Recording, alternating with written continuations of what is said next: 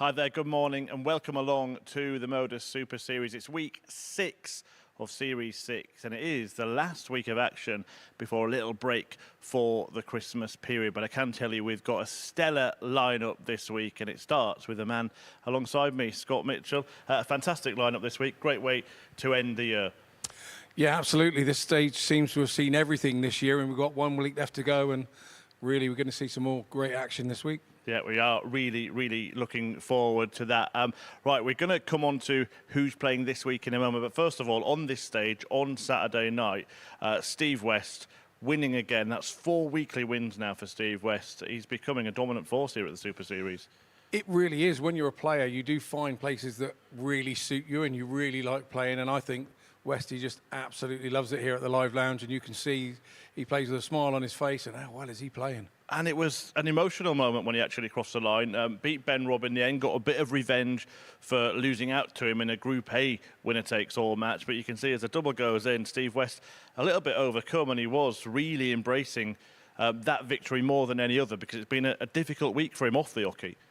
Yeah, it had been. And so to come over the line as he did was superb. But the MODUS Super Series starting to get something that all us players, we want to win one of those Saturday nights. It's becoming a big thing and we want it on our CV now and he's got it 4 times. It's just amazing. Yeah, Champions Week next for Steve West, but this week players are trying to join him in the big finale for the series and we've got a very big name in action in the form of Big John.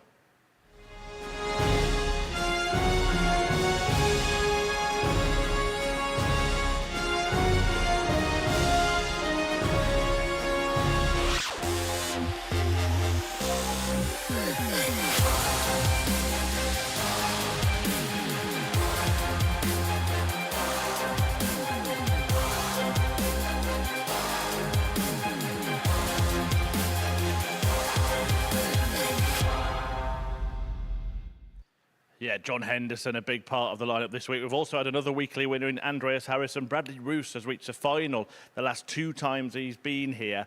And then we've got a couple of European qualifiers, and Andreas Toth Jorgensen and Norbert Attard in Group A. Chris Wickenden, also the ADC UK qualifier. Then later in the week, David Schlichting's return. A lot of people are excited for that. Hopai Puha ahead of the World Championship. Some interesting names there, but who is in contention to win the week? Well, I mean, I think you're looking at 2 guys in Group A just out of the solidness that they've been here in the past in John Henderson and Andreas Harrison. So, you know, they've done it and they've been up here and know exactly what they're doing. And that's no disrespect to the others, but I just see them being strong over a long period of time. They're in Group A and they're going to have to be strong over a long period of time to make it to Saturday. Yeah, they absolutely are. Right, let's see if the bookies agree with this man, Scotty Dog, going for Henderson and Harrison. And guess what? Scotty, you are right. The bookies going exactly the way you are for the Group A betting. Yeah, absolutely. I just don't see it sort of going any further than that, and that's no disrespect. I think Norbert Attard could be a surprise. I've played him a few times in World Cups and Europe Cups, and he has a game in him. Whether he has it enough to go game after game, he's going to have to find something because he's probably not played like this sort of format where he's from. So he's going to be an interesting watch for us, I think. Yeah, Norbert, the first Maltese player to appear here at the MODUS Super Series. Here is the bet builder for the day. The most popular bets from the exchanges put into a handy treble, and we can see 180s Henderson to hit more than Harrison, and Harrison to hit more than Roes. And in between that, Henderson minus 1.5 on the handicap against Jorgensen. The treble pays over 7-1. I mean, that looks a good treble, actually, without a dart being thrown, and we're not sure what the new guys are going to do. That looks a really good treble. So, yeah, maybe something I would have had a flutter on if I was allowed. Yeah, some of those big players colliding in the opening match of the session. We've got 15 fixtures to bring you today as the Group A action gets underway. And the big name, as we said, is the Highlander, John Henderson. And Henry Deacon caught up with him a little earlier this morning. John, here we are, back at the Super Series. How much looking forward to this week? I'm looking forward to it. Form's quite good, so hopefully I can continue that. Maybe I didn't want to be here. Obviously, what happened last month with the Challenge Tour. But no, I'm looking forward to the week. I've had a good week's practice doing exhibitions since Wednesday, so I'm ready for it. So hopefully form continues and we do well. Yeah, you've been playing on the MODUS exhibition circuit. How nice has it been to play in front of big crowds on the big stages again? Oh, it's brilliant. Honestly, they're fantastic. They're relaxed as well, but I do use it as good match practice as I use as MODUS. So this is gearing up for Q School. So, no, I'm looking forward to it. As you say, that disappointment of missing out on the tour card through the Challenge Tour, how long did it take for you to overcome that? Or was it a case of just getting straight back on the horse straight away? It was. Then I get me wrong. At the time, it was a bit. Obviously, I thought I was in, and then fair play to Owen. He did what he needed to do. So I just need to buckle down and start again, and look forward to Q School, and hopefully I can get my card that way. You started 2023 by having a victorious week here at the Super Series. How much would you like to round off 2023 with another good week here? Oh, that would be nice. 'Cause they're hard. They're not an easy week, and there's a hard group of players through there, so it's going to be tough. But as I say, I've prepared well for it. I'm playing well, so hopefully I can just finish off the year on a high and get ready for Q School and win this MODUS. That's the plan anyway. Well, I look forward to seeing it in action. John, good luck. Cheers, Henry. Thanks.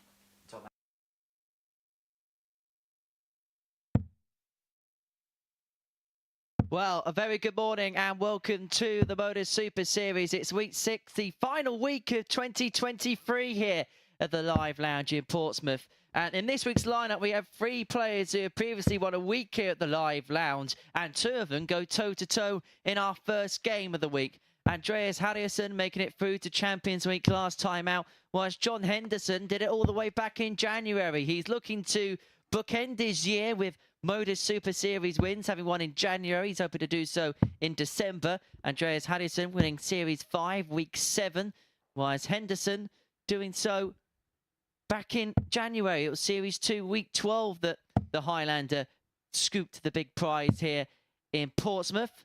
And so it's a battle of Scotland and Sweden to get our week underway. And I'm happy to say, alongside me, around about 12 hours ago, you were calling home Bo Greaves and Andy Barton's picking up Lakeside titles. And the busiest man in darts commentary at the minute, Scott Mitchell, is alongside me to talk about today's play. Thank you, Henry. Yeah, busiest man over 2 days, I think. That's about First leg, it. it's Andreas to throw first. Really looking forward to this one. Game on. I think either of these players, it doesn't matter whichever one wins or loses here, they both know that that's the way of the Super Series. They're very experienced here at the Live Lounge, know what it's all about, and they won't panic either one wins. They know they've got another 14 games after to get to the top of the group. Well, first thing to note straight away is the change of equipment for John Henderson. We're so used to seeing him with a different setup of the silver barrels and the trademark Highlander flights in the Scottish colours. A bit of a change up this time around. Hoping that it'll be change of fortunes. He's good at making it through to Saturday nights at the Super Series. He won on his first appearance, but he's run into some inspired performances ever since. One that stands out was when he ran into Jared Cole running very hot, averaged 102 in that particular semi-final. 100. And for John as well, the disappointment of just missing out on his tour card. Losing out to Owen Bates, who then also took his spot at the World Championships. I suppose this would be a nice way of getting back on the horse. 161. Yeah, let's be fair. John's had a great season. You know, it's a shame that at the end of it, he didn't achieve his goal and getting through 41. His tour card and through the Challenge Tour. But sometimes people melt when they lose that card and it becomes a bit of a 60. shock. But there was no time. He just jumped straight on back on the horse and has been probably busier this year than he has in the last 2 or 3. But the more you play, the more that's going to bring your game on. So it's kind of done John a favour, really. 64. Been a sluggish start to this match. Andreas first to a finish, leaving 56 to take what would feel like a comfortable 1-0 lead on the 81. basis of playing this opening leg. 56. Does like double 18, but is elected to go 16 for tops. Finds it first time of asking. And the first leg of the week is 1 in 17 darts by Andreas Henderson. Yeah, Ando won't be too worried about that. He knows he didn't have the darts. What he'll want to do now is hold his throw and then obviously try and get himself a dart or two at Andreas's throw at some point. 100. But yeah, the new equipment looks tidy. Nice look, I think. And you've had to transition to new equipment this year yourself, Scott. How long can it take, especially with John? And we know his setup, and he's used pretty much the same setup for a long time. How easy or difficult can it be to adjust to new equipment? Well, I think the thing that you have to adjust to is you know it's something different in your hand. 180. So if you start thinking about how it's being held in your hand and what have you, they then take your focus off actually where you're aiming.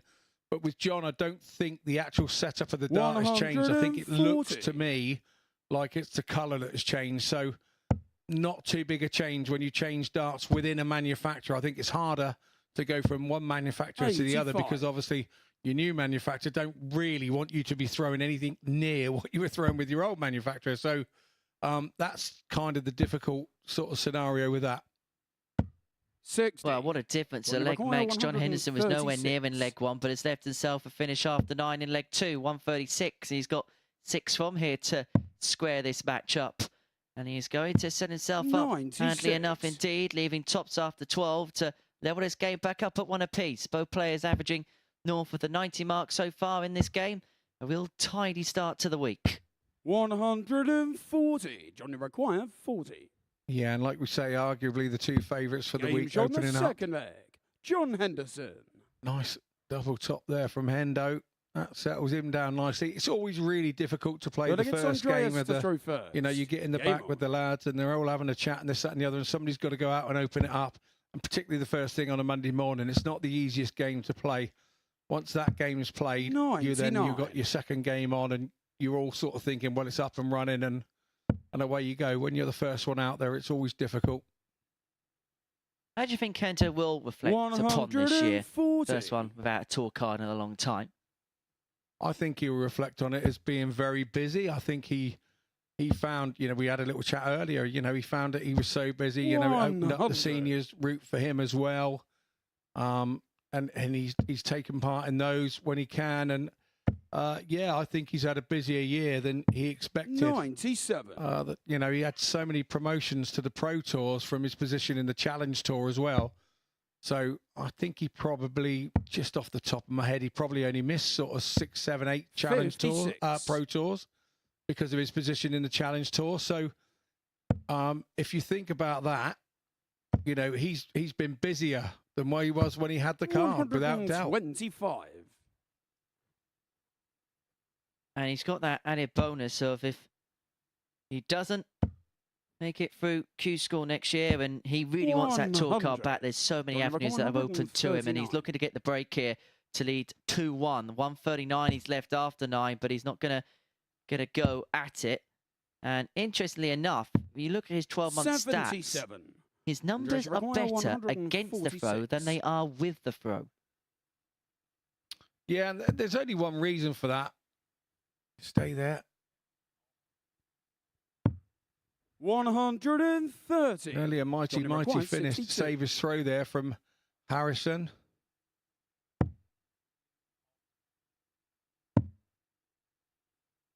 So it's a Henderson, 46. and the break chance has come and gone. Andreas just stood in the background there shaking his head. He thought that was going to go the minute that Hendo had a go at it. And he was ruining his miss. And this is the part of Andreas's game that he's really, really sharpened up on. I've known him a long time, and he's always been able to score. And he sometimes would let you off the hook when it came to the outer ring. But now he is not doing that. And that's the biggest change in his game. And fair play to Andreas. He's obviously identified that that was the issue. 60. And he's worked so hard on it. And we've seen how good he is here in the past. Do you think he's the best player in Scandinavia at the minute, Andreas Harrison?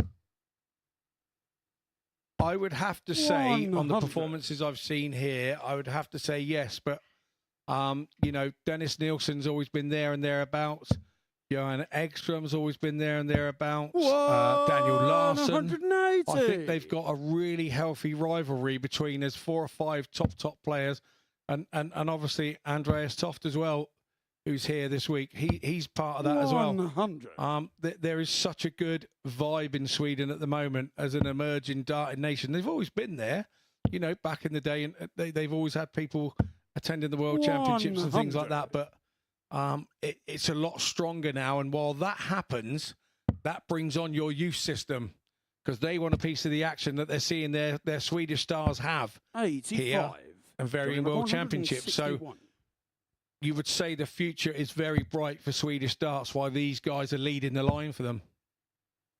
I think we've got that much in terms 99. of talent, especially in Sweden. You could actually fill up a Group A full of Swedish players and have a very good week. But for the third leg in succession, Henderson's left to finish after 9.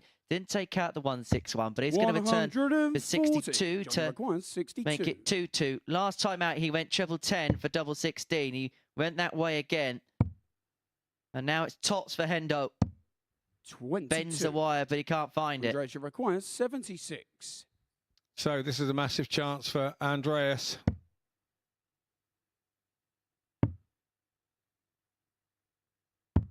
Game shot on the 4th And he leg. takes it as well. Andreas Harrison. You've got to, in that situation, you've got to have your standard treble Fifth leg, it's 20 Andreas to throw in the bank. first. So Game when I on. say a standard treble 20 in the bank, you know that shot, you need to have a throw when you're stone cold ready to be able to know that when it leaves your hand, you can put that dart in that 140. treble 20. And I know that sounds a really strange thing to say, but it's what I call a stock treble 20. You need it to be able to not think about it and be able to go and produce those sorts of darts and those sorts of finishes. 180. And those 60 to 85 finishes, they're absolutely vital in winning games. Well, Henderson there piling in his third max of the match. Needs to find a couple of breaks here. 100. Needs to break or break to win this match. Could realistically do with another treble. 83. Not that one. Yeah, he really did need that to go alongside. Andreas will be an opening here, and the dart setup that Andreas has means that he can 57. go by his darts very easily. He doesn't have a blocker dart as such that drops under the treble 20 like most do with the big standard flights. And his setup, you look at his setup, it's a very streamlined setup 98. for Andreas Harrison, and it works for him. And for the 4th leg in a row, Henderson is left to finish after 9 after 60. a sluggish start John to the Maguire, match. 140. But Andreas is keeping him honest at every single juncture. 140 to stay in the match. Double 10. For the Game first shot in the blockbuster 5th finish of the leg. week. John Henderson for Henderson. 140 to stay in the match, to break the throw, to bring it back to 3-2. And a nod of appreciation there John to from throw Andreas first. Harrison. Game on. Yeah, absolutely. Lovely guy, Andreas. And that's good. Good to see already. Early 100. doors. The spirit between the players is great. The guys in the back room would have noticed that. The bit of well done, mate. And that will transpond through all the players 100. over the week. And yeah, just a nice touch there to just appreciate that from Andreas.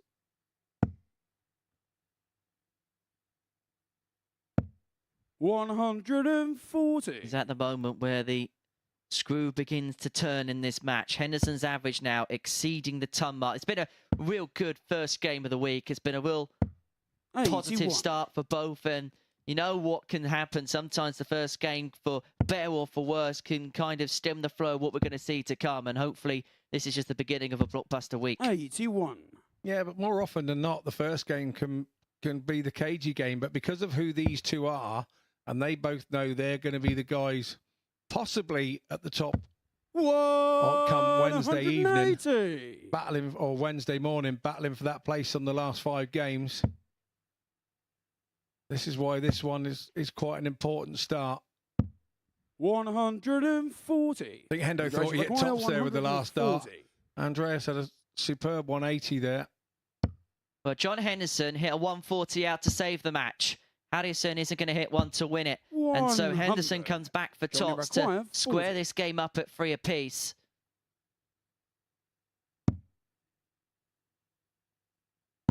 Game shot. He is never out John until he Henderson. is beaten. John Henderson brings the first game of the week back to level at 3-3. And our first match will have a last leg shootout here on Monday morning at the Live Lounge.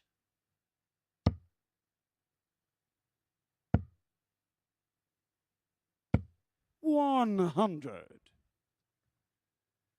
People say that first games can be a little bit messy. Well, this has been anything but.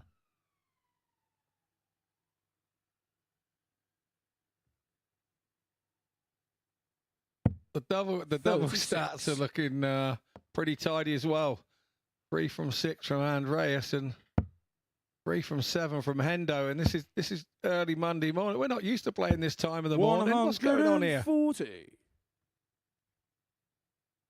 And these two probably are, because they are two of the most experienced campaigners now in the MODUS Super Series format. And Henderson, if anything, is getting better as the game's gone along. His scoring power pack sees 5 140s, which includes the 140 finish, 81. and 3 maximums. And as you say, Andreas doing a 98 average here and feeling he's doing something wrong, which couldn't be further from the truth. 140. Hendo just keeps bouncing back. I remember seeing a Phil Taylor interview where he said it's all about keeping your opponent under pressure. Don't think about you, thinking about keeping your opponent 60. under pressure. And that's exactly what Hendo's done here, that big 140. But Andreas under all sorts of pressure, and now he has to hit something behind. Definitely needs a treble. 95. Oh, gets it last dart. Andreas would have been stood there 120. watching that thinking, oh, I've got away with this. And then the last dart, it's like a dagger to the heart. Can he work her way down? No is the answer. So Henderson, worst case scenario, 100. should get a dart Johnny at required the 90. bullseye here to win the match. He was 3-1 down. He was broken in the 4th. That's a treble 5, so 75 left. It's going to have to be 25 and bull, or does he risk the treble 17 here? Options.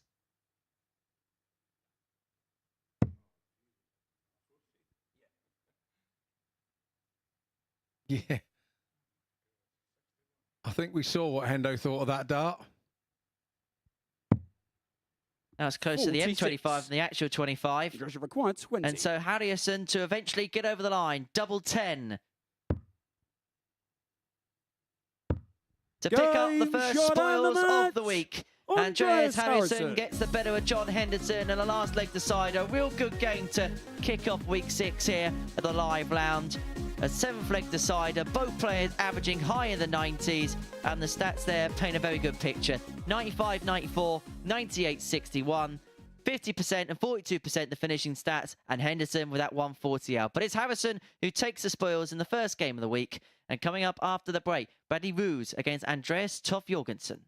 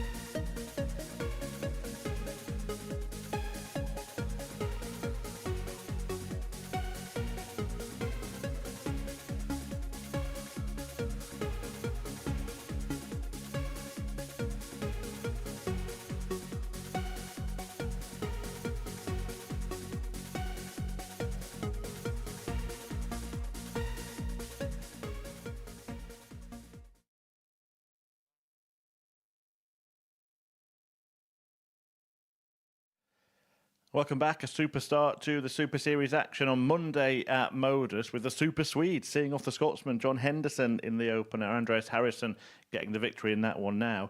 It is the Dane against the Dutchman as Bradley Roes is about to get his latest campaign underway. He takes on a man from Denmark on debut here in Andreas Toft Jorgensen. And Roes, well, he's made the final the last couple of times he's been to the Live Lounge, and Henry Deacon had a chat with him earlier. Bradley, welcome back to the Super Series. Third time here. Last couple of times you made the final. What is it about here that makes you feel at home? Yeah, I really like this place and the competition because at the development tour the last couple of years I playing in this format too. So yeah, I'm really getting used to it. I like to play a lot of matches a day. Got some progression. I made some progression last year, so yeah, I'm ready to go again and hopefully win this time the final. As you say, you're a developing player, and we've seen you learn a lot from the first time to the second time. What do you think the key learnings have been for yourself? I think it's not letting know the opponent that I'm not really that I'm getting annoyed by myself. So yeah, I learned a lot of that, but I also learned to just stay calm. If I miss a double, then I miss a double, and yeah, that's the most important thing. Keep calm and be mentally really good. In terms of this week, where would you say the form's at? The form is really good. I played in the local competitions in the Netherlands. I played some good stuff. Also. In the competition, I play every week. I play with Jeffrey Deswan in the team. So, yeah, that's a good practice for me because I know he's a really good player. And, yeah, I like to getting trained by the best players. So, yeah, my form is really good, and we will see what happens this week. Do you believe in third time lucky? I do. Yeah, I really do. So, last 2 times I lost the final. I made some mistakes in the final. The second final, I made some mistakes. But this time I'm really hyped if I get to the final and then win it. So we will see what happens. We wish you all the best this week, Bradley. Good luck. Thank you very much. A very interesting young man to listen to is Bradley Roes, and he's back here at the Super Series. His third appearance here at the Live Lounge, and in his last 2 turns here, he made it through to the grand final. He lost both of them to Neil Duff and Chris Quantock, respectively. But maybe it is third time lucky. It could also be third time lucky for Andreas Toft Jorgensen. It's his third appearance here. But there's Bradley, the 19-year-old from The Hague in the Netherlands. Where have we heard that once or twice before?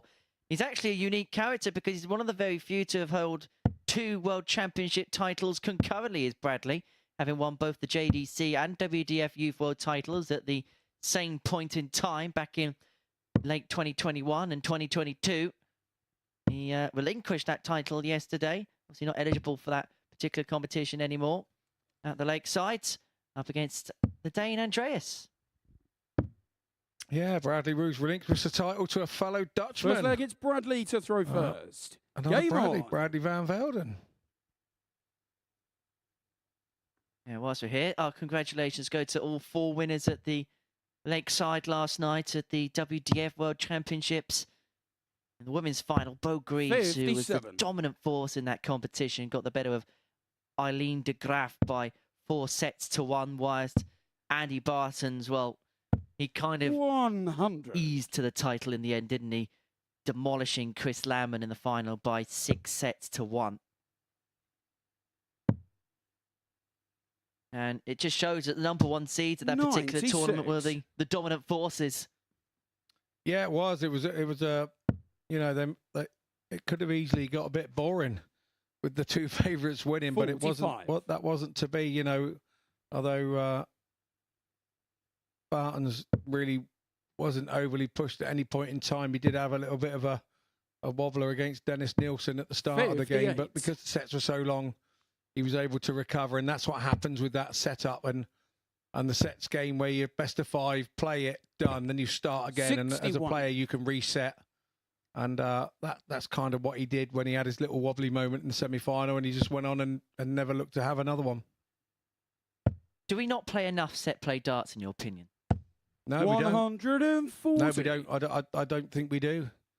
I think set play darts, it can be boring to watch, but it also can be very exciting. They require Because it's all on the throw and you believe in yourself when you have the throw. So in set play, at some point you have 3 throws with the darts and you believe in yourself to hold your throw. So I think that's what makes it interesting. The really exciting set play one is the best of 3.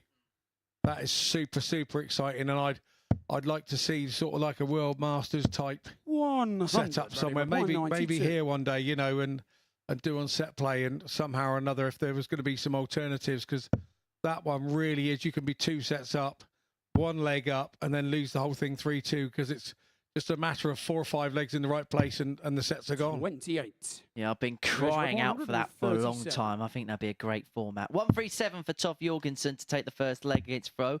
Not going to happen, and so 59. Roes back for 64 to take out this opening leg on throw. All about the 16s here. Another one of them will leave himself the double. 32. Doesn't happen, and so Andreas now has the break opportunity on 78. 66 left, so 16 ball. The ball for the first leg. 48. Risen above, and so Bradley back for 32.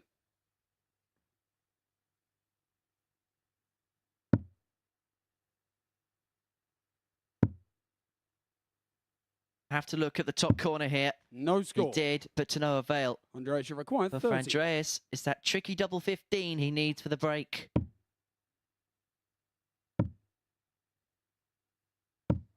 Game shot on the first. It's only tricky if you miss it, Henry. It's only tricky if you miss it.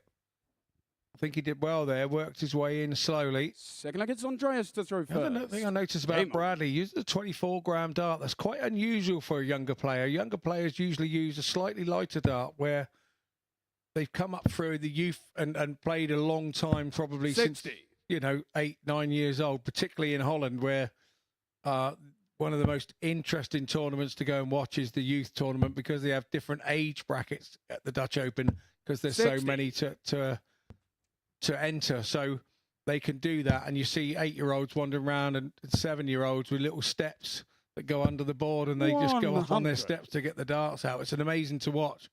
So you generally find that those sort of younger kids will start with a lighter dart so that they can reach the board easier. They won't start with a 24-gram dart. They'll start with something, you know, 16, 18 grams is what their parents would start them on. So it's unusual to see a young man like him sort of already on a 24-gram dart. You tend to get 100. a little bit heavier as you start losing your feel with age, sort of thing. Well, it is Christmas coming up, and a dartboard is a very popular present to 85. buy during the festive period. If you're a parent that maybe, like a son or a daughter, wants to get involved in the sport a little bit more, what would be your recommendation to a parent that's trying to buy a board maybe at home, trying to get them into the game? What would be your advice for first setups and things like that? Well, my advice would be do it.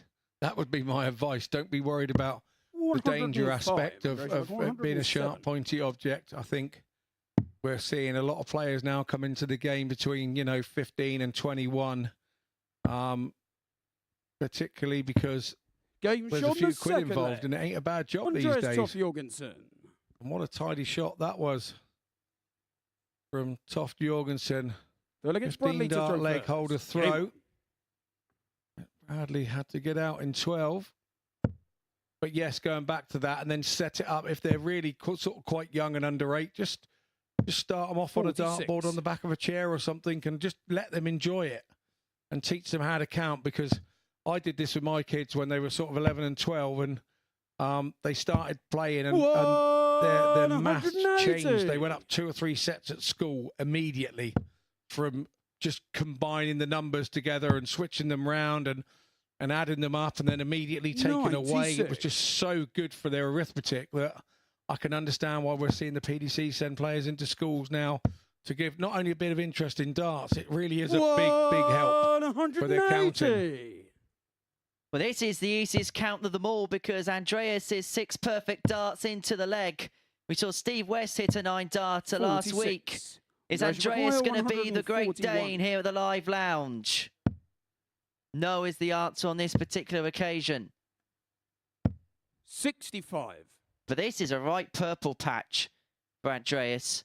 Taking out the 107, back-to-back maximums, leaving 76 after 9 for the double break of throw. 100. Andreas Require 76.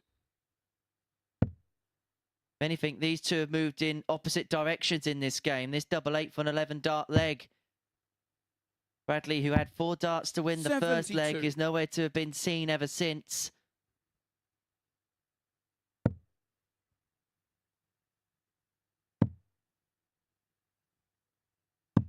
$81.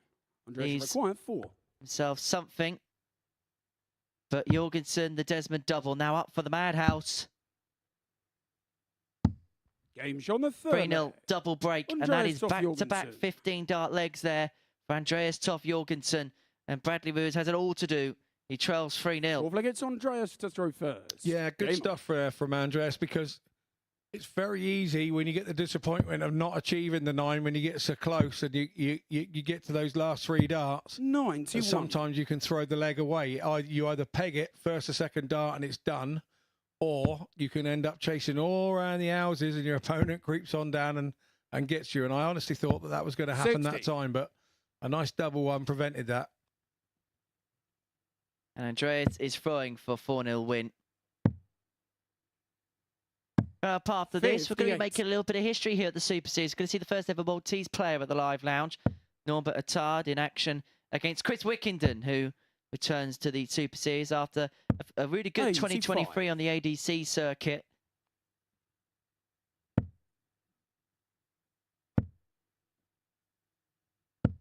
Is he going to come up with his darting delights here and Maltese us? Better late than never. Got there in the end, though, mate. It's been a long weekend for some of us. Some people have got a full-time job as a commentator these days. 99. No. It's just me hobby. It's just me commentating hobby is now paying for me darting hobby. You're once world champion. Yeah, that's a long time ago. Nobody remembers 140. that.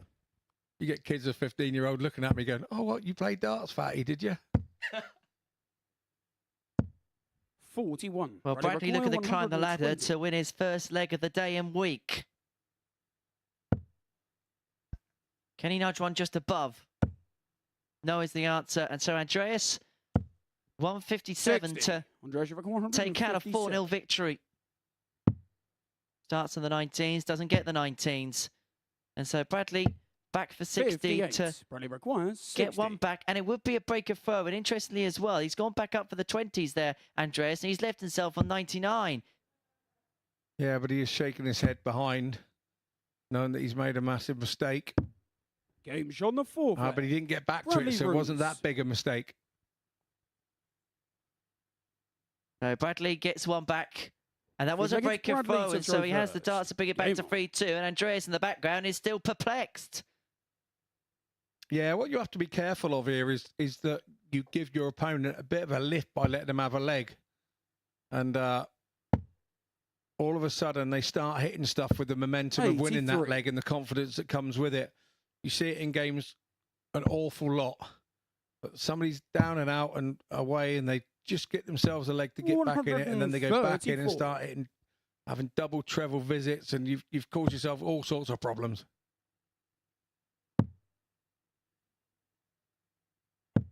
$81.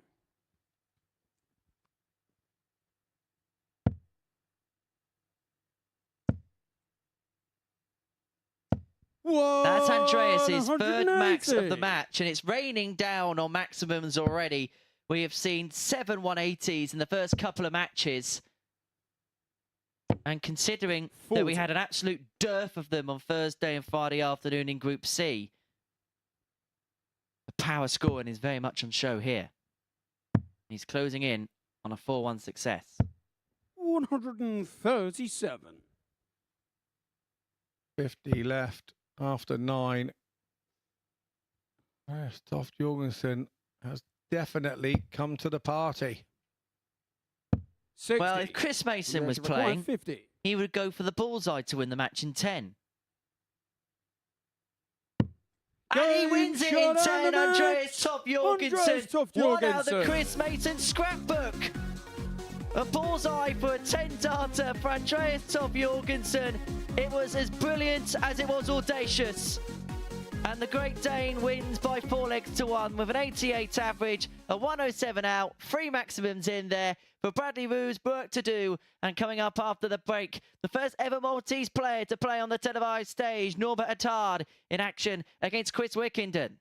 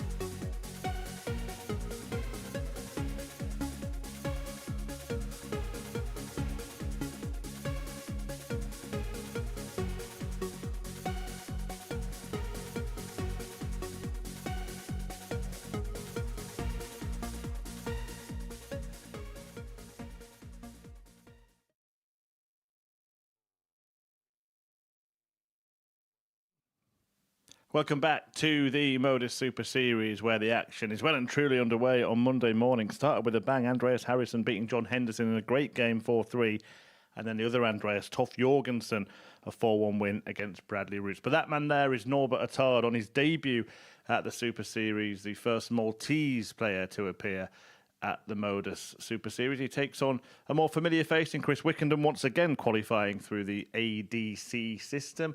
And now the man from Malta gets his campaign underway. I'm not going to do all facts about Malta because I'm sure that Henry Deacon is loading up Wikipedia as we speak. Over to him and Scott Mitchell. Yep, the facts about Malta won't be how they ought to. But Chris Wickenden, Pugs, also takes to the stage. The 35-year-old from Nuneaton, two-time ADC Tour event winner in 2023, up against Norbert Attard, the Maltese thrower who is making history here at the MODUS Super Series. And Malta now adds their name to the glittering list of countries that have played here at the Live Lounge in Portsmouth. And before we divulge into this game, and first things first, Norbert, you've got to walk back from the other side of the hockey pal. Simon Adams made some history on Saturday night. Norbert to throw first. Game And on. because he made the final on Saturday evening, it means that all 6 habitated continents have now made a finals night, because obviously Antarctica can't have a player because there's no one that lives in Antarctica. 90. Apart from polar bears. And penguins can't throw darts. Well, Happy Feet's qualify for Champions Week. Yeah, but Happy Feet from Somerset don't count from Poland, does he? 137. So Malta becomes nation number 29 to have played here at the MODUS Super Series. A week after 96. South Africa became nation number 28. And of those 29 nations, 12 have made it through to a Champions Week. 99. Yeah, Noppart, Attard, or Norbert Appard, so I should say. I call him Noppart. I don't know why I do that, and I do that every time. I wonder he looks at me funny. Yeah, 25. Norbert Attard is he's been around for a while. He's I would say he's the top player in Malta, and I've seen him at a few Europe Cups and a few World Cups when he's been representing his country, and he's always been nice. He's always come up and said hello, and every time I've played him, which is just the once, he's always beat me. So no wonder he's nice to me. He must see me as an easy target. But yeah, no, he's 134. He's got what Mace would say. He's got a bit of pomp about him. He's got a bit of hockey presence, and yeah, he's just a good all-round player. We played Malta actually. England played Malta in the World Cup this year. And played him and his four counterparts in group stages, and we turned them over once we got in front of them. But Norbert was the sort of standout 100 for them against 72. us. Well, it's Chris that is taking the ascendancy against the throw. 72 for an opening leg break. Going to be one dart at double 16 for 1-0 lead. 40. And that would have been for 15 dart leg. And so Attard No, but you require 56. looking to win his first leg under the roof here at the Live Lounge. Looking at 56.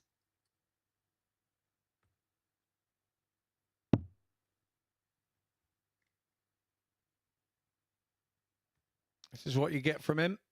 This is how he does it normally. 36. Chris, you require 32. There'll be expressions. There'll be peacockery, as they say. Can he just nudge that alongside?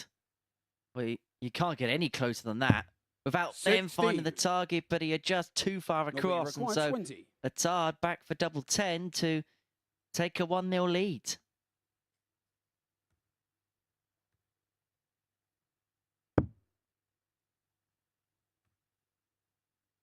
Has to move He's on slightly the across third and then there. finds the target. Norbert And Attard. Norbert Attard wins his first leg under the roof of the Live Lounge. He leads Chris Wickenden by a leg to 0. Second leg, it's Chris to throw first. Game on. Wickenden, me, and from Nuneaton. Well, I was up at Nuneaton last Sunday. Not yesterday, because obviously I was at Lakeside, but the weekend before playing against Warwickshire in Nuneaton 57. for County for Dorset. And yeah, what a side the Warwickshire side is, with many sort of former England internationals. Nigel Hayden, Jamie Hughes was playing, Kev Dowling, people that have all 100. been here.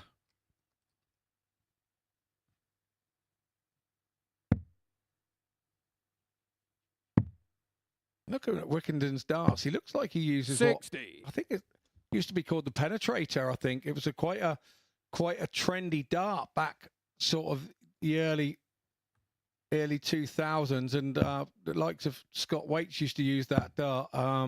Jamie Dodger, Tony West, Steve West's brother used to use it.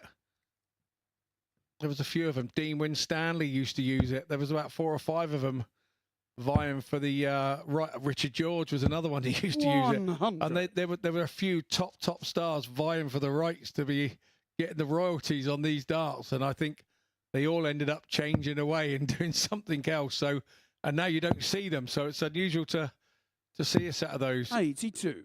with Chris Wickenden's using. Yeah, I suppose when you're using older sets as well, they go out of commission by various manufacturers, and so if something goes awry with them, then you've got to start all over again, 100. because it's probably very hard to find a prototype like it unless you beg, borrow, or steal. yeah, absolutely. And I think even Bobby George had something similar at that time, and obviously they were all sort of using equipment from the same manufacturer. So yeah, everybody ended up changing and making slight changes. And 133. yeah, other darts developed, which is what you see those guys using now. Well, it's fair to say that the Maltese isn't feeling the pressure of the stage. He isn't melting under the pressure of the stage. Leaving 44. 46 after 12. He's averaging just a shade under 46. 90 here. This is a really good start from someone who we know of his quality, but was wondering how we were going to see him react to the stage. It's Tots a 2-0 and a breaker throw. I did say at the top of the show with Murph that he could be a surprise. Game shot on the second leg. Norbert Attard.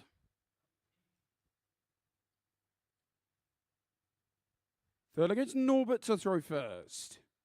When you look at his Game on.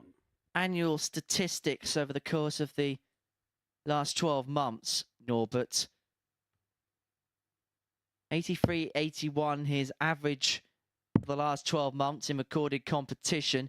Check out percentage 40. of just under 30%. His first 9 average, 96.09. And so what that's telling us is, scoring-wise, he is competitive with the very best. The one thing that we may need to look 58. out at note as the week goes along is, has he got any fallibility when it comes to the finishing? I think that those stats would be more to do with where he's from and the competition that he 57. plays against. I think when you take him away from that and you bring him to somewhere like here, he will work it out. He will take that. He'll go to another gear and step it up. 100. Because when you're scoring like that, it will then make you hit the outer ring a bit quicker. And he knows that he can't get away with what he would get away with at home. So I think for me, and I know what he plays like anyway, that's a bit of a false average for me. Yeah, that 44. average is split over 10 recorded competition matches within the WDF system in 2023. And just to further analyse and prove your point, Scott, his best recorded average in 2023 81. is in a 4-2 defeat to Raymond Smith for the WDF World Cup. He averaged 93.34, and you have to do that against a player of Raymond's quality because he will chuck something probably even more surmountable at that up at you.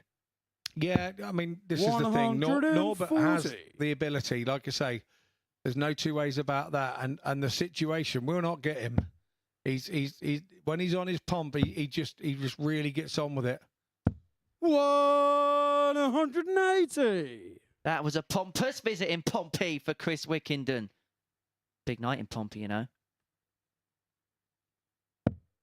Is it? Yeah, the local football team have got a big game in the league against Bolton Wanderers at home. Require 82. Wickenden is hoping to pull one back here. Knit one, pearl one on the 82. And now Tots to get a break back, to return the game to throw at 2-1. 62. Doesn't go, and so a Will tie be for required 3-0. 80.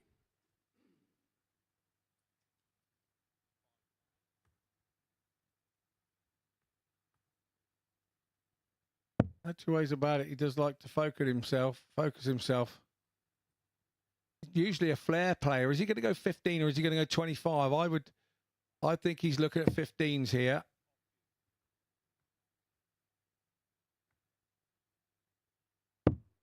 $70.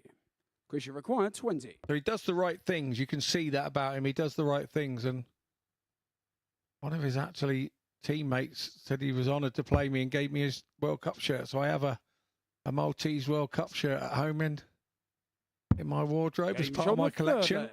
Chris Wickenden. I actually have a friend who's played for Malta look, in a it's World Chris Cup to throw qualifier first. against Game on. England. True story. Hey, look, I'm not looking like I don't believe you. What are you pulling that face for at me? That's just my normal 83. face. No, you had a bit of peacockery about you there. You were looking at me as if to say, I know somebody that played against England. And it was one of those funny little smiles you had on your 42. face there. Like you knew somebody better than me. He man-marked Harry Kane. Wow. Did he go to school with you or something? No, he didn't go. No, just an 140. acquaintance. He's not too far from the the Live Lounge, about a mile or so up the road. Plays these days for AFC Tottenham in the 44. Southern Premier League. Goes by the name of Sam Magri, who was the youngest ever player to play for Portsmouth when he made his debut back in 2012. Impressive. Knowledge is the bomb. 135. Useless knowledge, but knowledge nonetheless, as Wickenden here looks to bring this game back at 2-2. Remember, he was 2-0 down in this game, but he's brought his average up 84. to just a shade Which under require 87, 143. 86.69 the average. And Norbert Attard here has just waned off a little bit. 6 starts and 143 for Chris Wickenden to level this game up at 2-2. He may only need the 3 if he could have found the double 16 for 143. As I was saying in the last game, that winning that leg has helped Wickenden find another gear. 33. And by hitting those trebles, it's the only way I know how to stop another dart player playing is hit more trebles than them. That's exactly what he's done to Norbert. And he's in with double 16 now to level it all up. No score. Not a disaster because he is going to come back, but Norbert here looking to apply as much pressure as possible. But that felt a little bit wild. 119. Chris, you require 32. It does. Get him back in and a slight bit of pressure on the Wickenden. Game's on the double, double, but Chris Wickenden. I think Wickenden was playing with him, just letting him get close, and then off you go. And again, we talk about where he's from. Probably he's a big star name out there. He probably doesn't get hauled back from 2-0 when he's playing in his own region. He probably doesn't. And we can back this up with stats here, 42. Scott, because, again, looking back at the games that he's played in the WDF system, there's only 3 recorded events in there, the World Cup, the Malta Masters and the Malta Open. And you can see it in some of the games that he's played early on in tournaments where he's played 41. players from his own country. Wins of 4-0, 4-2, 4-0, 4-1. In the Malta Open, he won the first game 4-3, well then 4-0, 4-0, and then going out. So he's very dominant within his own system.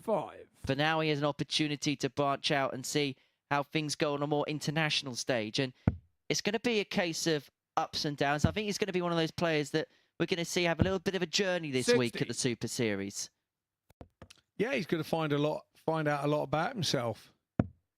And that's a good thing for a dart player. And he's going to be tested in more ways than he's been tested before, because, you know, the chances are he could end up with sort of 25 games this week, 30 games, you know, and that changes you as a player.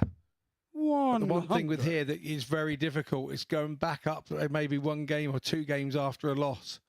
You know, you can harbour a loss, you can chuck it in your rucksack, carry it around with you for the day, leave it in your hotel room and come back the next day on a normal competition. That can't happen here, because 2 games later you're back on and you've got to get your head in a position that is ready to play straight away and win games again. But his response in leg 5 has been much better. Visits of 135, 137, left himself on the ladder finish after 12, and he has got 6 starts on 120 to re-establish his lead at 3-2. One thing we do find is it takes a couple of seconds just to approach to make sure that he's settled. That first dart was perfect for the second. However, because his darts stand up, how awkward is the top's going to be? 100. I think we saw what he thought of that, but he hasn't anything to worry about. Wickenden back on 200. And you have to say that Attard has looked good here 125. on his own throw. So now he's under a slight bit of pressure. Wickenden thrown with a little bit more freedom there because he feels the leg's gone.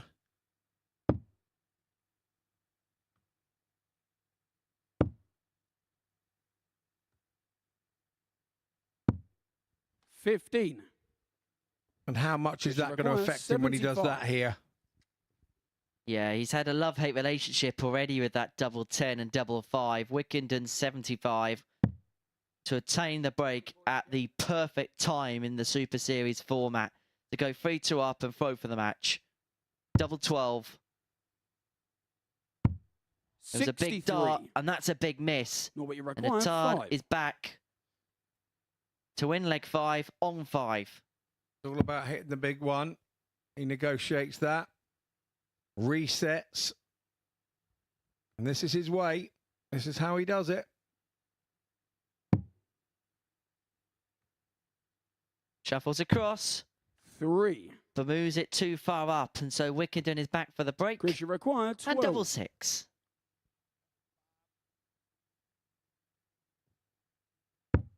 Game shot on the 5th And it is leg. found, and it is Chris a break of Wickenden. throw when Wickenden leads 3-2, and Norbert Attard to had his opportunities. He 6th leg, it's Chris to throw first. Game had on. 6 darts to win that previous leg. That's come and gone. He's had 2 from 13 on the doubles, and Wickenden is going for a 4-2 60. success. Yeah, and those are the lessons he's going to have to learn here, but he will learn them, and he'll learn them quickly.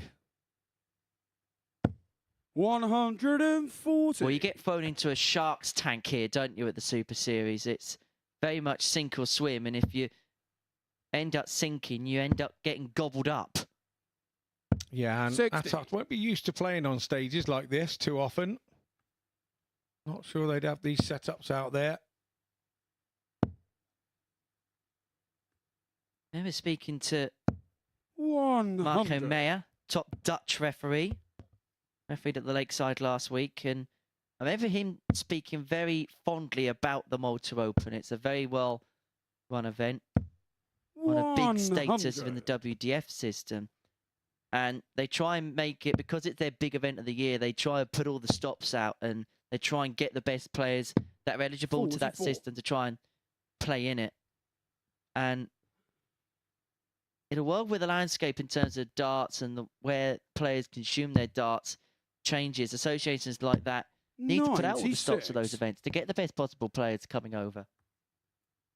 Yeah, it's a once-a-year thing, isn't it? And so you want all the best players so that you get all your players turning out in that home nation. 95.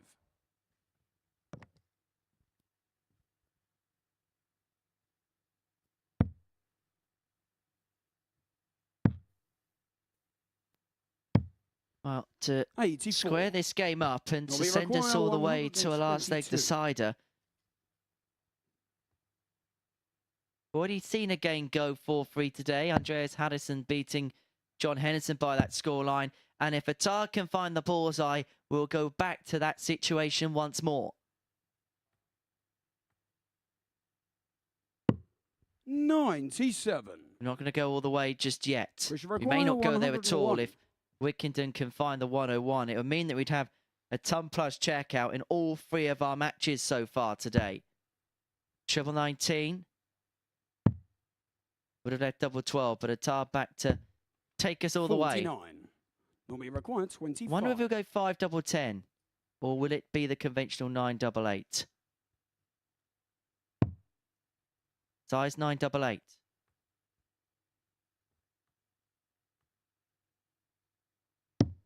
Game shot on the 6th leg.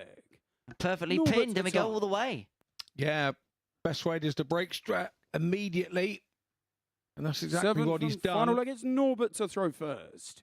Game on. I do really think he could be the fox in the hen house in this group. Attard.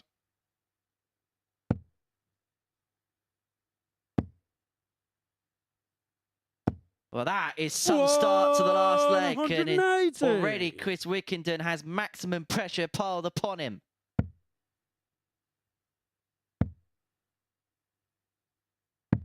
$97. Well, Andreas toyed us with the possibility in the last game. But Attard isn't going to be the Maltese pleaser on the 9. 100.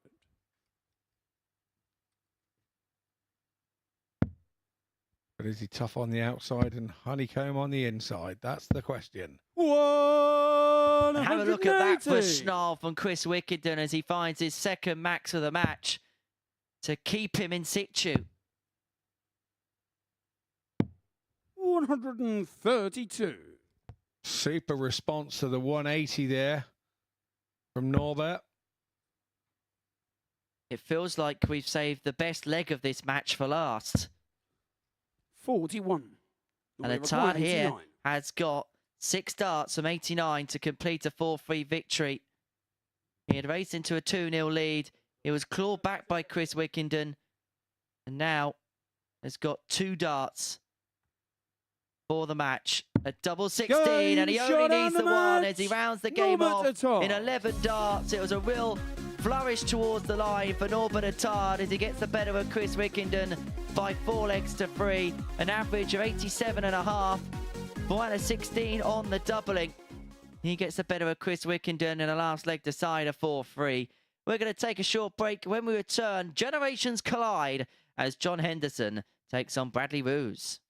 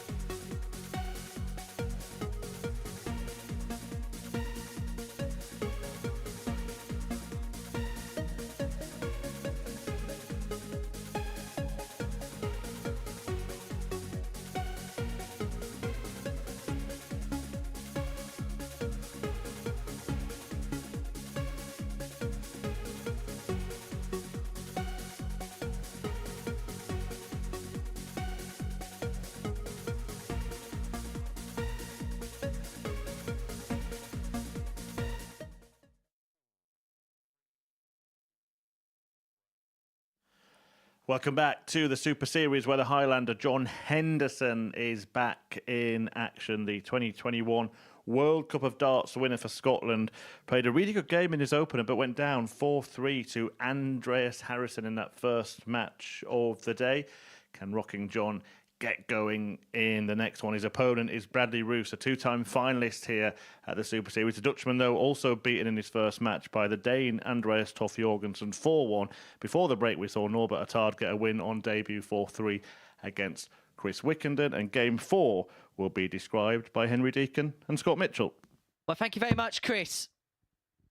And so 2 players at different stages of their career. The highly experienced John Henderson, who wants to return to the Pro Tour in 2024, hoping that it's a 1-year hiatus from the pinnacle of the sport, up against Bradley Roes, who's got plenty of years to try and reach his darting dreams. A 2-time world champion in the youth codes. John Henderson, a World Cup winner in the PDC back in 2021.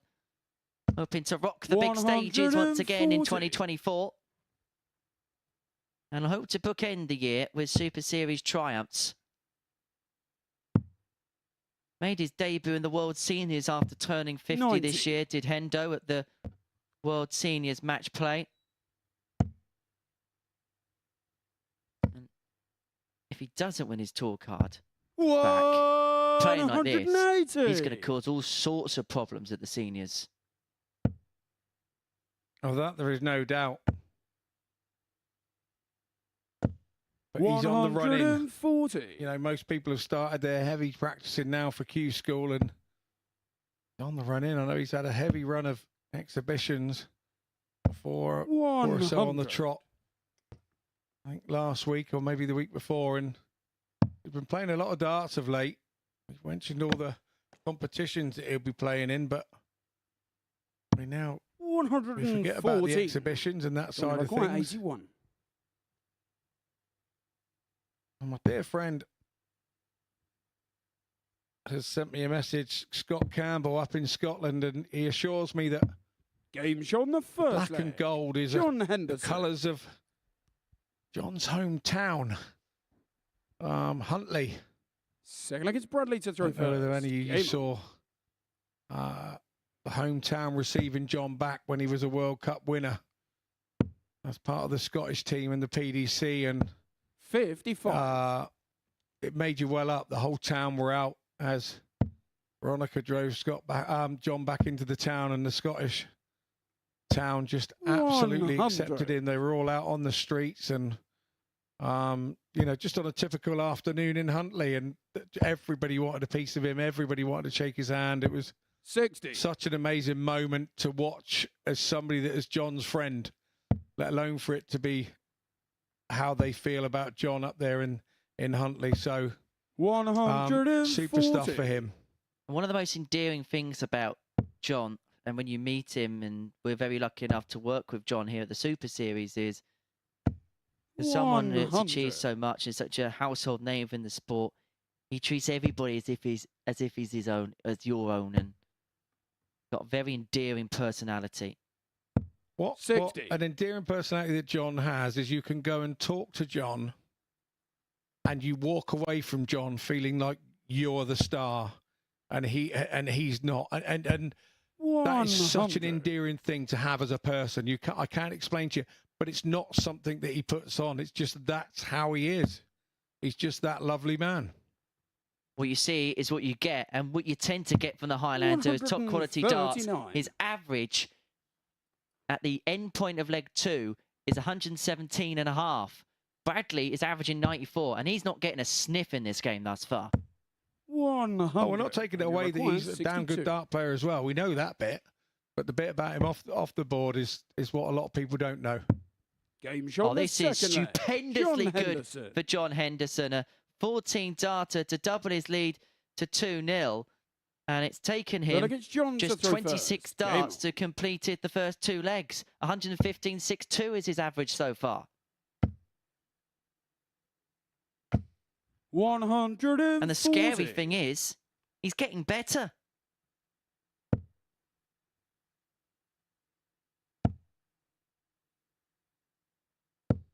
$100. I have another interesting story about John Henderson's lovely lady Veronica. She we were at a tournament in Wales, and I had my Miami Dolphins 100. American football shirt on. She ran into our caravan that we were staying in, tore this shirt off my back, and ran away. And I thought, oh, that'd be all right. 96. Having a bit of fun. She'll be back in a minute with that. I've never seen it since. Well, I did. I lie.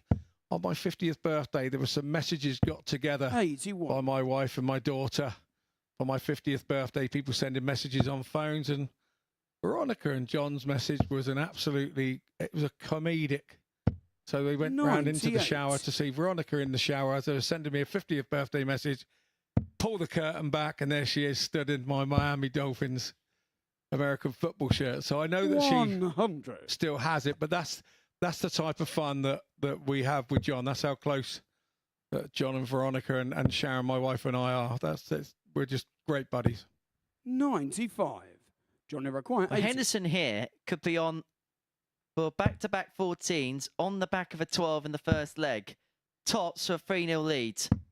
60. Just underneath, and that's the Well, they first start require a double he's missed in this 112. game. And Bradley may get his first go at a double in this game. This is just to keep him in at this 112. It's Tops. The Game shot 2-1, and that's a third leg. superb finish Bradley because Roes. he has been fed scraps in this game, and he, with his first dart at a double on the back of a ton plus combo, he brings it back to 2-1 with a Bradley break. to throw first. Game on.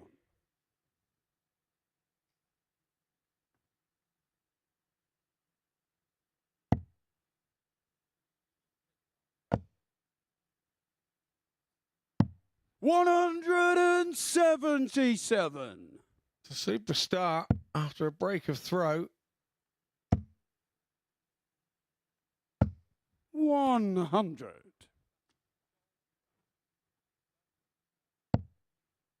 Bradley's continuing here.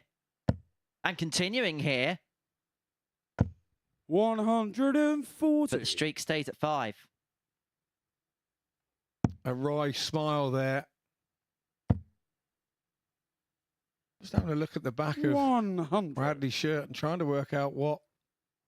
I obviously know it's a bird that's on the back of his shirt, but I'm looking at what breed of bird it is. Well, you're the expert, Scott. 100. I know, but I can't. Is it a crane? Is it a... A crane? Yeah. No, not a crane as in a digger crane. There is such a bird as a crane. Ready, require Could 84. be a stork. Well, Bradley is stalking down Henderson here. Doesn't have to chase the bullseye, and so we'll go for the 16s from 64. 52. I'll leave double 16 after 12. And this is a really, really commendable response this from Bradley. Henderson did have a dart at Tops to make it 3-0. And then Bradley 100. stepped in with the 112. Ready, And require now 32. has left 32 after 12 to square this game back up at 2 apiece.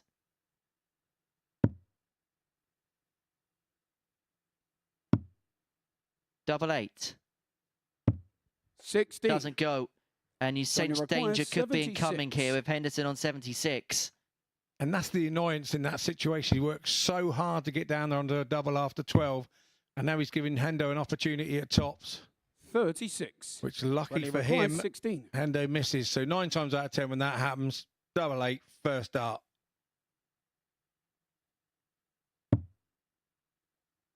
Second dart sometimes. Game shot on the fourth. Indeed, it was that time. Bradley 17 Roes. for Bradley to square up at 2-2. He was 2-0 down. He faced a dart to go 3-0 behind in the running, Against John but he's to throw pegged first. Hendo back to Game on. 2-2.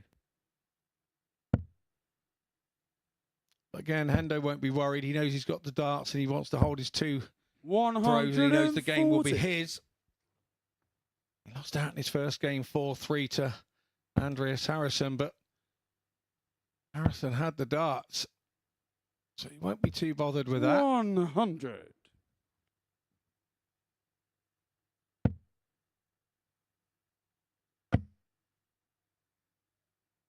He's playing like a dream this morning, John Henderson. 180. His second max of this match, his 5th 180 of the day already.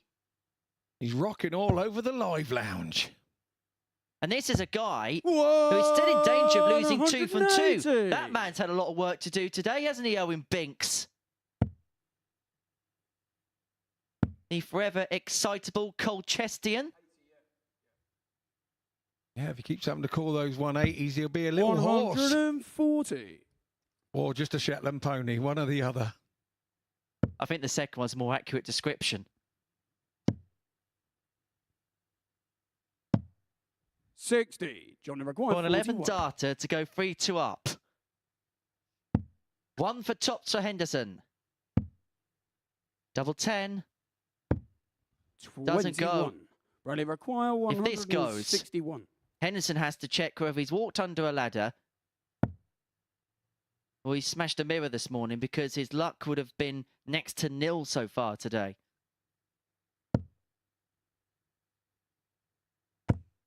40. Johnny requires That was 20. unlucky. What a horrible deflection that was for Bradley. Game shot on the fifth Pinned leg. in the top corner. John Henderson leads Henderson. 3-2 with a 13 dart leg. His average in excess of 106. 106.3. 3 from 7 on the finishing. Sixth leg is Bradley to throw And he's had first. to produce Game those on. numbers with the way that Bradley's played in this game. A 95 average for the young man from the Netherlands. I've got to say, I'd be up there as a 60. player thinking 106 to be there at 3-2 is a lot of hard work. Well, he's had winning legs in this match of 12, 14, 13. 40. 39 darts is taken for Henderson to accrue the 3 legs he's won in this match.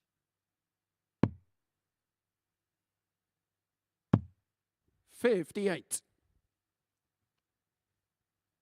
And that visit of 58, just opened up the door for Henderson as something must have caught his eye.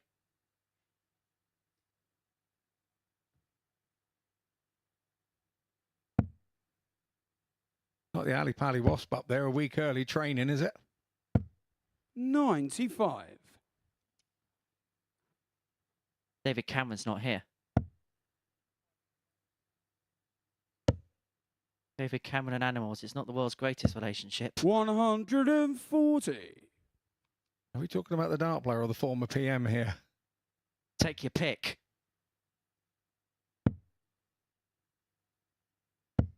41.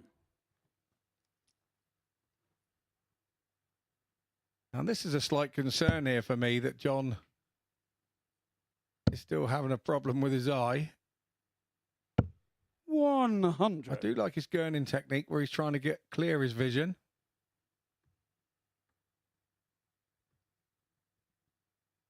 Now, I'm not an expert, Scott, but if you can't see properly, it's not going to help you.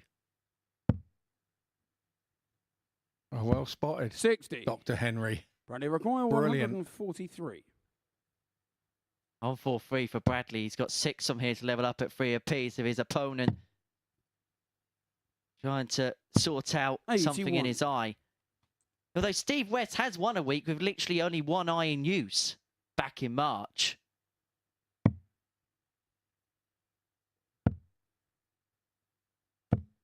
$47. Bradley requires 62. I've not won a week here and both my eyes have been perfect every time I've been here. Level 16 as Henderson again rubs that 46. left eye of his. And he needs to get his eye in because it looks like he's going to be going to a second last leg decider of the day. In fact, it means that of the 4 matches we played today, 3 of them would have gone the 58. distance. Bradley 2 requires 8s 16. for Bradley Roes.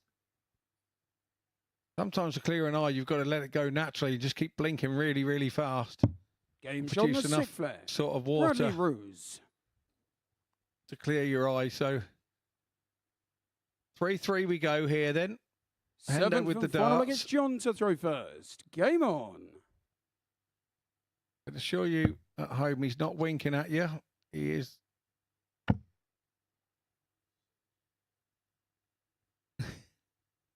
Well, now it's becoming a real issue, isn't it? 41. It's stopping in mid-throw. Yeah, I do not know what happened. I didn't see the... 180. Bruce is absolutely oblivious to it all. He's just getting on with it. Can it literally be as simple as maybe a little bit of dust gets in the eyes maybe on the stage? It is an open arena with nobody in it apart from the 2 players and the referee. 81. It could be an eyelash. It could be anything.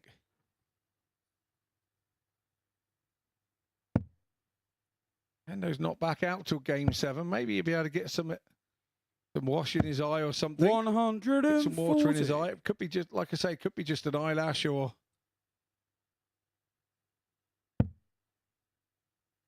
See it there between throws. He's blinking his left 45. eye to try and get something out of it. Well, you can see that it's closed. It's half closed. He can't believe his luck here. I think he's smiling about it, but he can't believe his luck here. 56. And credit's got to go where credit's due here to Bradley because it could have so easily become a distraction for him as well. But he's got up and he's got on with it. And he's averaging 94.31. He's left himself a finish after 9 against the Henderson throw, who's continuing to have that problem with his left eye. 100. And no matter Bradley what happens in his last leg, we'll at least 125. have a little bit of time to try and work that issue out. But Bradley is hoping to pick up his first point of the day. Ball, 25. And can he find the ball from there? That would have been some 84. dart if he did. Oh, it brings back memory of Matty Cast. Yeah, that was a succulent 1-2-5 as Henderson looks to really cram the pressure in now, but it's a slip 121. with the last. Bradley And required so Bradley 41. gets an opportunity to win the match on 41. And it's going to be 2 in hand at double 16 for a 4-3 win. And in it goes as Bradley Roes gets the better of John Henderson by 4 legs to 3. Hendo, who came out the tracks flying, but looked as if he had a bit of an issue with his eye towards the latter end of the match. But Bradley stuck with the task and seals a 4-3 success with an average just under 92.5. Henderson 93.35. Real good game statistically. Roes changing the game, bringing it back to 2-1 for 112 finish as Henderson had a dart to go 3-0 up. But it is the Dutchman that picks the points up.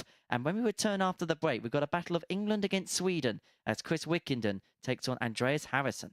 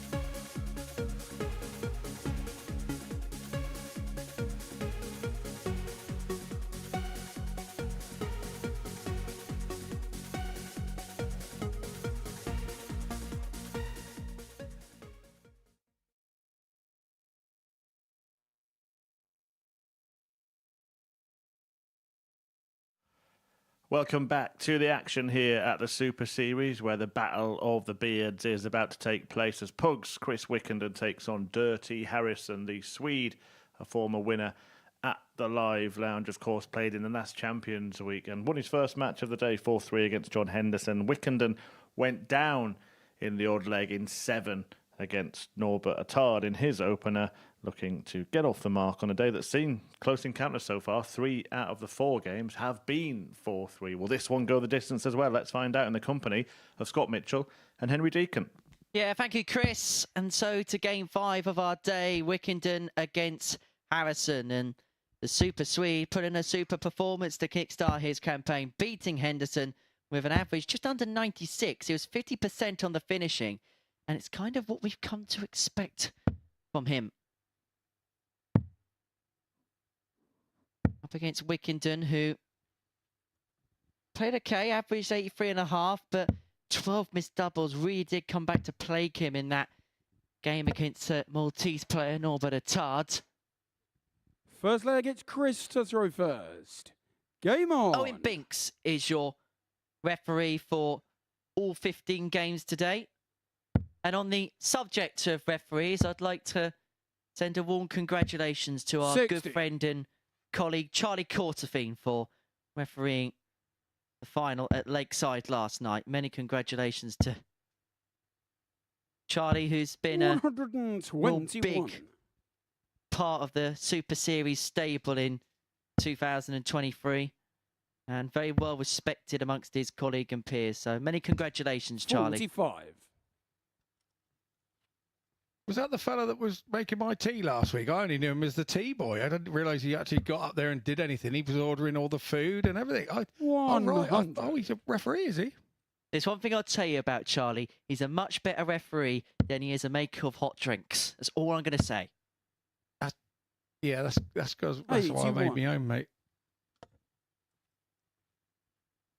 Lucky he is a good referee because, yeah, I wouldn't be going to Starbucks if he was serving. 100. No, I just say top man, top lad, and you'll see more of him in the future somewhere, I'm sure. Yeah, we're very blessed with the team of referees we've got here at the 137. Super Series.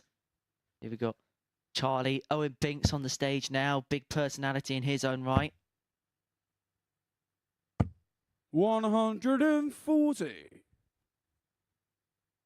As Henderson leads, tops after 12. Of course, can't forget the unmistakable Paul Hinks. 134. Andres How required can 40. we? Most iconic 180 call other than Ross Bray, I think.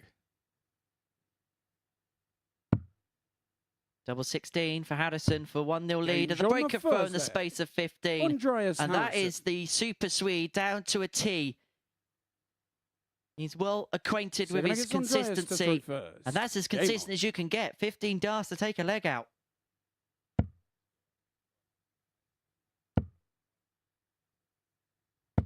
In fact, if you go on the Super Series YouTube channel, you can actually get an exclusive from Paul Hinks telling the story behind the iconic 180 call. 60.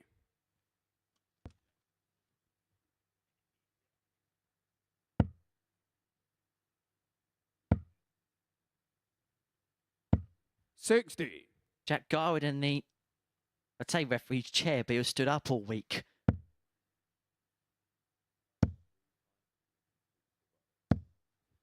$100.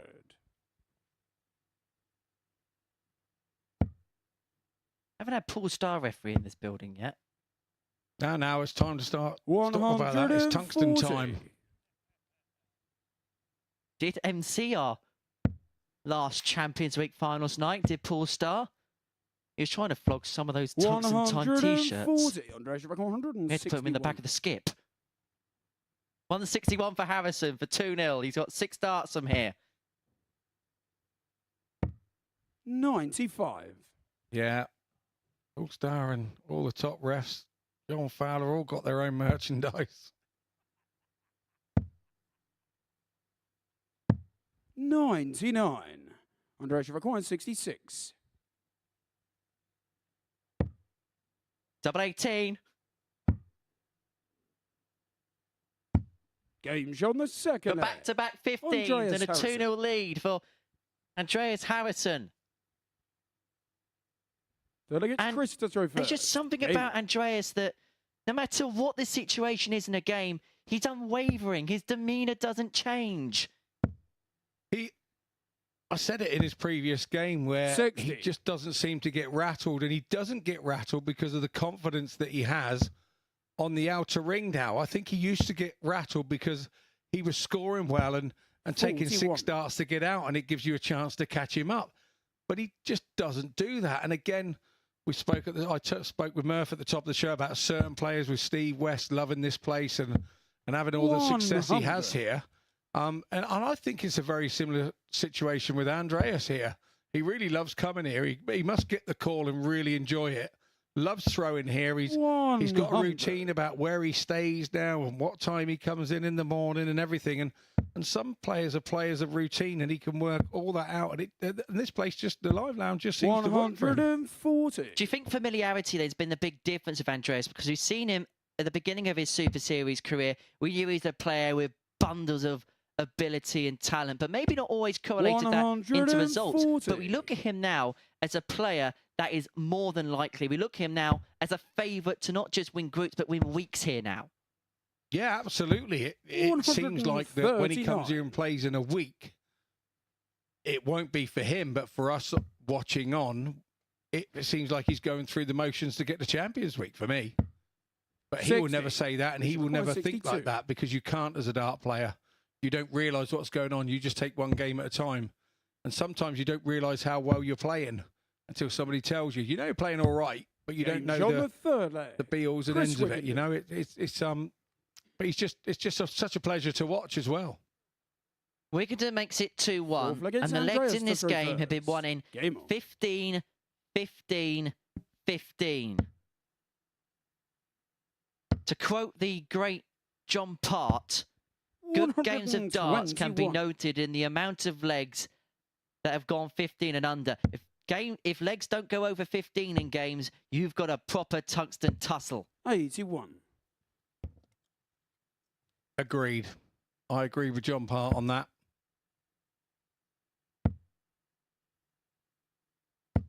$100. Andreas, so he's played at a couple of BDO/WDF World Championships, played at the Indigo 02 back in 2020, and then at the Lakeside in 2022. In qualifier this year.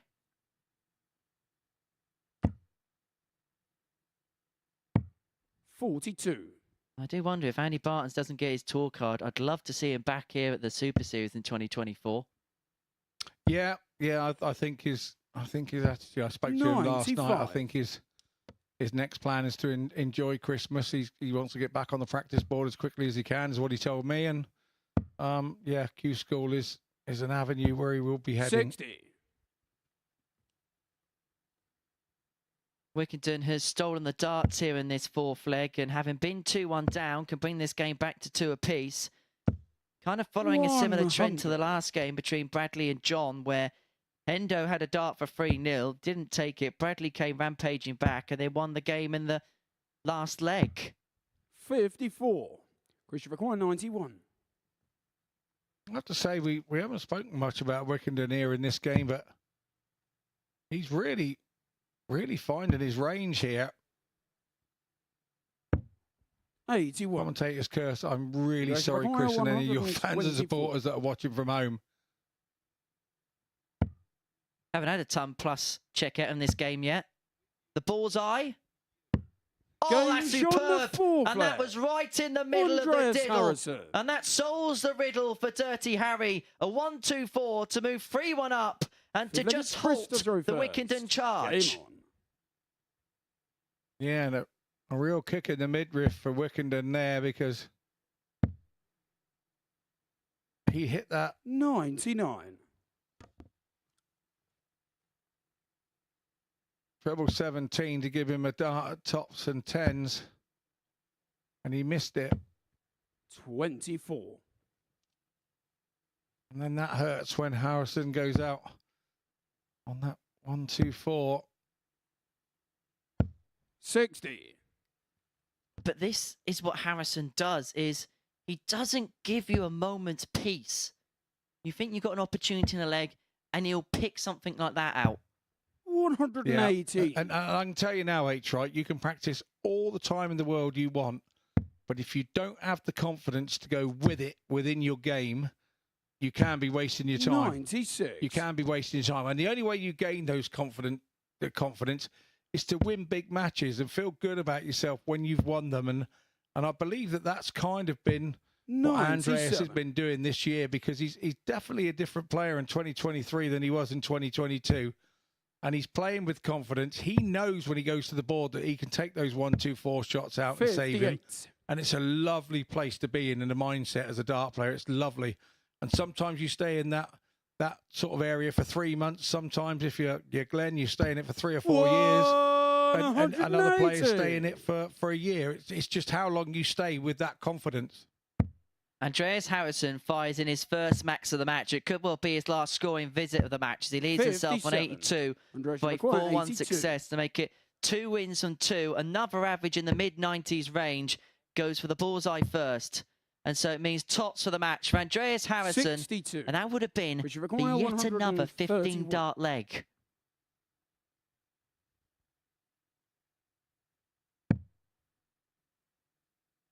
And so the Swede will come back for double 10 52. for the match. Andreas, you require 20. To make it 2 wins from 2. And to really assert his authority at the beginning of the week, Andreas Harrison with another rock-solid performance. A 4-1 victory against Chris Wickenden with another average in excess of 90. 90.19 the average comes down to. 4 out of 9 on the finishing. And that 1-2-4 there with Wickenden waiting and poised to make it 2-2. He beds the ball, does Dirty Harry, to make it 3-1. And he runs away with a match from there. Coming up after the break, Andreas Jorgensen and Norbert Attard will round off round 2 for the day.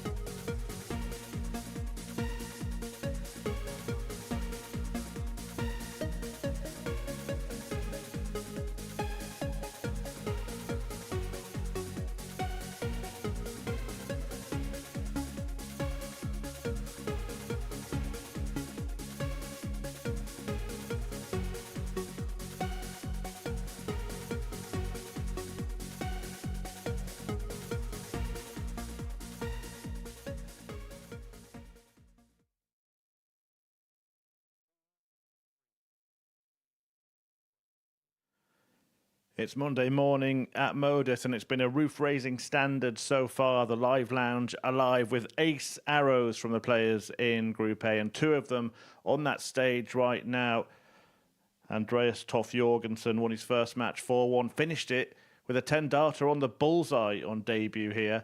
He takes on the Maltese ace, the player Norbert Attard, one of the ADC Europe qualifiers, along with his opponent in this match, and they go head-to-head in Game 6 of today's 15, and every single one of them being described by Scott Mitchell and Henry Deacon. Thank you very much, Chris. And so, Denmark against Malta in our 6th game of the day. Who's to say that the Super Series isn't a top international tournament in 2023? Beautiful arena, the Live Lounge in Portsmouth, where all the action is being played. Has been played here since September 2022. Custom made for your darting viewing. First leg, It it's really Andreas is to throw second to none first. as a venue, and Game having on. played here 3 times as a player, it's just pleasurable to play on. It really is.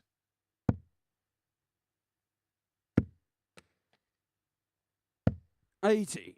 And the good thing about the Super Series is it's an open book for anybody to be able to play in, because if you're good enough, you will get the opportunity, and you can do so by playing in ADC Vault events, ADC Open Series, and if you're good enough, then you'll have a route to qualify here. And I know that we're deep into the Vault campaigns. It's Series 5, week 3 of the Vault. It's going to be a Christmas break at the end of this week, but here's congratulations to the current circuit leaders: Charlie Ward in Ireland, William McKendry in Northern Ireland, Scott Winder, we've had him here before, in Scotland, and Shane Hayward in Wales.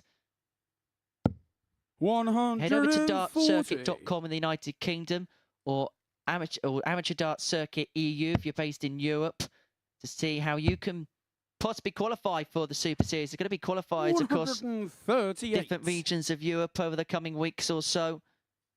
And so new nations will be represented here. New names will be hauled amongst the big lights here on the south coast of England. As Attard hits a max. He's the first ever Maltese player to play here. And he is acquitting himself stupendously. 41 after 9. Will break a throw in the opening leg against Andreas. Double 16.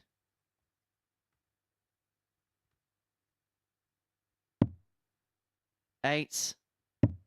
25. Andreas, you require 140. Just a whole throw. Hit an 11 darter in his last match at Art and missed out on another one this one. Going to get back 24. That 16. Well, you require 16.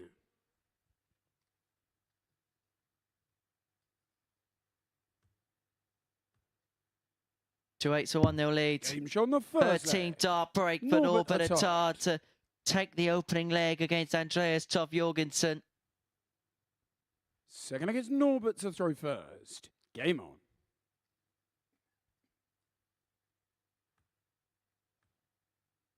I don't like to take credit for this, but I said he had a bit about him, you know, and he's certainly showing that. 180.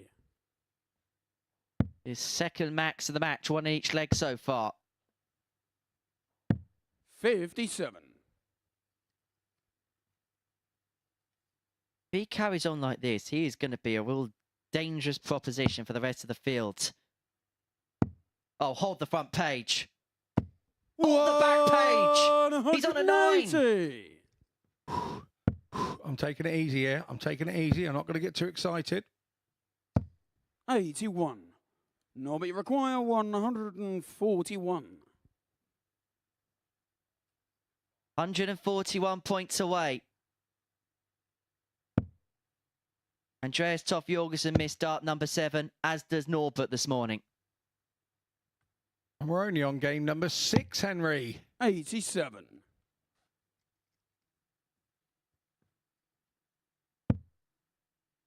You're in for treble 7 to leave Tots for a 10 darter. We've already seen a 10 darter. It was Andreas who hit the bullseye for 1 to win his match against Bradley Roes earlier on.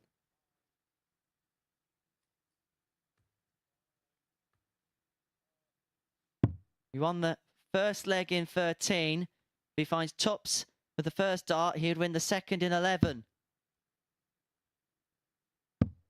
34.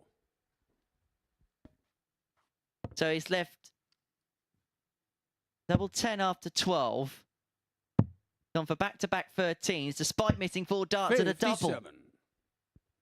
Norbert, you require 20.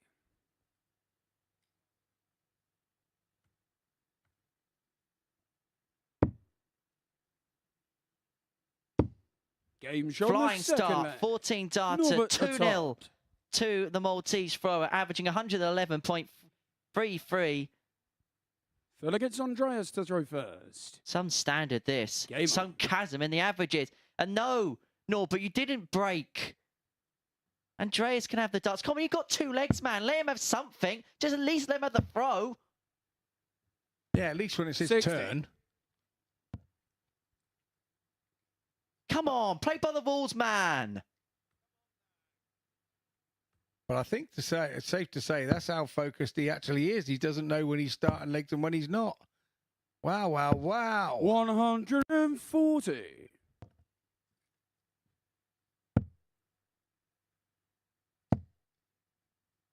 He's throwing darts with the type of 100. accuracy that Michael Owen throws apples in a bin.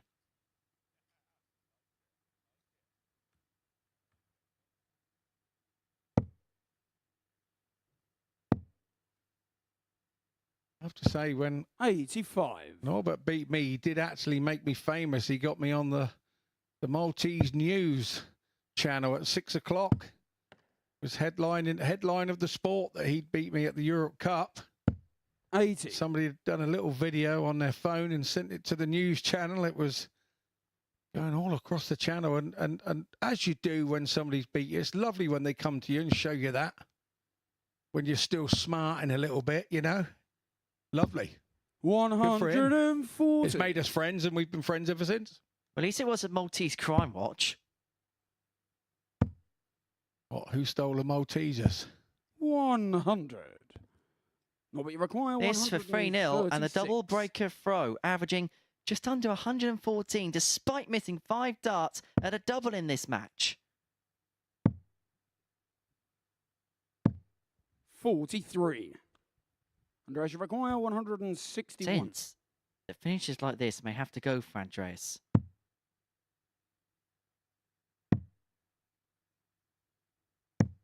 Good setup, 121. excellent setup to leave himself on tops. 93. And now the pressure is placed upon Norbert.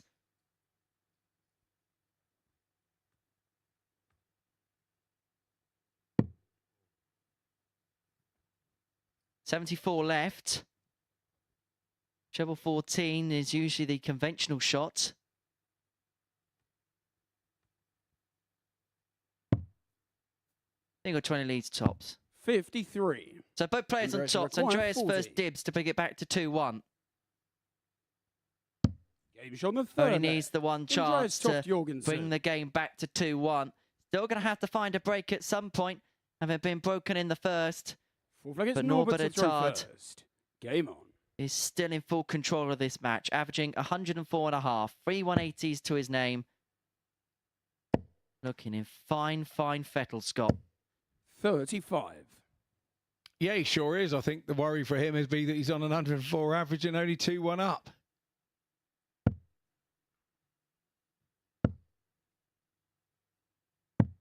$59.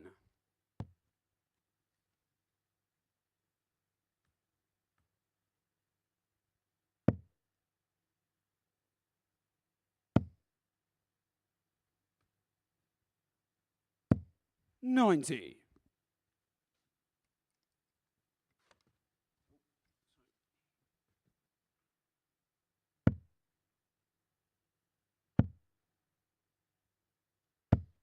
$83.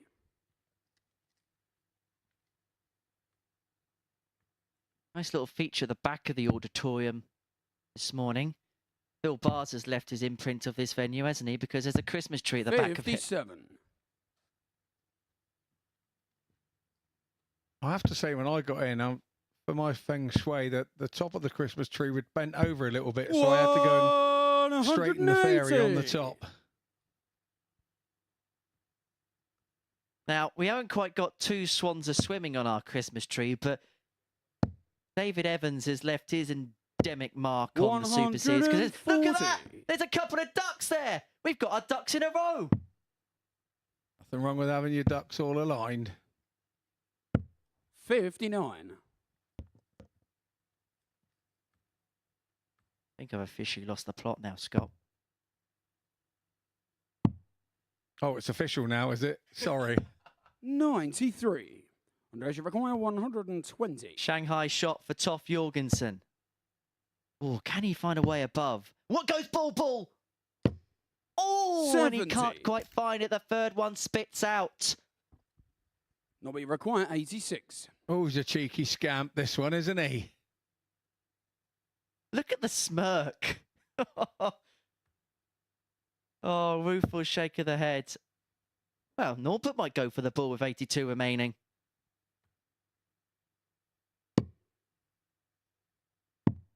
$30. Surely he's not going to go Andreas, for you the bull require again. $50. Is he? Are you? No. Treble 14, double 4.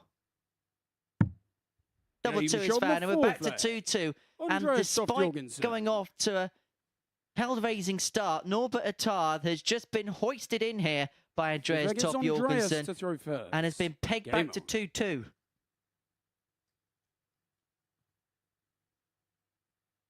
Yeah, Jorgensen's just starting to get on Attard's nerves now, isn't he? 100.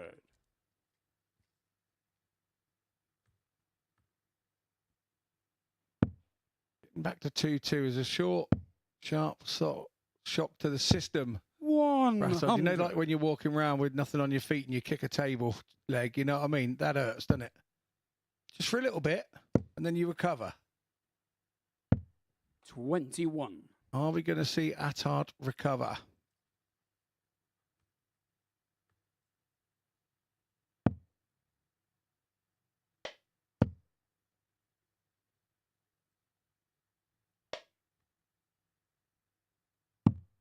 $39.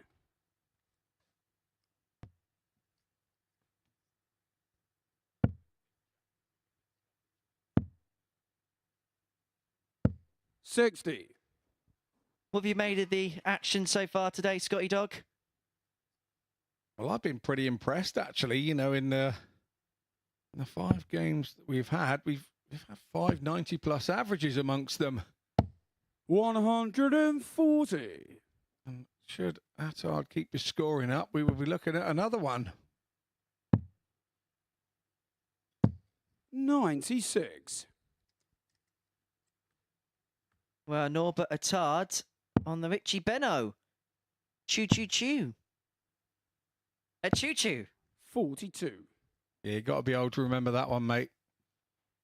But yeah, no, I've been impressed so far because when you look at the lineup, the start of the 60. day, you know, we thought it was going to be the Harrison and Hendo show. And there's one or two I've had a little more to say about it in the first couple of games here today.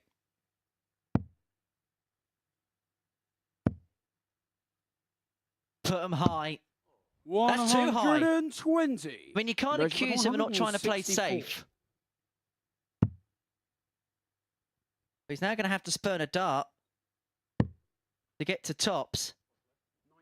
Tofty likes a bit of bully. Yeah, but I would guess he doesn't do that 76, very often and we because he didn't know require where he 60. was when he hit it.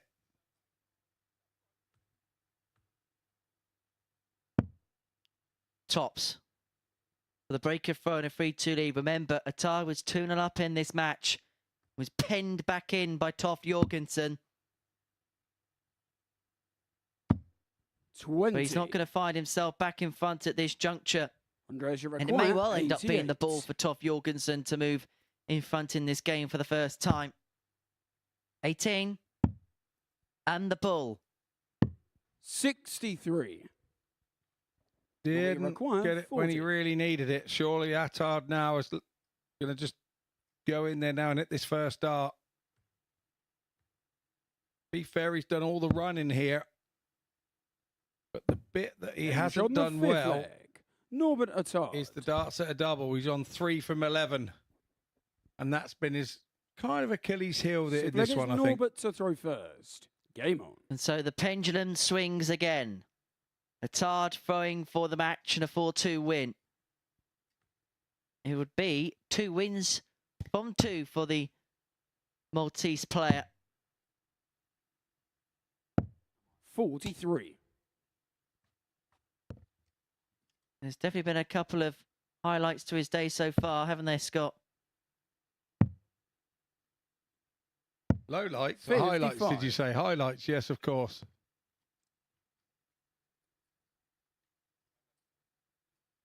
Is that a reference because I'm using a highlighter pen on my little scoring system I have going here? 35. Got a pencil case in today, Scott, haven't you? You know what, that's a good idea. I should go at 53 years old. I'm not sure what happened to my school pencil case. 140. See, when we were at school, it tended to be a trend that everybody would get a massive rubber. It used to be a trend at school. There'd be like these massive rubber. It made no sense whatsoever. But yeah, it'd be a massive rubber to highlight the mistakes. Yeah, but everything in your day must have been on overhead projectors. What did you need pencils for? 135.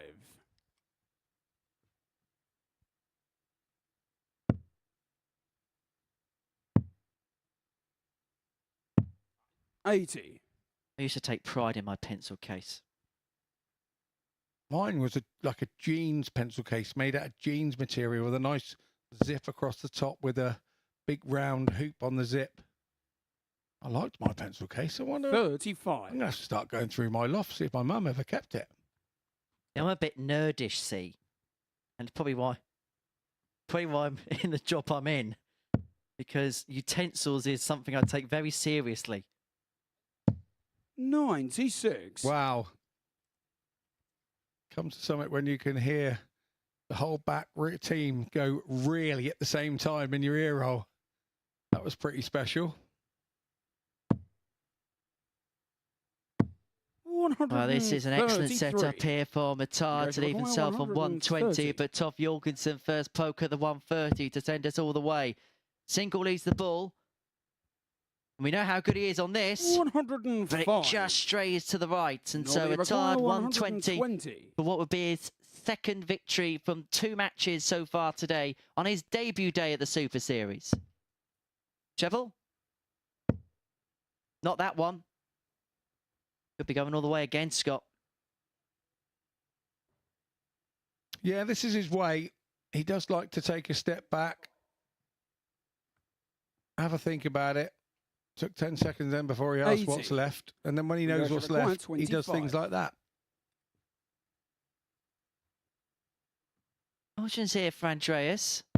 And decides to go 5-10. He likes this breakdown. 5. But that could be the last dart he throws in this match. 40. Unfortunately, it broke down on him there, didn't it? Unfortunately. Attard now will take his time. I'd advise him to throw one a little bit high. He's been under, and he's done it again. And then that's when it causes him a little problem. The open target of double 10. He makes no mistake. It's a win for Norbert Attard. 4-2 in this one. 87.30 average. 3 180s. The little bit he might be concerned about is the 4 out of 13 on the checkouts. But we'll head to a short break and we will join you back with Big Hendo, John Henderson, against Chris Wickenden.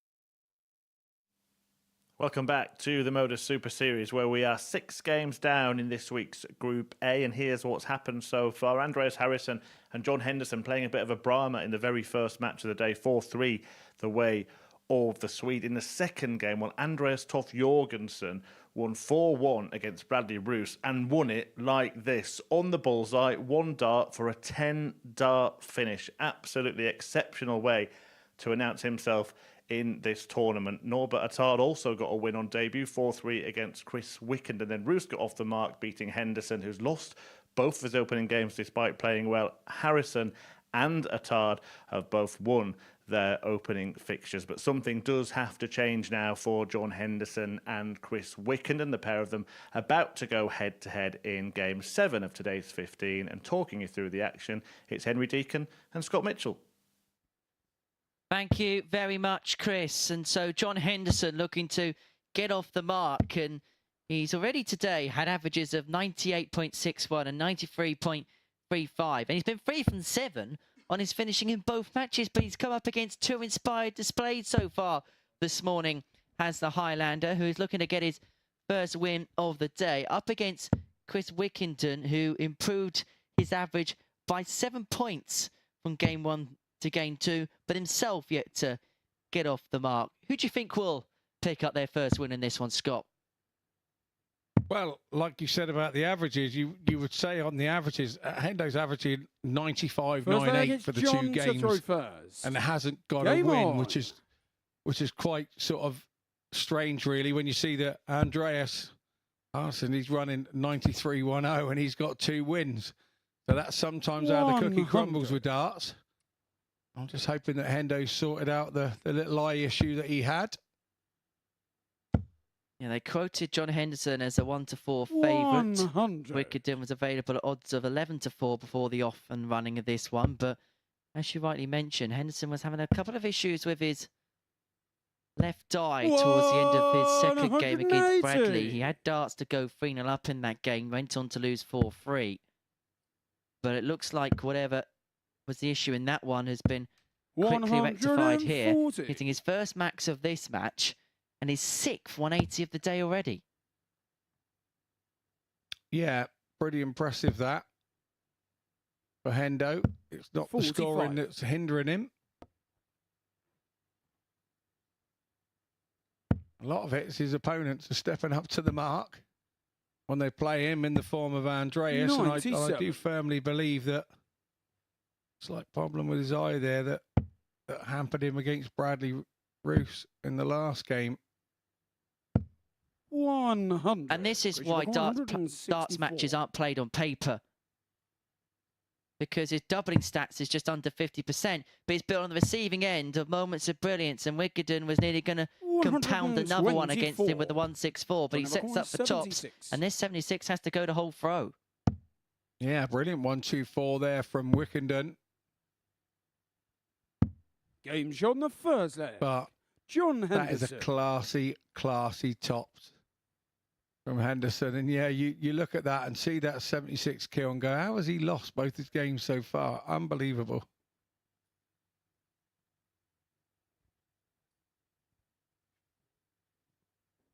So Henderson 1-0 to the goods against Chris Wickenden here in our 7th game of the morning session here at the Live Lounge in Portsmouth.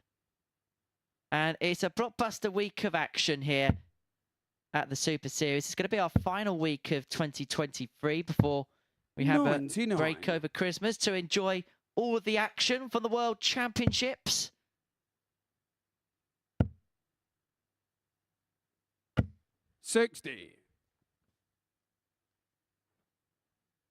And we're very much looking forward to Ali Pally. 14 players who played the Super Series in 2023 will be partaking in that particular tournament. 13 of them via the international qualifiers route, and Christian Kist as a player from the Pro Tour Order of Merit. He's actually going to be taking on Luke Littler in the first round in an all Super Series clash at the Worlds. Henderson of his second 180 of the game. The numbers from the pair, and I know we're only in the middle of leg 2, Scott, but I'm going to flash it anyway. Yeah, indeed. The averages are being stratospheric again in this one. 100. Which you require Things like that. I'll have to get 170. my highlighter pen out again. Is this going to be another highlight? Can Wickenden reel in the fish? Not on this particular occasion. And so 98. Henderson Johnny require 161. with another big finish of his own. He's already taken out a 140 today. The 161 isn't going to be added to the collection. And so Wickenden back for 72 to level this game back up at 1 apiece. 97. Christian requires 72. 52 left. Double 16. 40. And Henderson Johnny now can requires step in on 64. 64 to double up his advantage. 8 for tops. 44. And why wouldn't Christian he, requires after such a 32. nice hit on the 76? Wickenden here.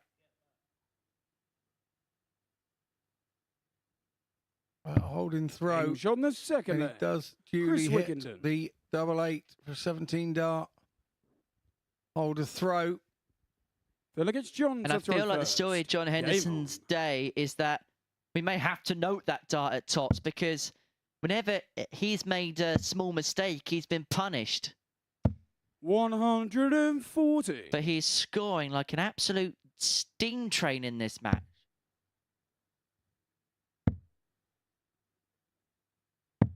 $97. There was a reason why John Henderson was back to the bookies' favourite to go on and win this group. His reputation, plus the way he's been playing. And he's playing to that 60. type of level so far this morning, but everybody has seemed to have found just that little bit extra against him. I think you have to. You know that you have to. You go into a game against John 122. Henderson with a different mindset. And played him recently at the Challenge Tour when, like you say, he was chasing his card under huge amounts of pressure. 85. He went by me 5-3, I believe it was. And when it came to the nitty-gritty, John dug in and 59. I had relatively little pressure on me. Yes, I was trying to stay outside the top 16 of the Challenge Tour rankings, but John was obviously chasing the card still at that point. Pressure sometimes brings the best out in some people. On that day, and on that weekend, he was 76. unfortunately unable to complete the job of 1, getting to the World Championships, and 2, getting a tour card. Well, Henderson's already 59. taken out a 140 Johnny finish require today. 140. Is a repeater going to be sweeter? And that is perfectly laid for another, but it's just above the treble wire. 100. And Wickenden, Christian require last time he was against the folk, 164. threatened the 164. Yeah, he did. He goes the 19s route. That one looked perfect in the top of the treble 19 bed. 100. Johnny He require did that 40. last time and hit the treble 16 to leave tops. Henderson in turn for Game tops on the now third leg. and makes John no Henderson. mistake. 17 dart, hold a throw. The same as what Wickenden did. Fourth leg, it's Chris to last throw leg, first. so it's Game on. 2-1 Henderson now. Wickenden on throw.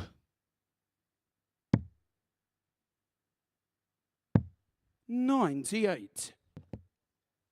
Well, this is quite the mid-morning match, isn't it? It's not bad if you're sat at work having a little bit of a nibble on a lunch 60. break. Could be enjoying a sandwich. Who knows, maybe even treating yourself to a couple of chocolate bars. 97.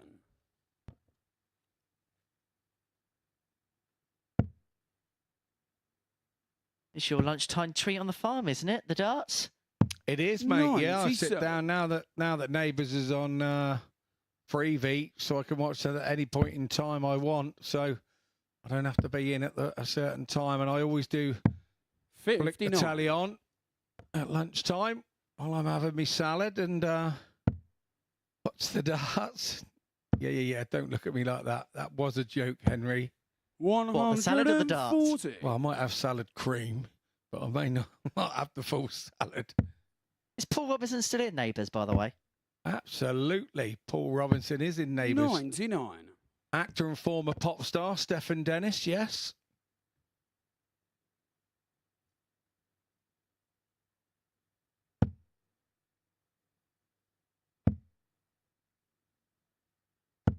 $100. Question for 148. 148 for Wickenden for 2-2. Doesn't go, and so Henderson can step in for a breaker throw. 81. Other Australian soaps Doesn't available, of require course, in the form of Home and 104. Away, but I've never really watched that. But I used to race motocross back in the day at Weymouth Beach Race. The guy that played Lance, Peter Vroom, he actually started the race with a flag. How about that on the beach? Well, John Henderson may see the checkered Going flag in John front of the him four because flag. he's just broken John the throw of Chris Henderson. Wickenden to move into a 3-1 lead with a 104 finish. His second ton topper of the day Vegas, to John move 3-1 up. first. Game on. Having to work extremely hard to get a win, isn't he, Hendo, here? But is that because he is Hendo and people know what he's capable of? 180. Darts like that. And they raise their game naturally against him. Of course it is, Henry. That is exactly how us dart players think. 60. We know what's coming. He's one of those players that you know what's coming. And it's the same with all the top players. You know what's coming, so you tend to not concentrate on them at all. It's about you concentrating on your 140. own throw and your own darts, and you don't really take a lot of notice of what your opponent's doing because they're going the tons and the 140s are going to 40. be coming as a regular feature really of the game. Average just under 102. 3 from 5 on the finishing. 3 maximums in there. Ton plus finish. 100. There's not much not to like about this performance from John Henderson, and he could well round things off with an 11 dart leg, leaving 81 after 9, leaving Chris Wickenden right in the rear view mirror now. 100. Johnny require 81. This has been some purple patch towards the line. Doesn't have to worry about the bullseye. And so treble 10 would have left double 16. The 41. tops upon his return after 12 darts. And time on his side. Sometimes you can have too much time, but I don't think Hendo would be making any mistakes here because 35. he is desperate for his first win of the day. He's been playing great. He's just not had the run of the green. But if at first you don't succeed, you try and you try John again, and it's Henderson. third time lucky for John Henderson as he gets the better Chris Wickenden by 4 legs to 1 with an average just under 97, 3 180s, 4 out of 8 on the finishing, a 104 in there as well. A superb performance from John Henderson, and he is eventually off the mark at the third time of trying. Coming up after the break, Bradley Roes and Norbert Attard will toe the hockey.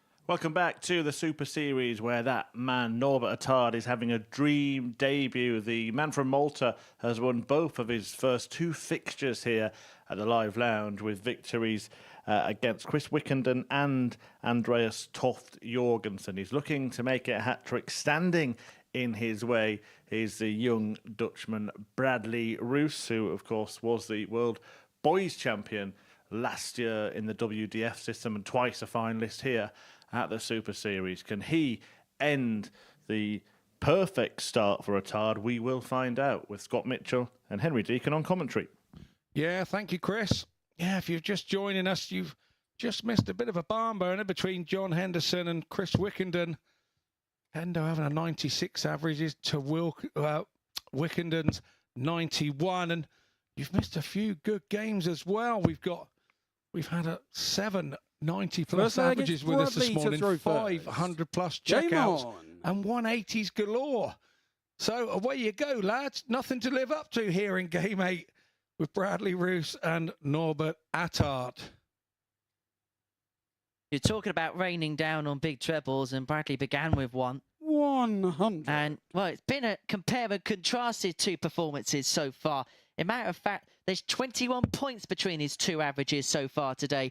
He kicked off with a 71-63 in a 4-1 defeat to Andreas Toft Jorgensen, for them bouncing back perfectly, getting the better of John Henderson in a last leg decider with an average of 92.44. And that was despite 7 missed darts at a double. The game really hinged on the 112 checkout. Henderson missing a dart to go 3-0 up. Roes taking out that 112 and then going on and winning 4 of the subsequent legs on there. 137. And conjunction to that, Norbert Attard has impressed the debutant. He's already got the better of Wickenden 4-1.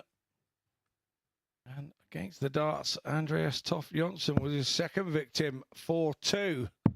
So on debut, and he didn't quite arrive at the time the other players did this morning. He was a bit late on parade. He didn't realise he could get here a little bit earlier than the time.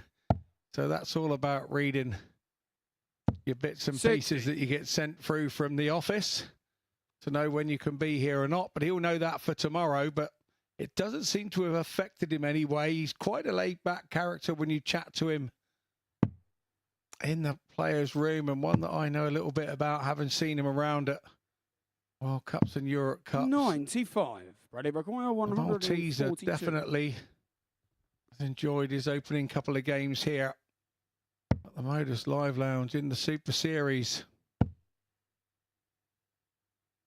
Well, Bradley might get hoisted by his own Attard, because he hit a 112 against Henderson in the last game, and now his opponent, Norbert, is looking for it to break the throw in the first leg here.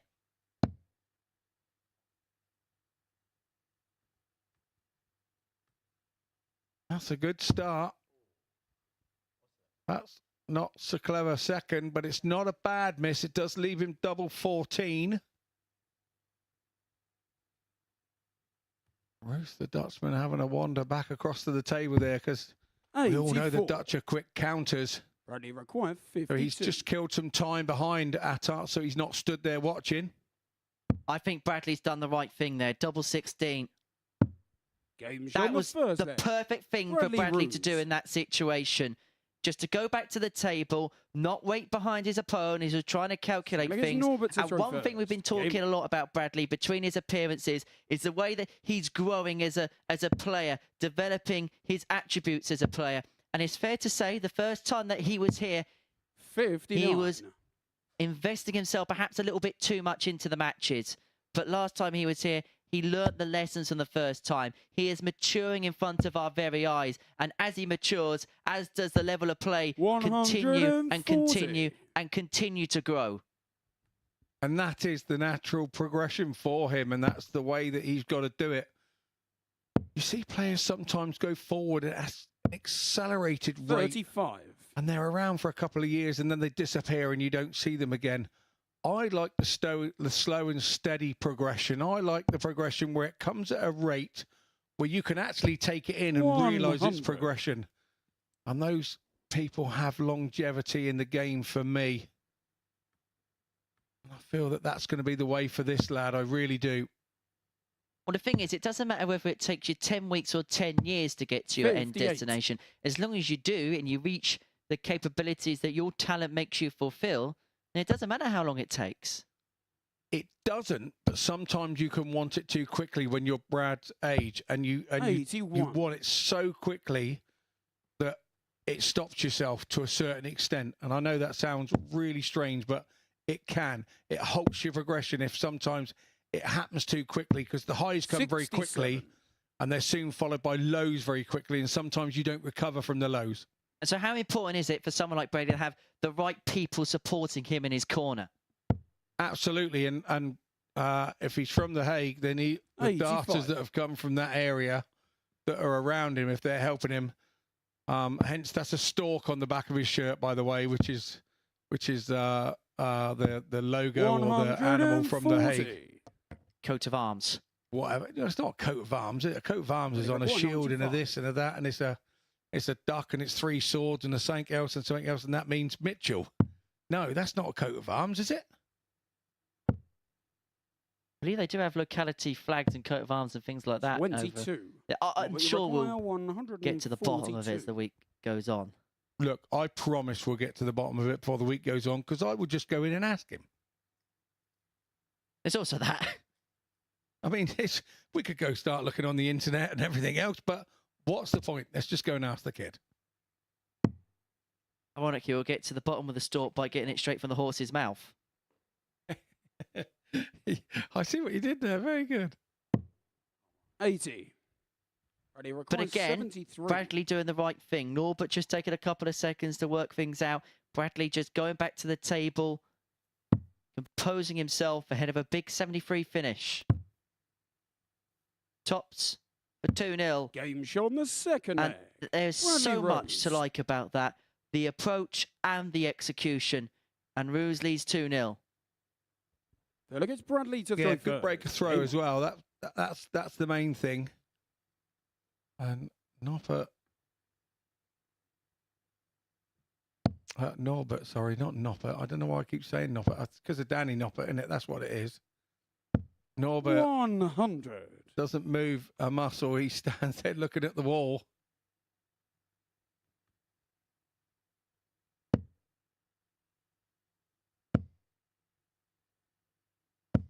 $140.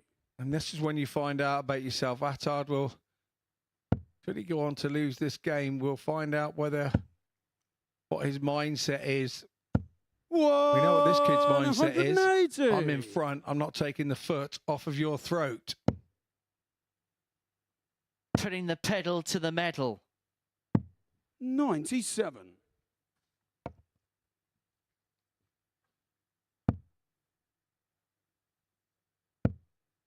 Haven't had 60. a 4-0 scoreline so far today.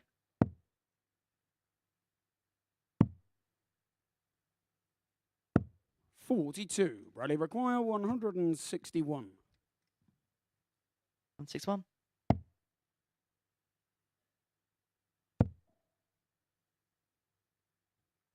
$65.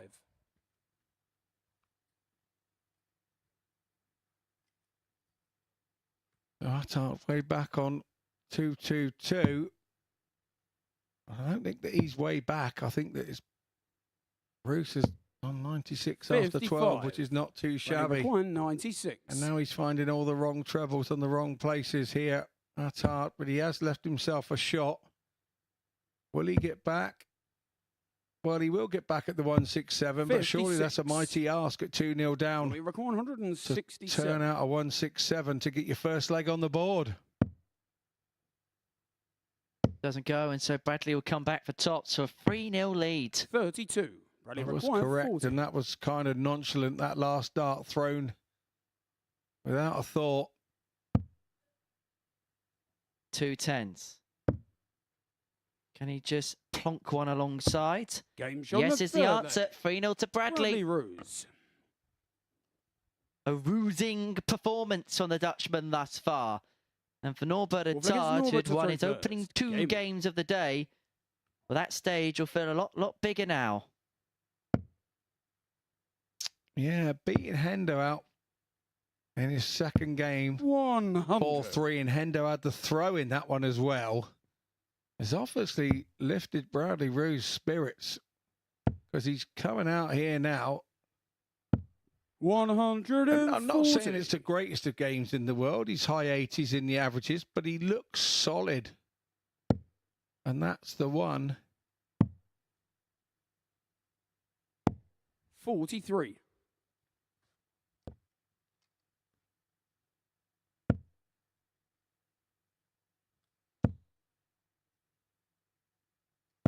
$60.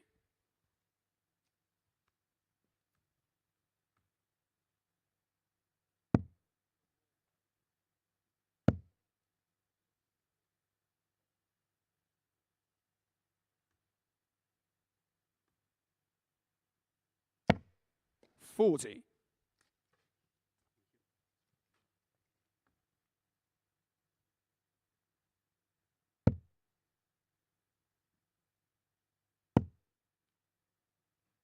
I needed a 140 to leave himself on a finish. He finds a couple of 125. trebles, which will make that straight into the 5 feel even more frustrating. Yeah, and you can see that Attard looked at the scoreboard there, and when you do a double turn, a throw there, when you're sat on the 176 and you're back on 318, you feel you need to hit 44. 200 or 180 at the minimum, and he hasn't done that. We can quite honestly say that he's faded here and wilted under the bit of pressure that Roes has put on him. 100. So 76 away from a 4-0 win, Bradley Roes. 77. Bradley requires 76. For 4-0 win. 56 left. Tops of the match. 36. Pitch just above. Yeah, indeed, and Attard's average here of 75 has just not got him a go at doubles like he's had in other games, Bradley and require 40. he's a good 11 or 12 points behind Roes as we speak in the Game shot and averages. the match. Bradley And Roes. it's game, shot and match to Bradley Roes. 4-0. Norbert Attard takes his first defeat from 3 games. And there we see the averages. 87.13, super solid from Bradley. 4 from 7, 57.14% on his doubles. He'll be pleased with that. We will head off into a short break. When we return, it will be Andreas Harrison against Andreas Toft Jorgensen.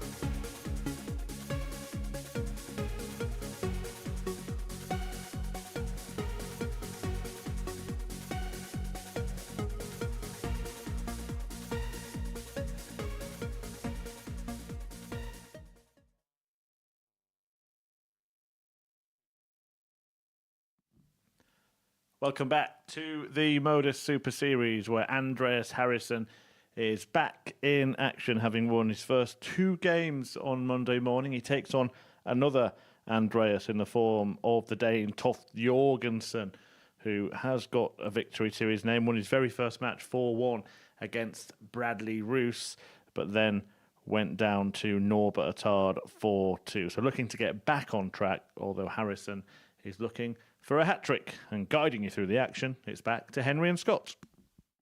Yeah, thank you, Chris. And so it is an all-Nordic battle in our 9th matchup of the day. Andreas Harrison against Andreas Toft Jorgensen. Henderson, who has played some real good stuff. Both his averages above 90 so far today. 95, 94, 50% on the doubles to beat John Henderson in the first game of the day. 4-3 before then a 90.19 to demolish Chris Wickenden. And that was only because of a couple of missed doubles at the end that average swayed downwards. But without being too disrespectful to Toft Jorgensen, you'd expect if Andreas Harrison plays at his top level, he'll pick up the win here. Yeah, absolutely. And even though we saw Toft Jorgensen win his first game with an 88, he was really right on it at that point. You wonder where his next gear ends, so to speak, because we know where 60 Harrison's next gear ends. His mid-range gears are in the 90s, and he's also averaging 93.10 so far today. His first 2 matches, which is more than steady.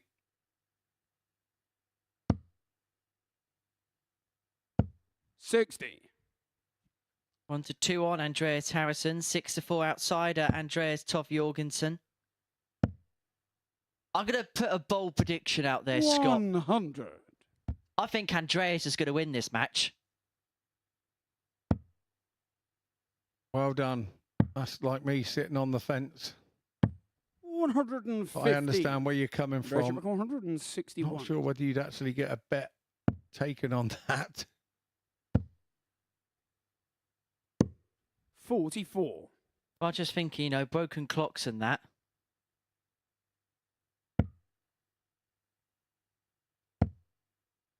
Occasionally I'm useful, Scott. 99. Occasionally you are. 117. Very well and truly turned here for Toft Jorgensen. 58. Andreas 112. And once again going for a double there, for a double to leave a shot. 80. He does think out of the box, Toft Jorgensen. 59 left.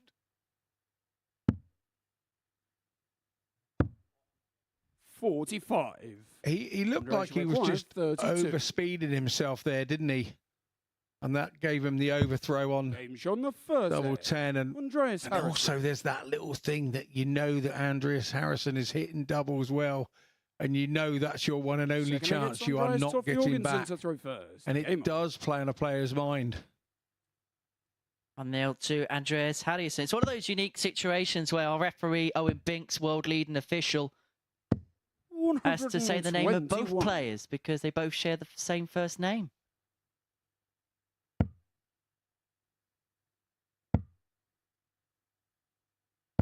$60.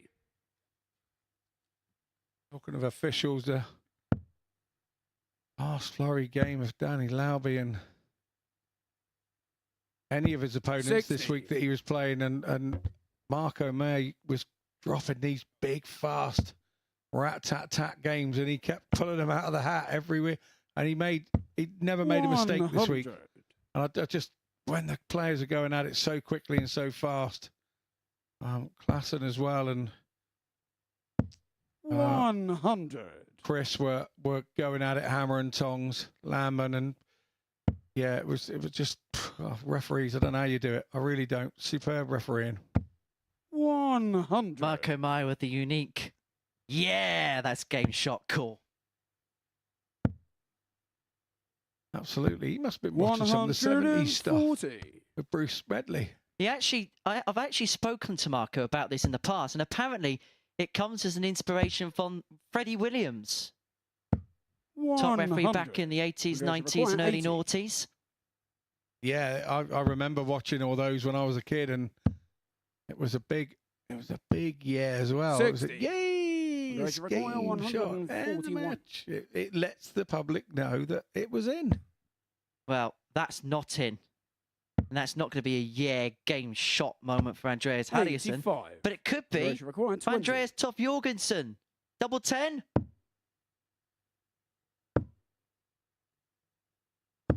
Yeah, on the that's second leg. game shot in the Andreas Toff second leg Jorgensen. to Andreas Toff Jorgensen. Yeah, not quite the same Delegates with your Andreas squeaky Harrison to voice. throw It first. needs to be a. Game on. It needs to be a yes. That sort of a lot softer. You were too loud. You'd have put the players off. 100.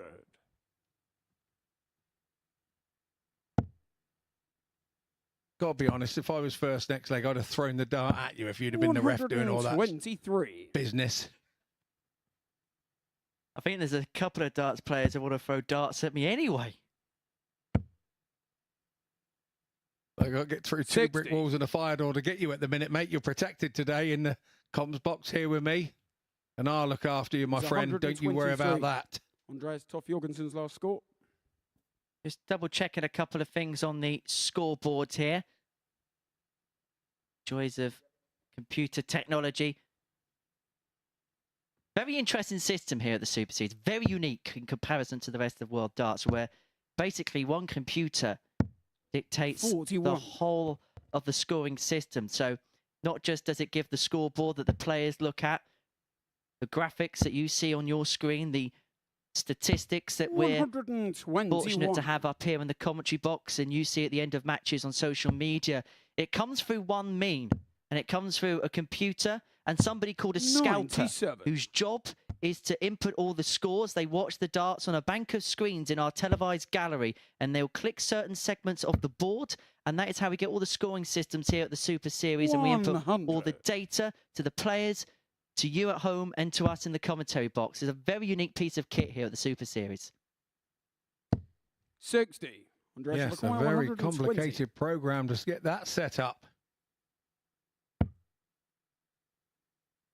He'll be clicking single 20 in this turn. 60. Half the score. Try and move himself 2 and up. Now one of them would be ideal for Andreas. Not 83. going to happen. And so Andreas for Require 2-1. 60. Top to Andreas Harrison. And now double 10. Game show on the third. Beautifully leg. done. 18 Andreas data, Harrison. 2-1 it is. But I just get the wonder, Scott, whether both players, and they would have played each other a Delegates lot Andreas Toff Jorgensen to throw first. out in the Nordic and Game Baltic on. region, whether there's just a little bit too much respect on the hockey at times. I don't know whether it's respect. I think it's more they both know how well each other play. They would have seen each other more than we 46. ever would have seen them, and so they will know each other's games inside out. 180. Expect Toff Jorgensen knew that was coming. That's our 24th 180 this morning. Yes, you heard me right, folks. 24th 180 this morning, and we are just in game 9. 140. The record for a day, I believe, is 53. Oh, so we won't worry about that then.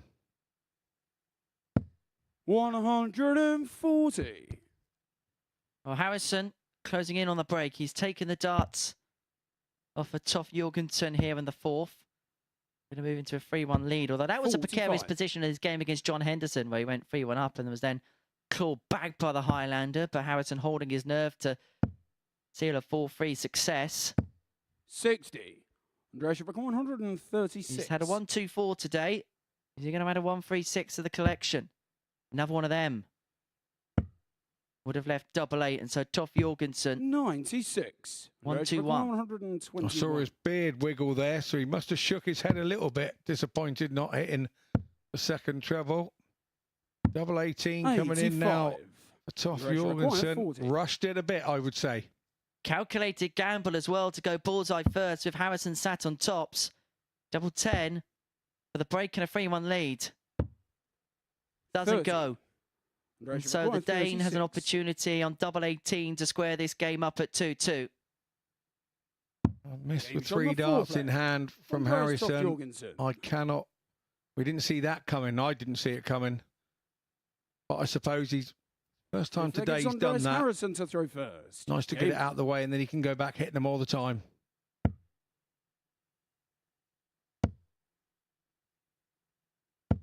$140. His ton hitting in this game, 7 ton pluses, 2 140s, and a maximum for Andreas Harrison, averaging 89.06. But his 5 missed darts at a double, 100. which is the reason why he's level at 2 apiece in this game against Andreas Toff Jorgensen.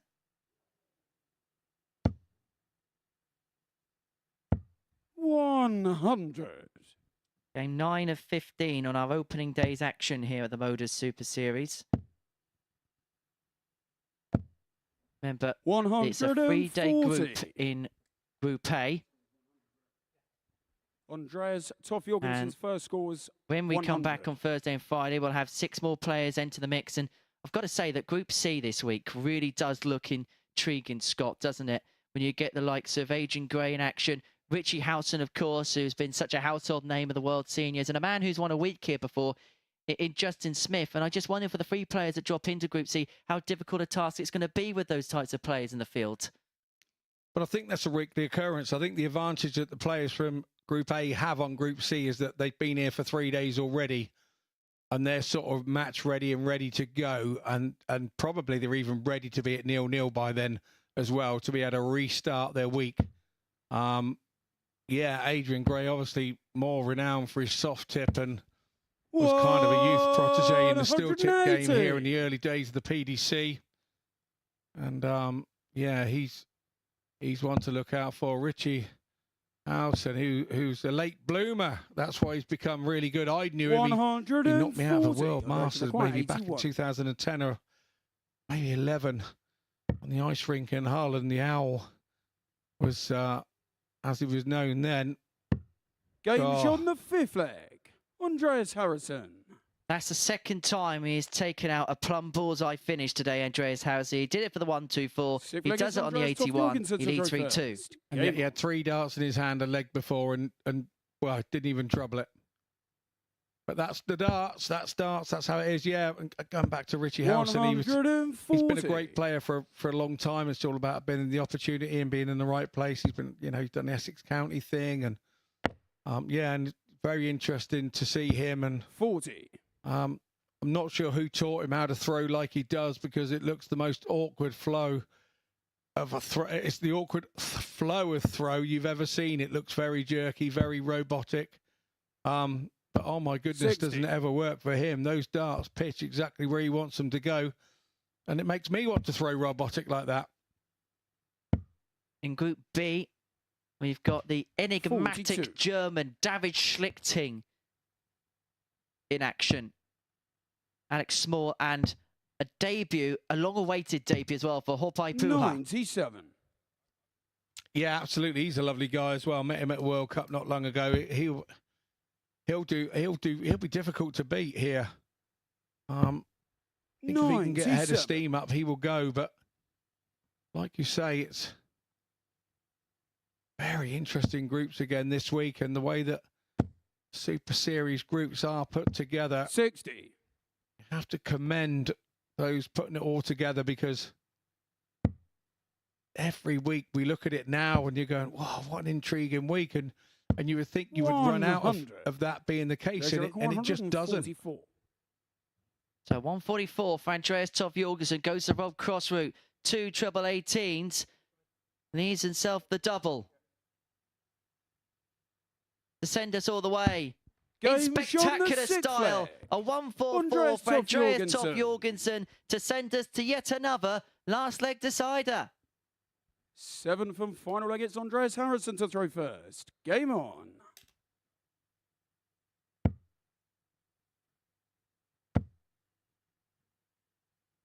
But Harrison has kicked off the last leg in perfect style. He is as cool as a cucumber when it comes to these types of situations.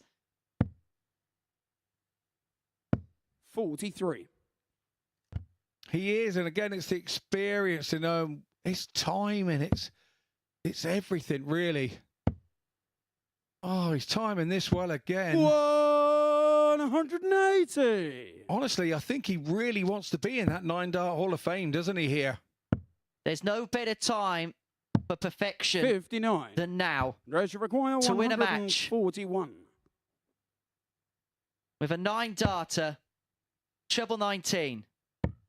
Treble 15 leaves double 18. For Andreas Harrison to win the game in perfect style. A 9-darter for the Super Swede of the Super Series.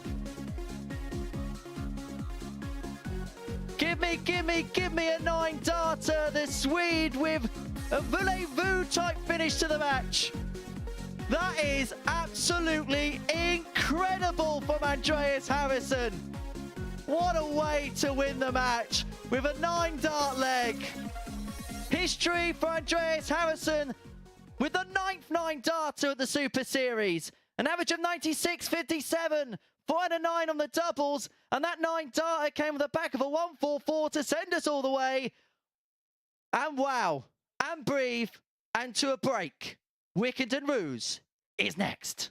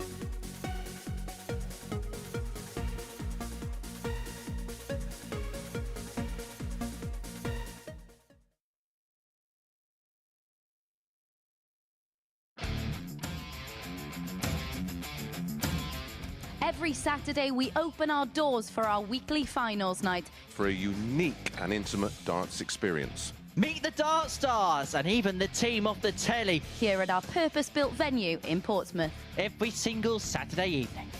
Tickets can be booked via this QR code Or at www.dartshop.tv for a very small booking fee. Follow us at MSS Darts on Twitter, Facebook, Instagram and TikTok. For all the latest ticketing news. All you need to do, log on, book, turn up, and the action gets underway from 7:30 p.m. So what are you waiting for? Get your tickets to the darts. We look forward to welcoming you to the MODUS Super Series very soon.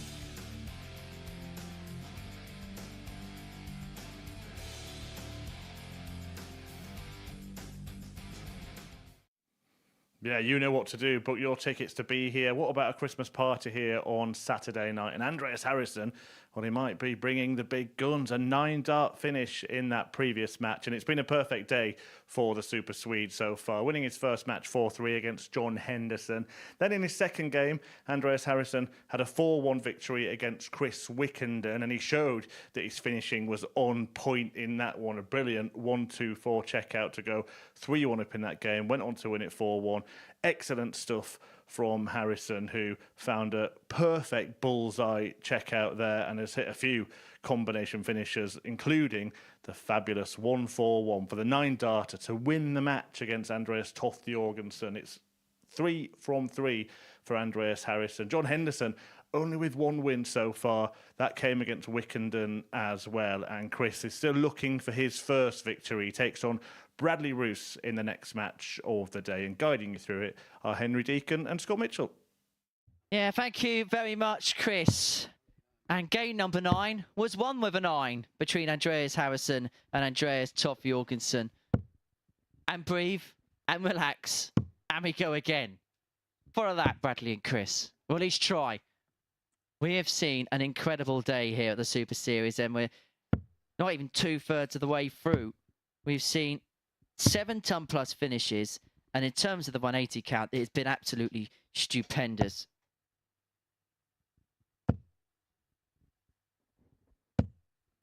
First leg, it's 27 maximums so far today. Game on. 4 of them from Andreas Harrison in that last game. 2 in the last leg to set up the 1-4-1. For Chris Wickenden, it's about getting off the board. He's the only player yet to pick up a win so far today. How would you fare his chances against Bradley? Well, Bradley's right on his game, isn't he? And feeling very confident indeed. He's 59. Sat here in second place in the table thus far.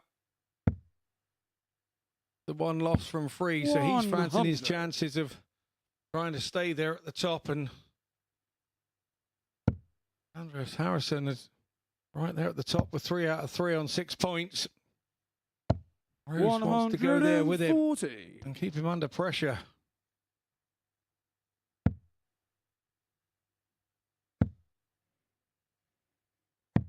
$97. Well, the bookies couldn't split the pair before the off. They're 5-6 each of 2. 98. Chris, you require 170.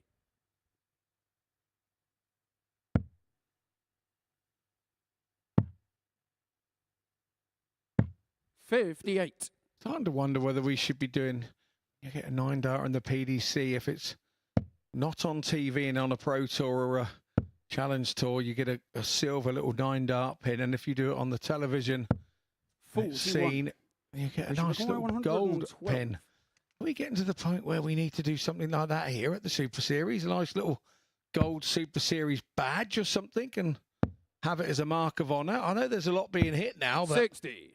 The players love all these little things that they can get, and it may mean nothing to production staff or whatever, but for the players to be hitting 9-dart in certain places, it would be great. 65. Chris, you require 52. There's a trophy shop that are very happy with that idea, and their ears are pricked up.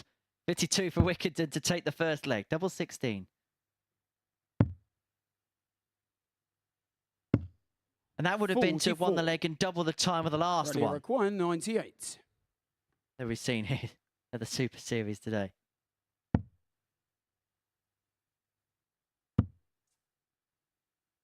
He went tots, didn't quite happen. And so Wickenden back for double 4. Require 8. Take a 1-0 lead.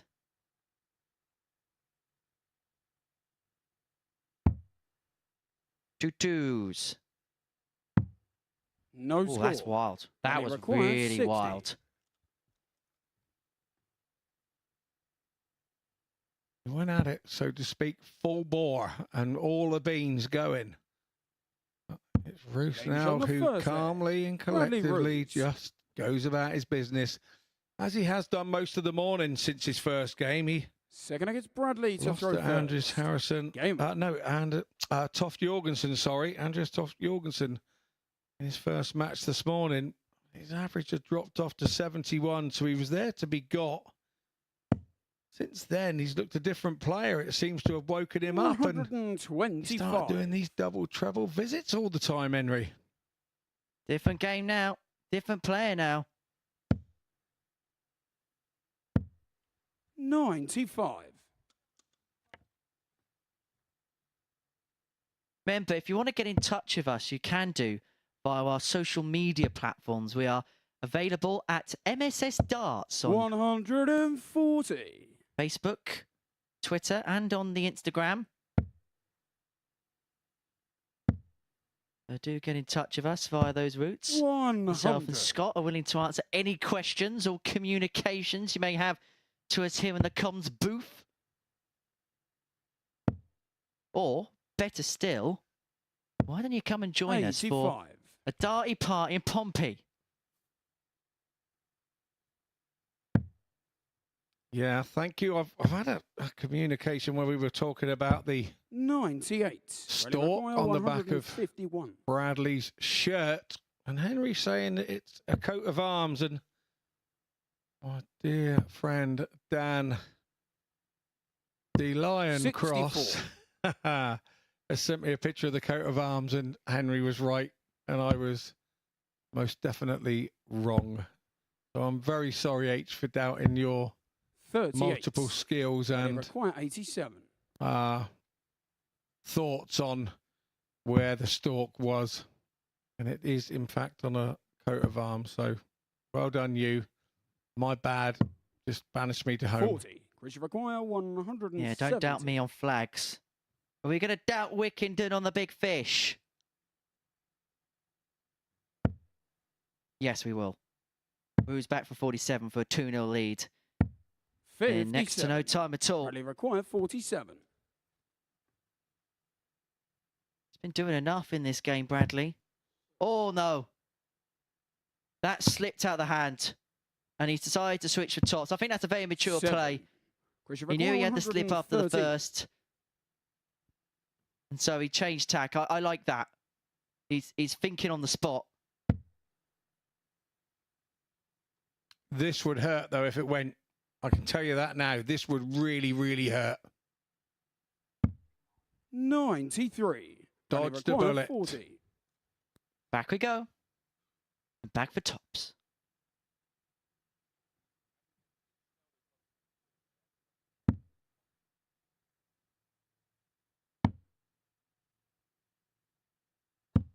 No score. But you just never know what this game is going to throw up. You never know what the game is going to throw in your face. Exactly right. Game's on the second leg. Chris Wickenden. I think that all stems from that mistake. You know, he never let it go in his head, did he? Delegates Chris to throw first. And then on some running repairs. Game on.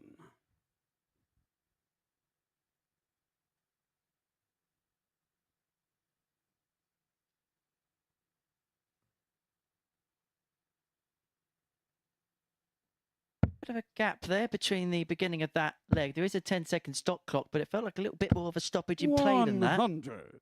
Wickenden kicks off with a ton. Although I do love the symmetry of the fact that 9-darter 41. number 9 at the Super Series was hit on the 9th game of the day. You see, that's why you're you. And that's why I'm me.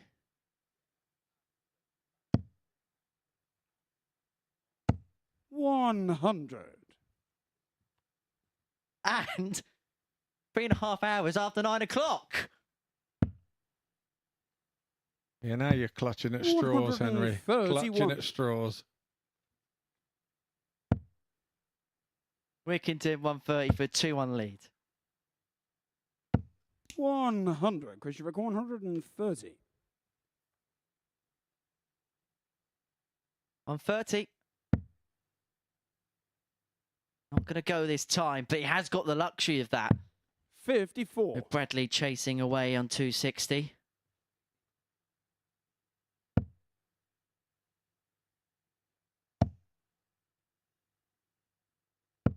$100. Christian requires 76.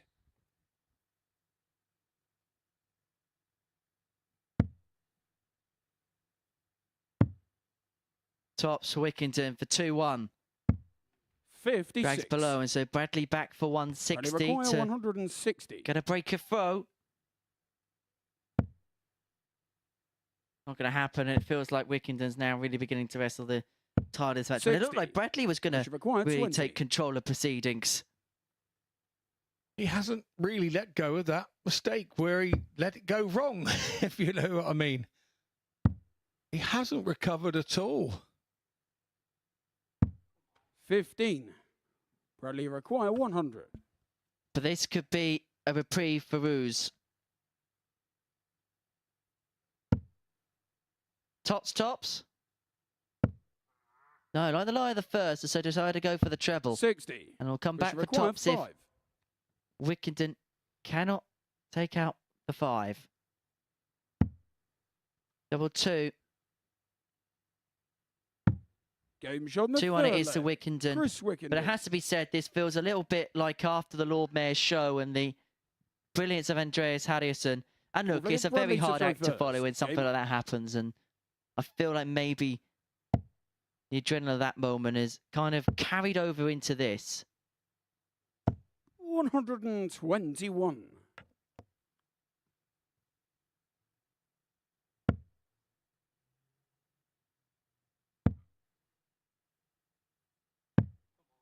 $30. A question here. Had a message come in.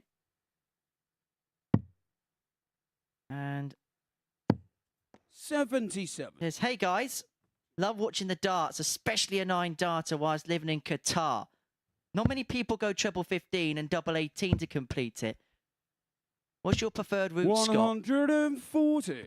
I've got to be honest, I go the 57 for the 24, but as I was just saying, when I came back through I missed a few of those, and I had a spell where I had them in matches. I missed about 4 or 5 in quick succession, and I still not hit one in an actual game, not even in the pub league.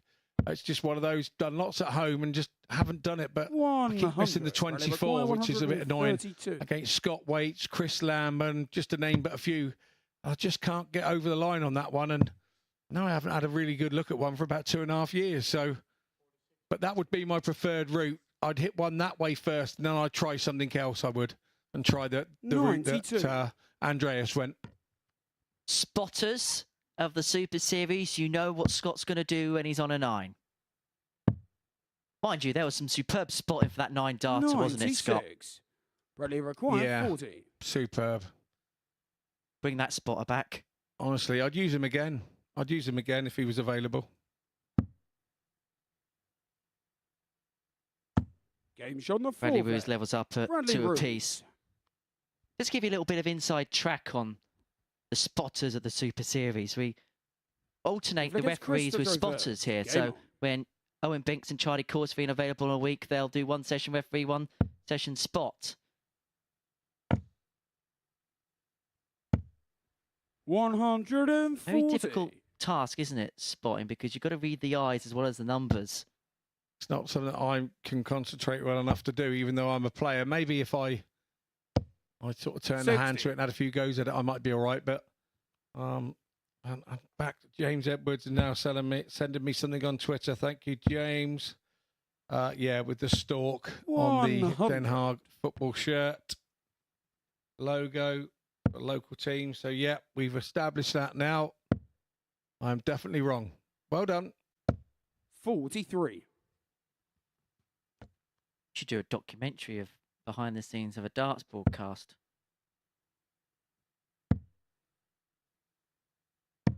$91. Well, Wickenden's left himself on the fish.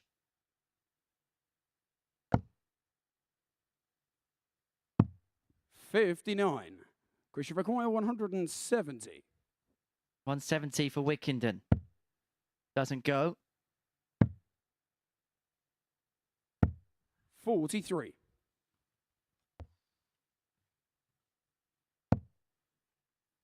We've been talking about referees this morning. Well, Chris Wickenden has left the fabled 127 in game. Unfortunately, we've got Binks and not Hinks.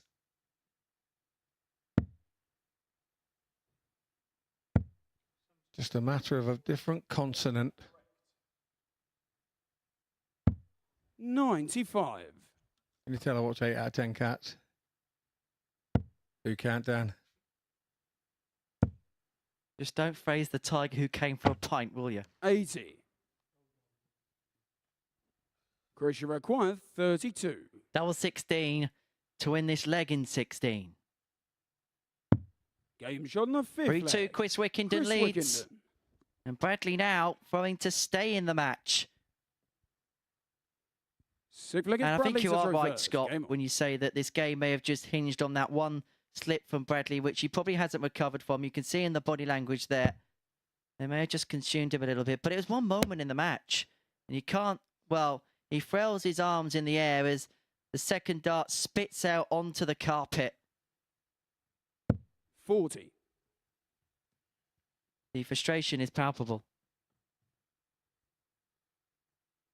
It's just funny how a confident player can lose confidence in a moment, in a heartbeat, and it takes so long to gain that confidence back.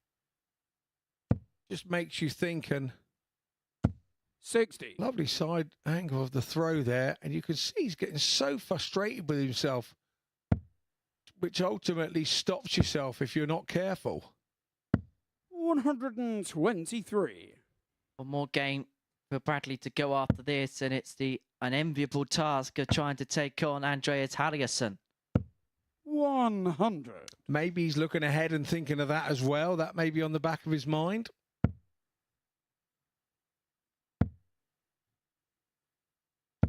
60. And Wickenden just being allowed to almost tiptoe to a certain extent towards the finishing line. Going to get 60. From here. He's wrestled the throw away from the Dutchman. And the game now very much in the palm of his hands. 96.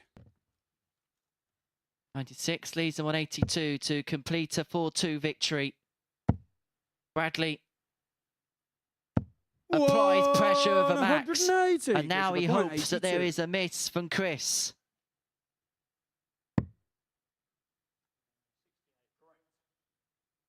'18 and Bull.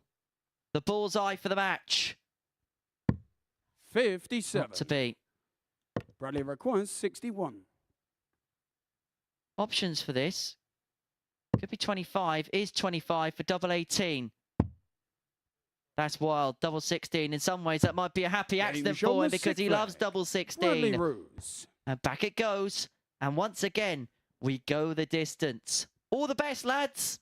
7th and final leg, it's Chris to throw first. Game on. Wickenden should have the advantage of having the darts, but you can't tell in this one. There's 5 points between the two in averages. One's in the high 70s and one in the low 80s. It's going to be who prevails. Or is Bradley Roes going to raise his game here? 100. He looks back controlled again after that double 16. And we go all the way to a last leg decider. There's just something about 100. days when we have the stars on show that sees games go for free.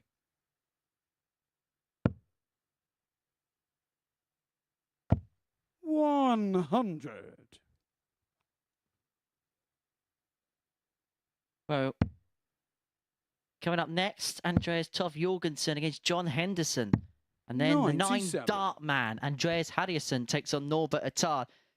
He's hit a 9-dart, Andreas Henderson, and there was also 2 other attempts earlier on in the day. Norbert Attard and Andreas Jorgensen have both also had attempts at a 9. 59. Yeah, Attard actually said in the back room when I just come back through there in the players' room, he said when he's on the 9-darter, he always goes for the treble 19 first, so we don't know why here today he went for the treble 20 first and messed his attempt up. He said, I know, I always go the 19s route first, so there are many, many ways of doing a 9-darter. 60. Christian requires 65. There's many, many ways to win a match, and Wickenden has got 6 from here to complete the job. 25 for tops.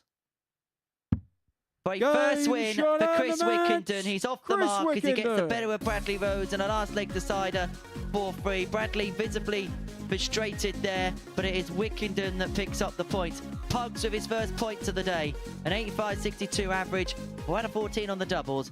And after the break, we'll see Andreas Toff Jorgensen and John Henderson go toe-to-toe.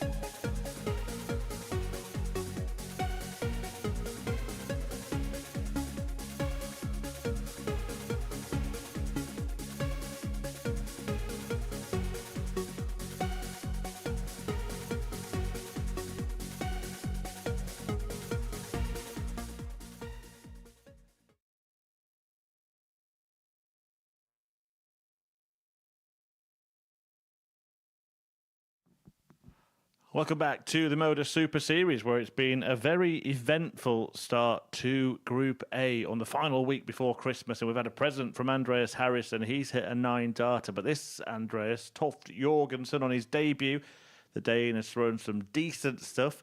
John Henderson has played really good stuff as well, but maybe hasn't got the results that his performances have merited, though he did break his duck with a victory against Chris Wickenden in his previous match. Let's see if the Highlander can now start riding that wave. Talking you through the action, it's Scott Mitchell and Henry Deacon.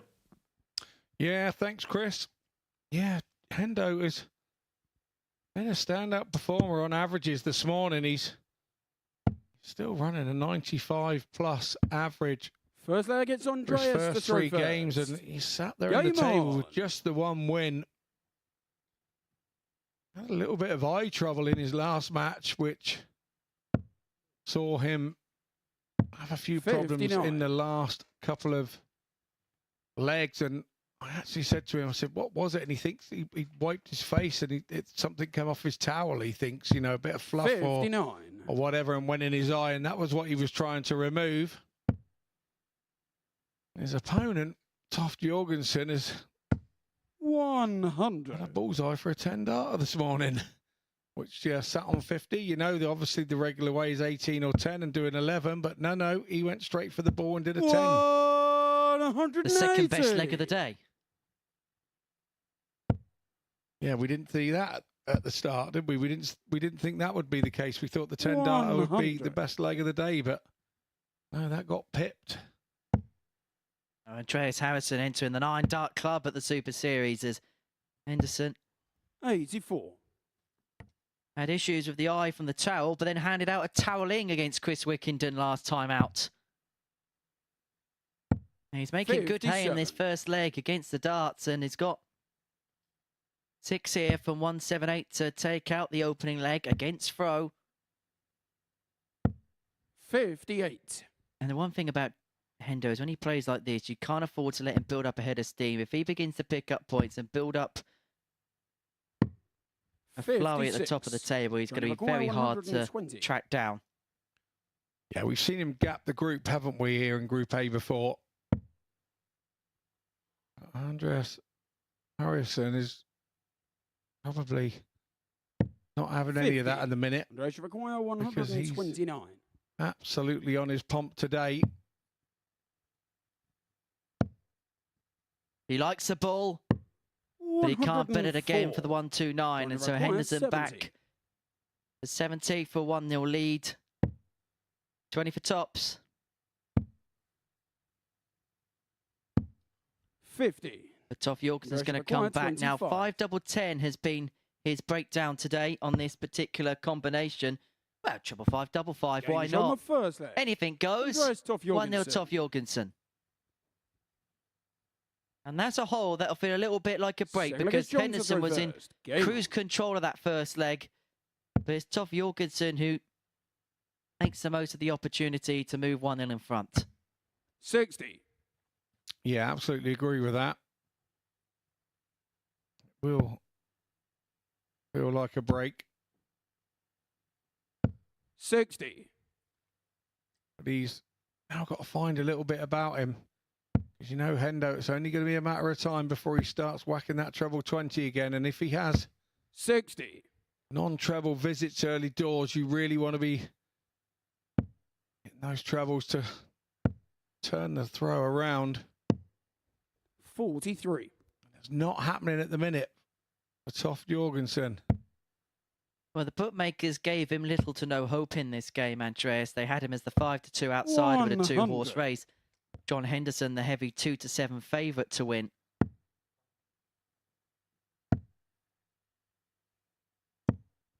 $28.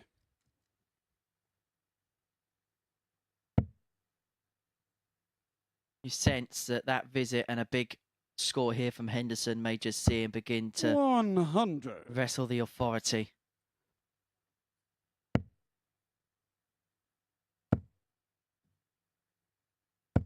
$60. Toff Jorgensen sometimes goes with one of his darts. He just rocks forward where John definitely goes with every dart. 140.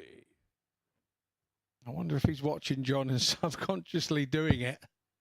Can that genuinely be a thing when you see one player rock and you get drawn into the rhythm? I think you could, yeah, without doubt. I think you could without doubt.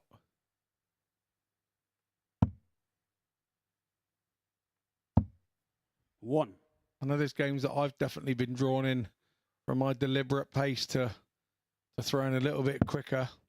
It's funny how you never see anybody comment or commentate on anything and say, oh, look, that 40. Fast player's speeding that slow player 40. Up. But it's always a slow player slowing a fast player down. That's because we've got places to go to, Scott. Game shot on the second leg. John Henderson. I know what you're saying, but I'm just saying in general, you never hear anybody say, oh, look at him, he's throwing slow, he's trying to slow the pace of that fast player. You never hear anybody say, look at that fast player running around in circles, trying to speed that slow player up. It's the same thing. When you were playing Group A, we were hoping that we were finished by the time the kebab shop closes. Look, we're not talking about me now. We were talking about a situation in general. Mr. H, come along. Professionalism. What's that one? 55. Super Series middle name is what it is. Ah. 60.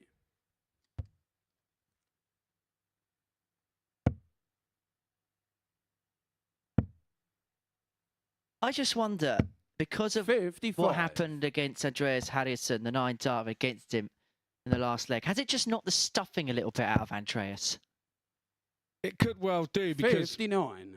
you know, he was going well at the time as well. He was at 3-3 and thinking, I've got a sniff here of breaking the throw and maybe sneaking a win. And no, you don't have a sniff of beating a 9 darter on the throw, do you? So, yeah, I think he would have been pleased that he's been involved in it, because he's going to be on the telly now for whenever you show a 9 darter. So, as Adam Lipscomb probably is every time you show the Fallon one, and so on and so forth. I don't think anybody forgets where they are when that Fallon 9 darter was hit. First ever by a female player on television. Perhaps one of the big moments here at the Super Series in 2023. And Luke Littler winning back-to-back titles, Fallon's 9. Tell you what, I wonder if we did a highlights package of the year, some of the other big moments. What's been your best moment of 2023? Tweet us at MSS Darts for your suggestions. Dancing with Leonard Gates on the balcony is a personal highlight. 45. Andreas, you require 160. Martin Thomas walking off in an interview with you was my highlight. Bush. Right, boy. 25. I'm off. Johnny require 155. Henderson's hoping he's off with this leg. 155 for the breaker throw and 2-1. Jumper 19 for double 19. 170. And just a smidgen away. Andreas, you require 135. Has to go bullseye first. You have to go bullseye first, Andreas. 29. Johnny required 38. Well, there's options here for John.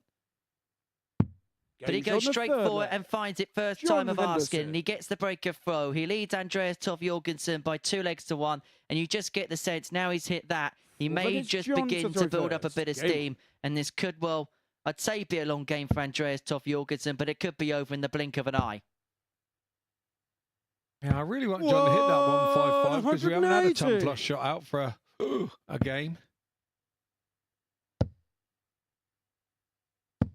Now then, Hendo. No way could we have 2 9 darters on the same day. There's no way there could be 2 9 darters. Okay, I'll shut up. 140. I know you tried to commentators uncurse that one to be a 9 darter, but didn't work for you, H. I like what you did, though. I like what you did. I think most of the viewers at home would have liked what you did there, trying to get us that second 9 darter. Can you put that in writing and send it to the bosses? I wouldn't even put it in your Christmas card. 21. Are we doing Christmas cards this year? Can if you want.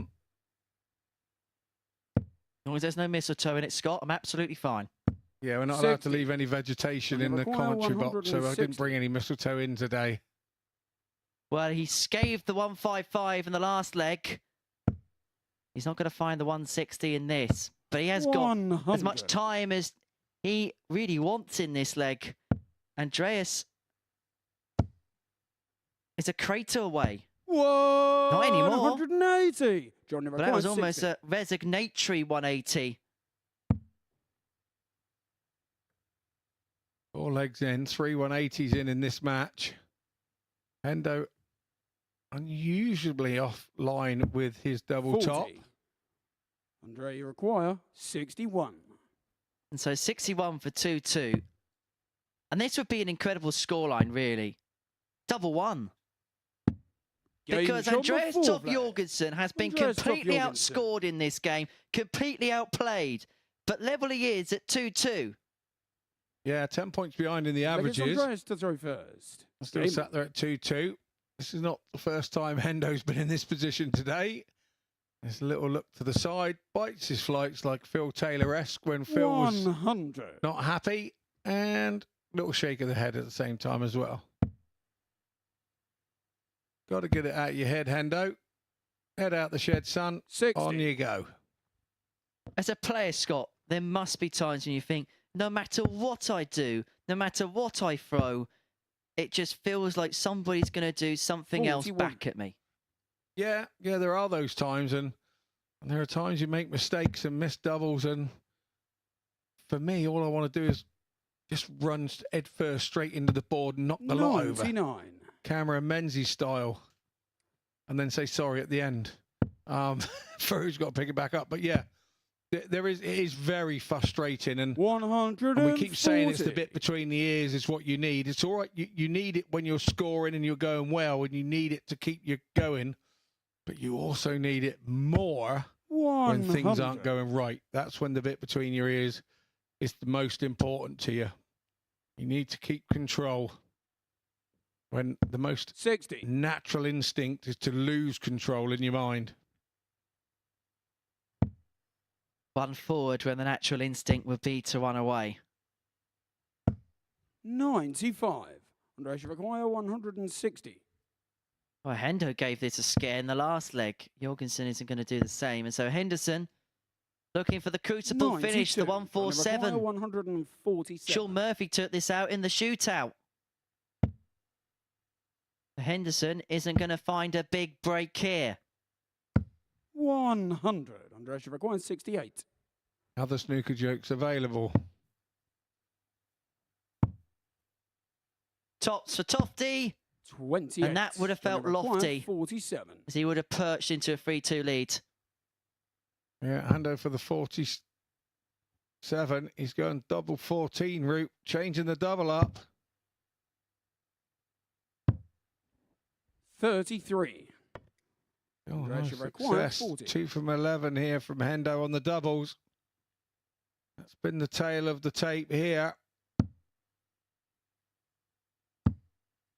One left, big dart. No big score. miss as it grazes the wire. And Henderson is back for double 7 to get the break and to move 3-2 up. Game shot Pins it first time. John and Henderson. Hendo accrues the break and now froze for the match. Give him enough chances, he'll get it. Sit back, it's John to throw first. Game on. Well, this really has been a strange game of darts. Hendo, who looked like he was out and away, and then 45. Andreas just hangs in there, brings it back to 2-2. Then he should have felt he should have gone 3-2 up. Yeah, and the unusual thing, 140. Lost a match with a 98-6-1, where he was playing absolutely superbly. And here he's put himself 140. in box seat to win one, and he's just running into the 80s and 81.96. 60. He's missed 10 darts. Sorry, 9 darts at a double in this game, John Henderson. And that is the undoing for him at this present moment in time. 100. Yeah, you have to say it is, and not out of the woods yet. Jorgensen here. 100. Treble 20 with the last dart. Keeps him in touch.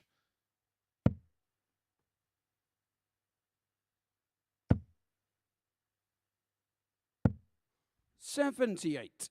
3 trebles in a row. Not the ones he was after.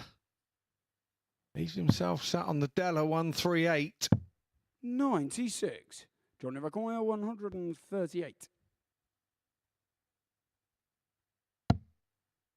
Treble 18 would have left double 12. Jorgensen 98. 105 to send us all the way to a deciding leg. Single 5 for tops. To save the match, to send us all the way. Andreas Toft And that is a third ton plus finish for Andreas Toft Jorgensen today. The 105 joins the 107 and 144. Andreas to throw first. Game on. Seems to be much happier on the combination finishing today when he's got 1 dart in hand than he is when he got 3 darts in hand. 56. How many times do we see a player break through over ton plus finish and then start with a dry visit? 60. The Henderson comes up dry just as much.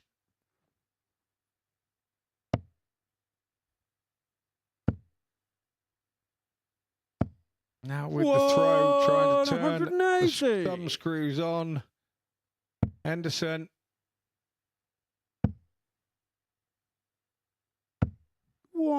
He must be thinking, how on earth have I been left in this situation again.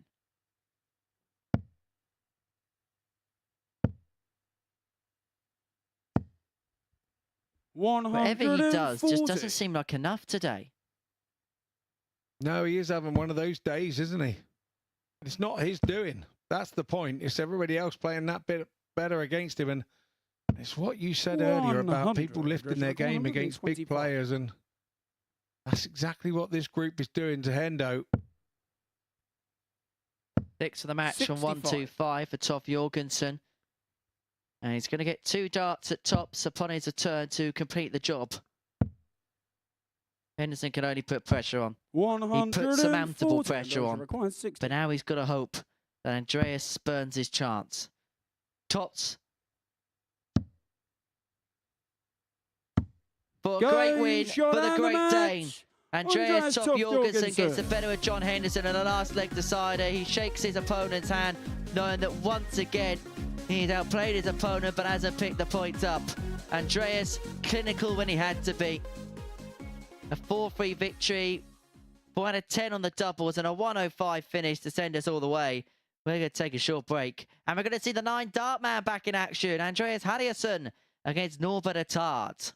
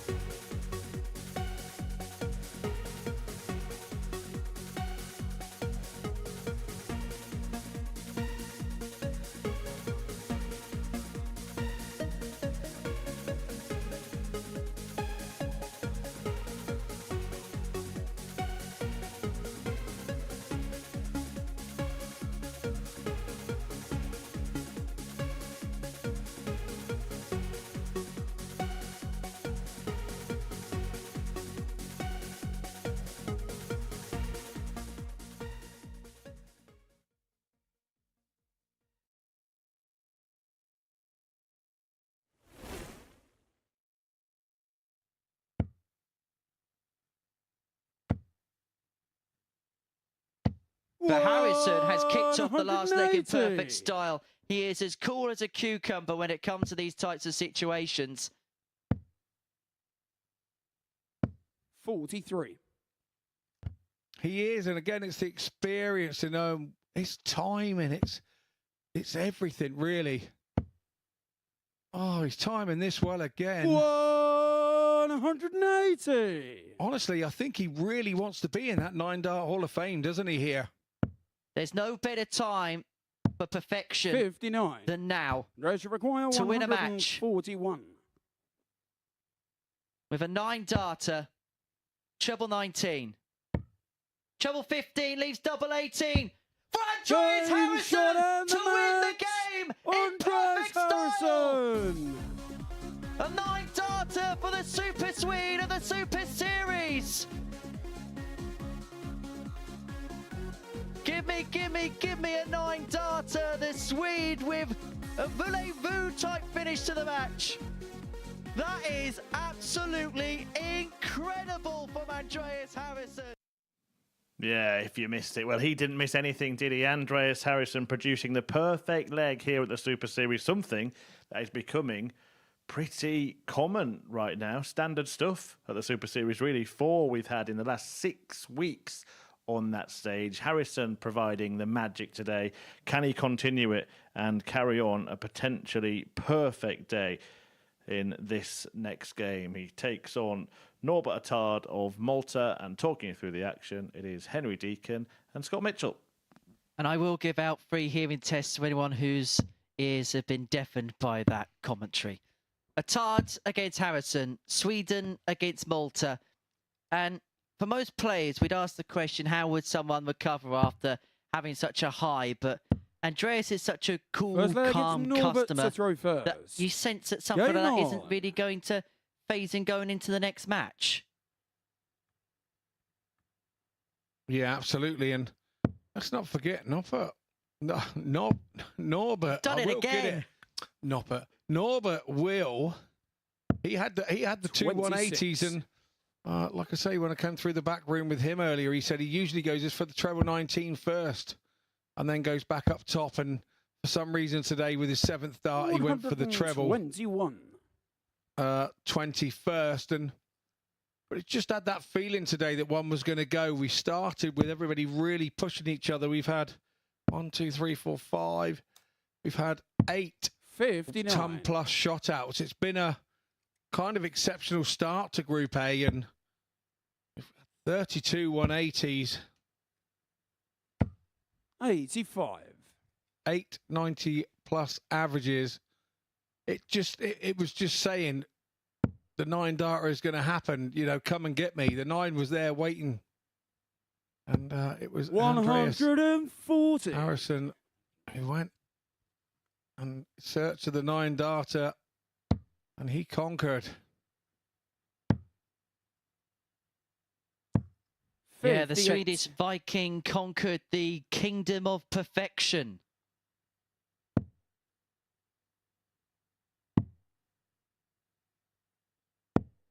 '93. Pretty close to completing the set now at the Super Series. He won a week, had a 9, had a big fish here. All he has to do is win Champions Week now. 140. And he looks like one of my favourite bands, ZZ Top. Well, the girls go crazy for a sharp-dressed shooter, that's for sure. 95. Andreas, you require 97.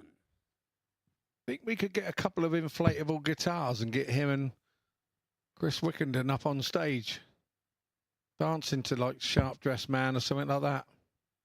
Well, Simon Adams last week was playing the guitars at a nearby venue here. Require 88. He was on Double Bubble last week, was he? Or do you mean he was busking up by Greg's? Other establishments available in the high street here in Portsmouth. Double 14 for Attard to take the first leg. Perfectly pinned in the middle of the bed. 1-0 to the Maltese. Second against Andreas to throw first. Well, game on. In the last game, Andreas Harrison would have thrown a leg and a half by the time that Attard took that particular leg out. 60. That's a kind of good recovery from Norbert, because he did get whitewashed in his last game against Bradley Roes, so come back 28 and hold throw like that, he would have been pleased with, but he won't be pleased with that 28 when Andreas had a what we call a non-visit for him, a non-treble visit, which has been unusual today. Been right up there in the 90-plus averages for most of his matches today.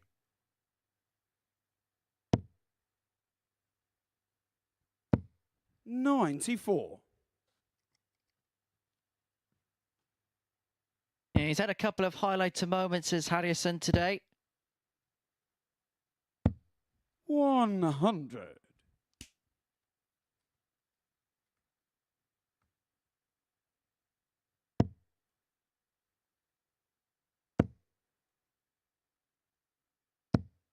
$55.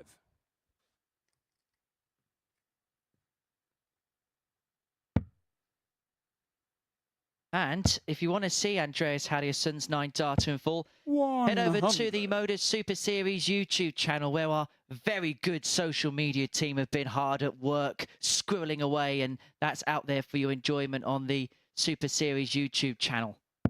Very good social team. Very, very good. I reckon they get me a Christmas card if I keep on. 100. Andreas, you require 141. Well, he's taken out 141 today.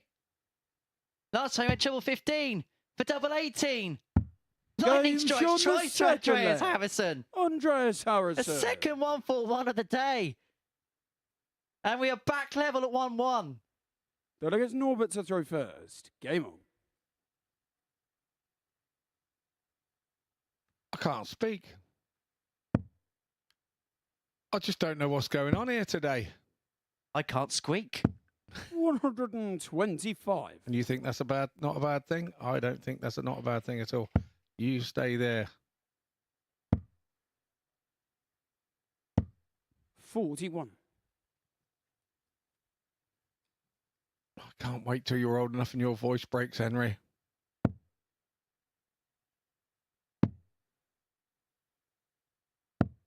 $57.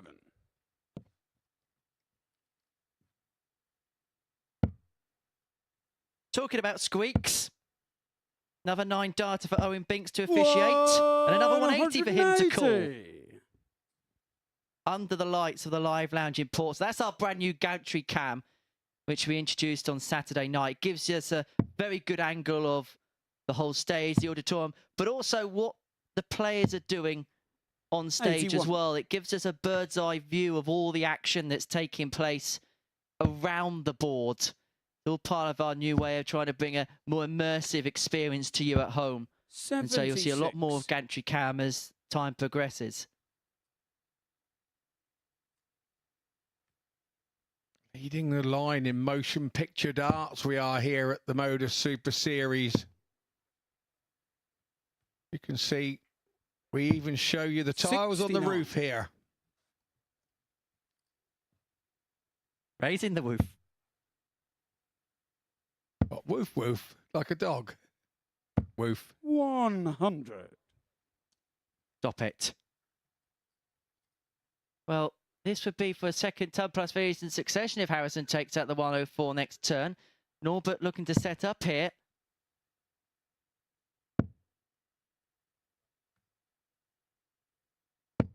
$99.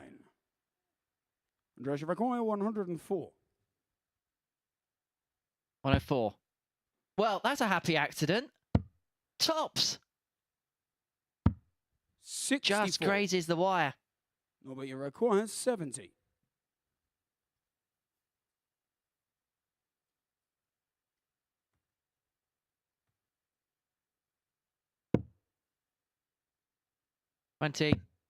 Tops.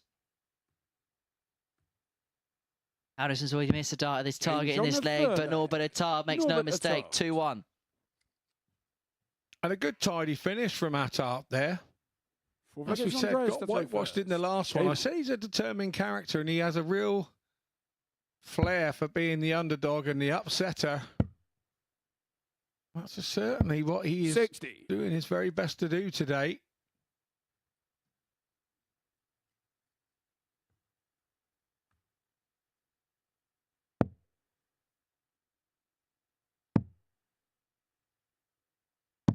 $119. Attard will play the last game of the day, and that will be up against John Henderson. 60. He's had a relatively sort of eased in day, and then faces Harrison second to last game and Henderson for his last game. So Honeymoon period's over. He's really in against the serious bods for the group now. 180. This is seriously good. He's not looking out of place here at all, is he, Attard? 140. Another one of our ADC Europe qualifiers.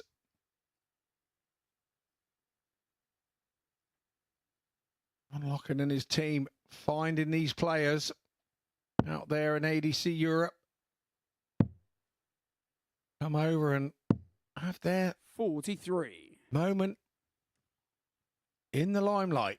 However, again, it's a little bit of a mathematical miscalculation for Attard, who's left himself on 159. 100. I think he's just overthinking things. That's what he's doing.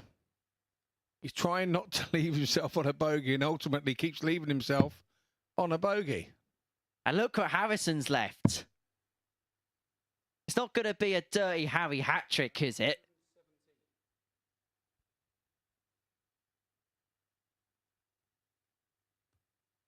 Yeah, right next door.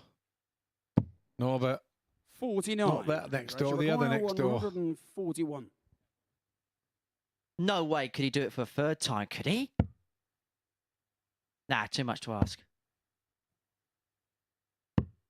130. More to the case of being a bit greedy if you did it again, wouldn't you, really? Although it is lunchtime. Why not be greedy at lunchtime? 110 for Attard to break the throw into lead 3-1. Not going to happen on this occasion. And so Henderson back. Going to get a couple of darts to mop up leg 4. Probably be at double 4. 54. And it's a 2-2. And that's kind of been the story of the day. The last 3 matches have gone all the way to last leg deciders.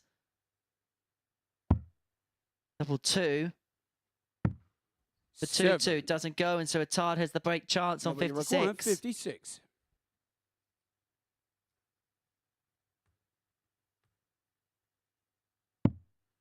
It's tops.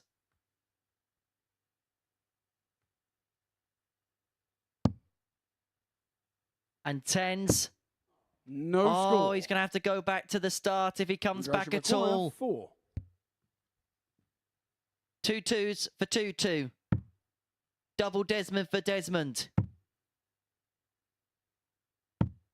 2. But he can't find it, and Attard comes back for 56 again. Desmond parity not achieved.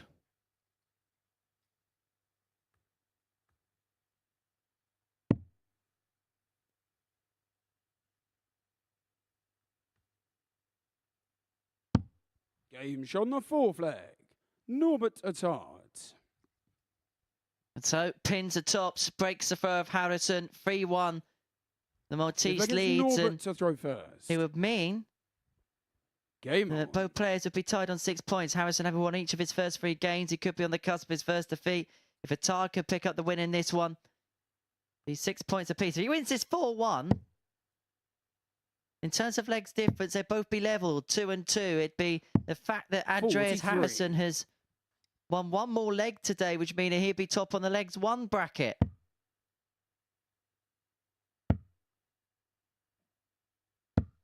$45.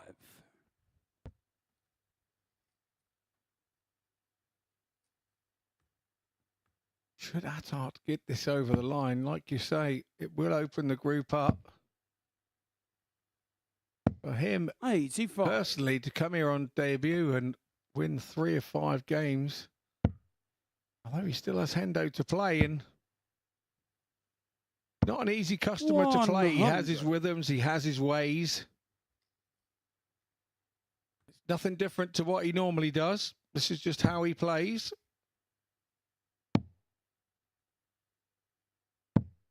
I remember him frustrating me at a Euro Cup a couple of years ago in Holland, playing exactly the same way, but now you know that it's coming. You learn how to deal with it as a player.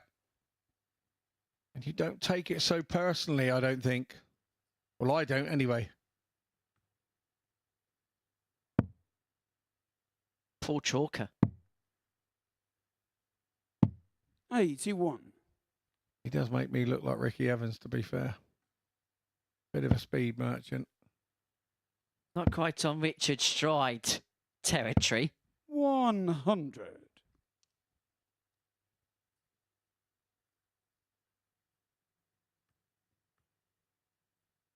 Imagine a game between him and Liam Mendel Lawrence.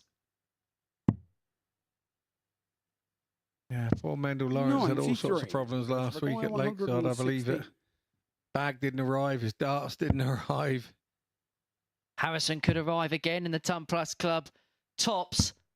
But what would have been a 96. fourth Ton Plus Norway finish of the require day? 154. On 5-4 for Attard to win the game in sumptuous style. He's one of only 2 players yet to register a ton topper today, and that's not going to be added to the equation here.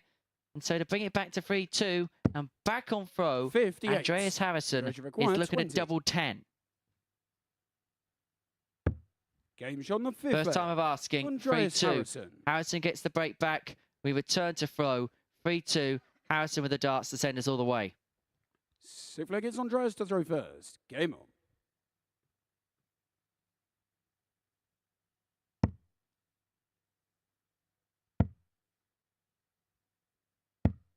$100.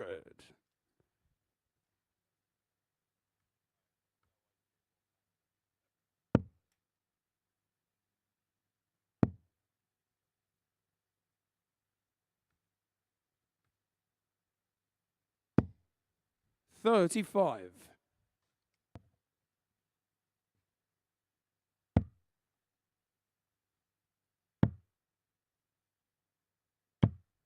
$58.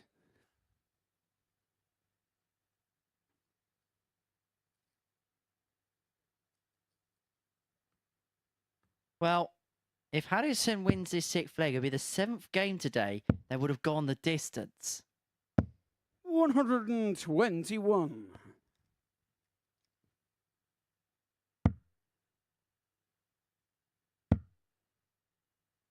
Even that 1-2-1 from Attard 97.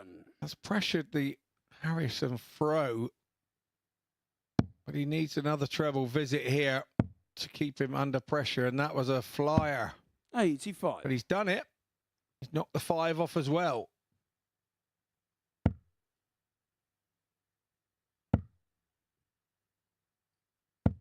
$100.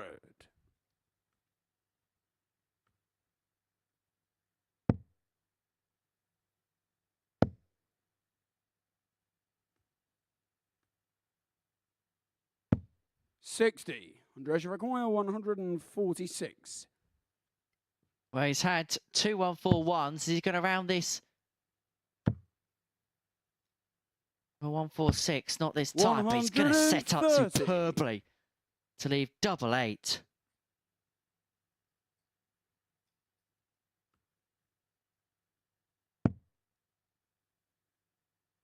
Another 4-3, Scott? Yeah, I'm not a betting man, and I'll go with that. But he hasn't been. He's made a mistake in a couple of games ago with 3 darts in his hand. And Attard really has pressured the shot by leaving 60. 8. And I hate to say that I know what I'm talking about, 60. but I do. And so, Norbert Attard to inflict a first defeat of the day upon Dirty Harry. Tops is what he wants. Harrison watches on in the background.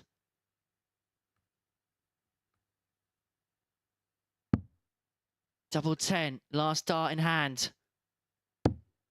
40. And it grazes the wire. Andres Harrison is back 8. for double 4 to send us all the way once again for 7th time today. Game shot on the 6th leg. And leg 7 Andreas Harrison. in game number 7 for Monday. Welcome to the Super 7th Series. and final leg is Norbert to Norbert. throw first. This is what Game happens on. here. You miss, you get got.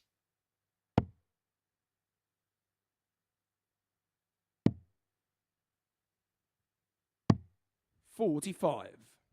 But that could be pounced on by Harrison.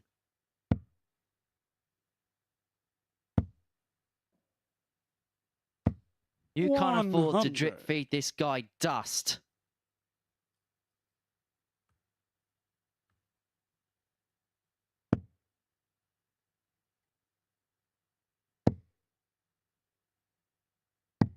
99.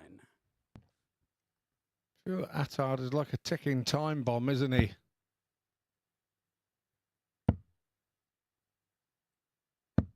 $100.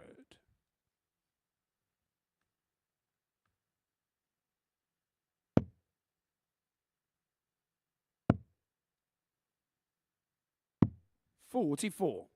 Had a shoulder in that second one. A misdirected dart with the first one means that Harrison has pretty much turned the darts, and that pretty much means he has now.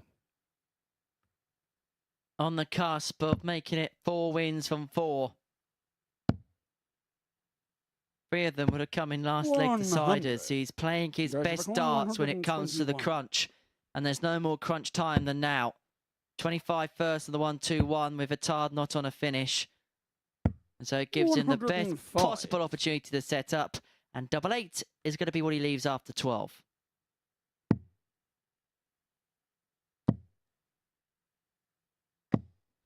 And so, for a 4th victory in succession, Andreas Henderson is looking at double 8 to seal a 4-3 success.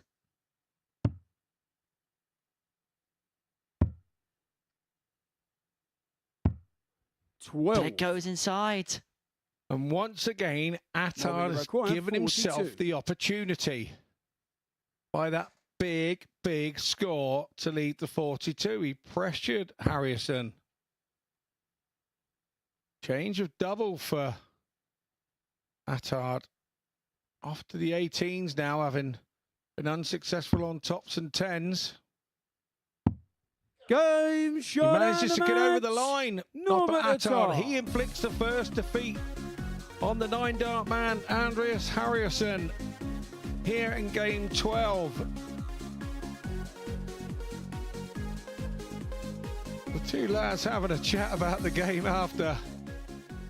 The averages, nothing to write home about. Looks like daylight robbery, really, looking at the averages from Attard with his 78 over Harrison's 88.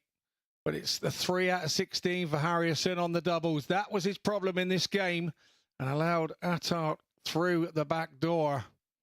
So we head off to a short break, and when we return, we will return with Andreas Toft Jorgensen against Chris Wickenden.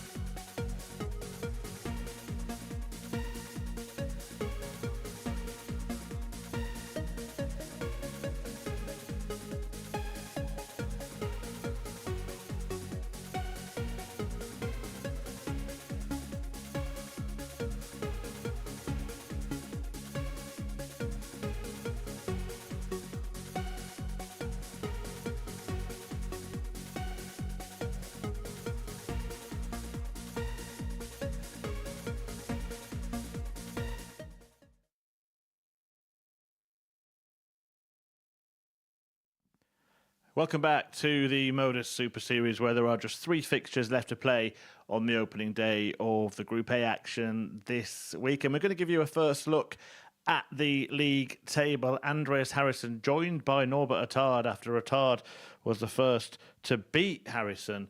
Both players winning 3 of their 4 fixtures. Andreas Toff Jorgensen and Bradley Roes winning 2 from 4. And John Henderson, surprisingly, only winning 1 of his first 4 games, the same as Chris Wickenden, who's back in action now for the final time today. He takes on Toft Jorgensen, the pair ready to go in their curtain closer for the day. And guiding you through the action are Henry Deacon and Scott Mitchell. Why, thank you very much, Chris. And from one Chris to another, Murphy to Wickenden.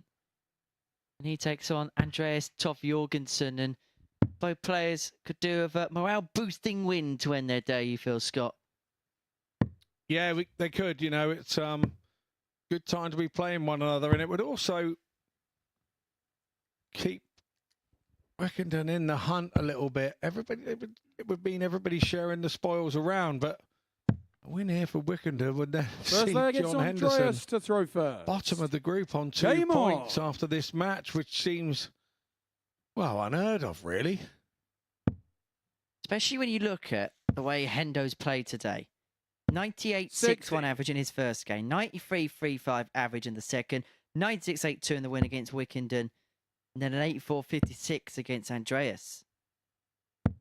45. Yeah, absolutely. And you'd feel a little bit hard done by, wouldn't you? 180. Hey, what Andreas has done so well today is stamp his authority at the moments he needs to. 41. Timing has been his best suit. Timings, Andreas, has been on point. He's just at the 34th 180 of the group.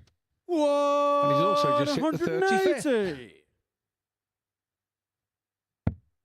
Raining down maximums on a sog-ridden south coast. 140. Just about to say 36 then as well. What an attempt from Wickenden.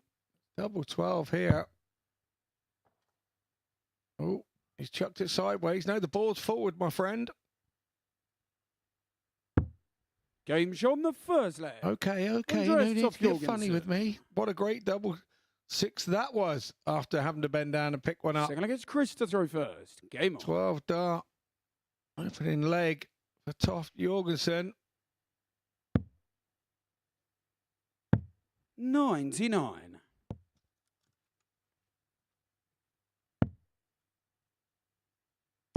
He is loving the lipstick, is Tofty. Whoa! That's his third max already. Someone get Owen Binks a Lemsip. 99. 36th 180. The morning.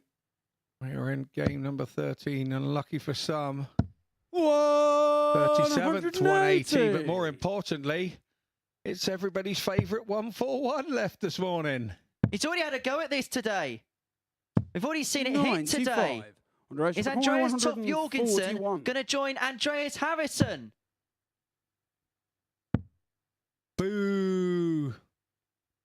Yeah, started an unusual way. 62. Caught our professional spotter out there, but I wouldn't have thought of starting that way either. He's brought his average down to a measly 131.86. 125. Andreas, you're going 79. And Wickenden still in the leg with that 125. Game shot on the second now. leg. Andreas Toff Jorgensen. This is a purple patch. Beyond purple patches. Delegates Andreas to throw first. Where has this come from? By the way, he's 2 legs in. He's hit 4 180s. Now's the time to tell you that the record for 180s in this competition belongs to Mark Dubridge. He hit 7 of them in a game against Wes Newton back in October 2022. 97. And when you say where has this come from, he did win his last game, but just with a 76 average. 100. Hendo, who had an 84 for 3. I mean, it was a nice little spurt to have a look at our 100.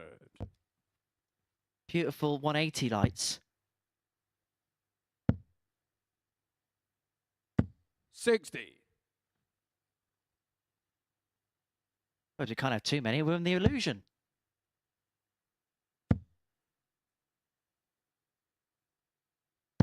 $97.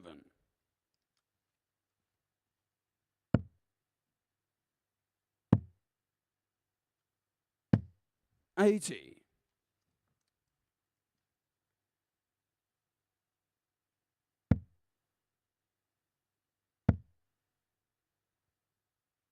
137. In fairness to Chris Wickenden here, he is stuck with the task. He's hung with Andreas, despite the mesmeric start that he made. 177. There's 4 maximums now, 177 to leave double 12. Wickenden is only going to get a dart here, and you sense he's got to take it. Double 16. Game He shot does on the take third it. leg. Chris Wickenden. Yeah, special moments, special players, and that was a special finish from Wickenden there. Really Chris having to the throw kitchen first. sink bunged at Game him. on. Here's the averages, just to give you a little squiz.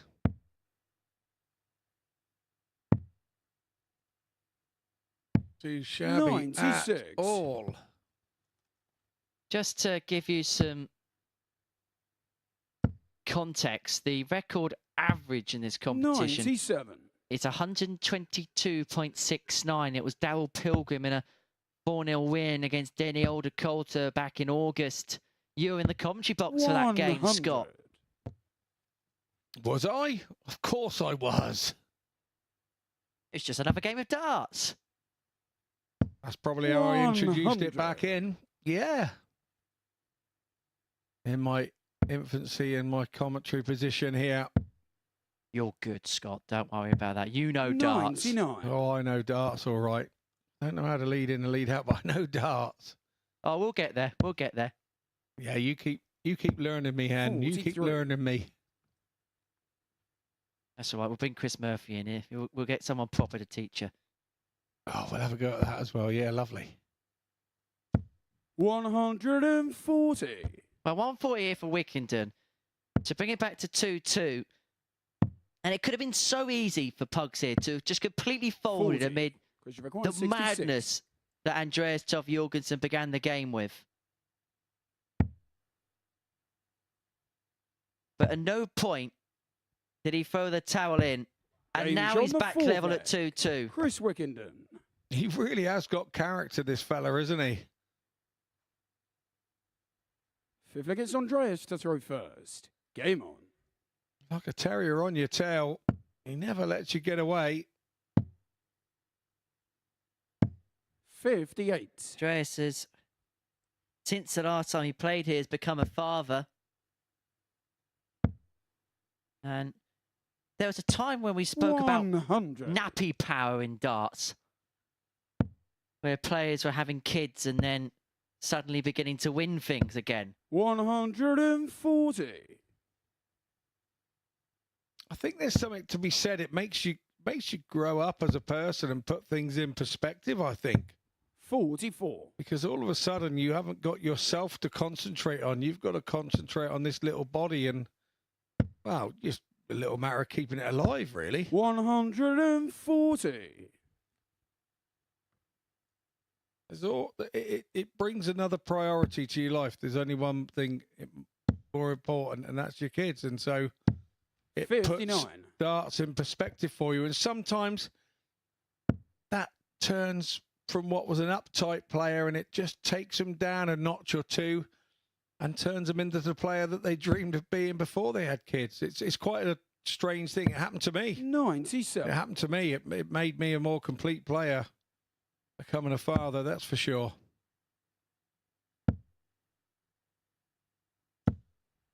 Well, it feels like both players are 123, just required 66. having to ride each other's storms, because Andreas has done the same to Chris and is looking to go 3-2 James on up. the He fifth does leg. go 3-2 up with a Andreas 15 Tov dart Jorgensen. leg and a 66 kill. It's been a game of spurts, a game of purple patches thus Six leg far. is Chris to throw first. Game on. Very classy encounter, and should Toff Jorgensen be able to complete 85. the win here, he will head up to joint top of the table with Andreas Harrison and 81. Norbert Attard.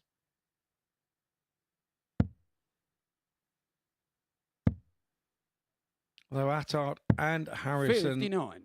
have game to go each.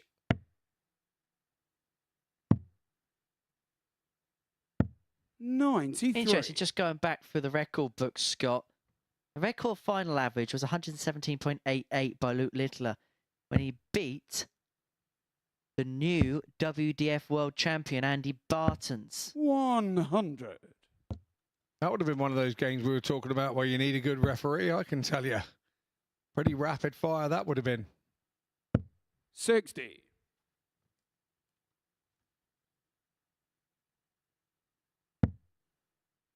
One of those pinch me, I was there moments.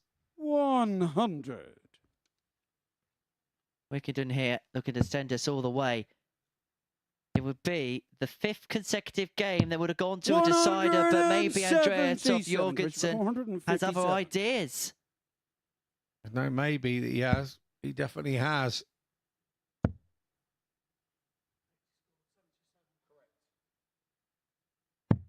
$99.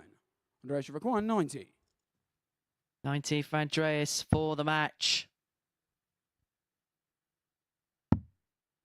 Went double-double. Now, he went and gambled 54. and never assured a dart of the ball at least. 58. Wickenden, 58 to send us all the way to a deciding leg. Tops are quiet.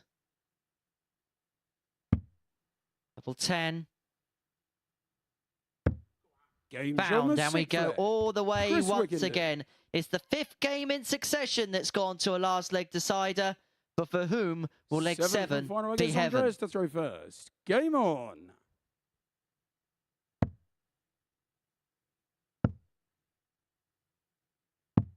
$59.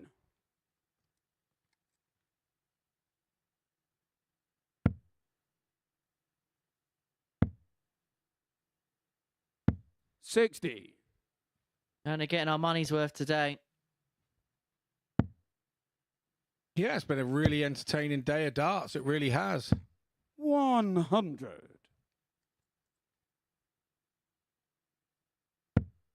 Pleased I'm not at home because I would usually be just joining us. And I'd have missed it all. 49. Instead, you've got the best seat in the house. That would have been for number 5 and his first since leg 2. But he's on 202 and he looks set now to win the match and pick up 40. What would be a 3rd victory of the day. It would mean that the 3 players at the top would all be on 6 points, but Andreas and Norbert would still have encounters to come. 100. And he is picking this leg off quite nicely, is Andreas. Yeah, 102 after 12. 60. Andreas, you require 102. What would be his 4th ton plus checkout to win the match? 82 left. Went treble 14 for tops. 54. Which is perhaps a surprise when you consider he likes the play of the bullseye.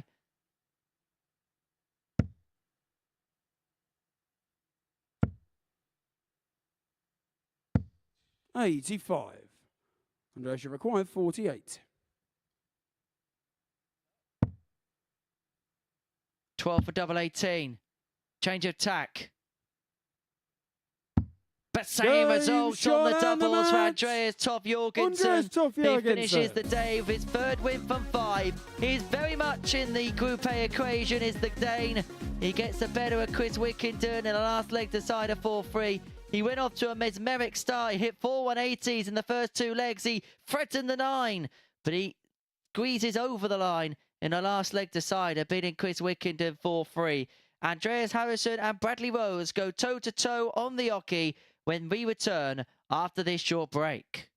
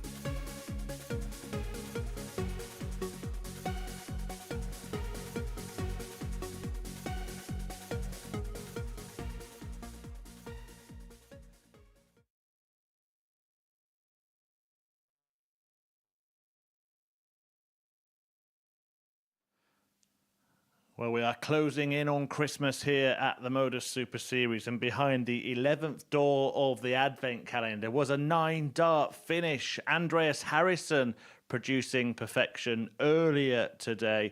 Another 9-dart here. We've had 4 in 6 weeks on the live lounge stage, but he was beaten for the first time in his previous match. Went down to Norbert Attard, now takes on Bradley Roes of the Netherlands. Harrison looking to recover from that defeat and make it 4 from 5 on Monday. Can he do it? We will see in the company of Scott Mitchell and Henry Deacon.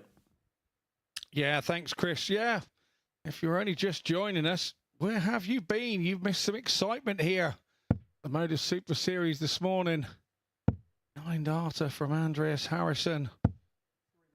The pick of what's happened. We've had 10 darters this morning from Toft Jorgensen. It's been an exciting darting morning, but what you will have missed is 6 4-3s on the trot. Going with the darts in the last 6 matches. It's been a real red-hot morning for darts here at the Super Series. Game on! The Live Lounge provides the most perfect conditions to play.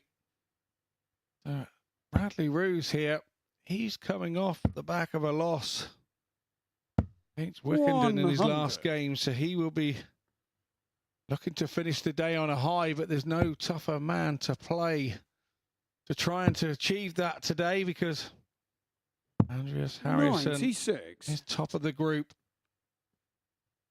And he is looking to stay there by taking this 2 points and adding them to the table. 95. And he really has been the player of the day, Andreas Harrison. Him and John Henderson really have been the 2 torchbearers, but they're both at opposite parts of the table. But we have this new air of expectation when it comes to Dirty Harry now. He's someone who we expect big things from. We expect big performances from. And it's certainly been the case today. He's had 2 on 41 finishes, including for the 9 darter.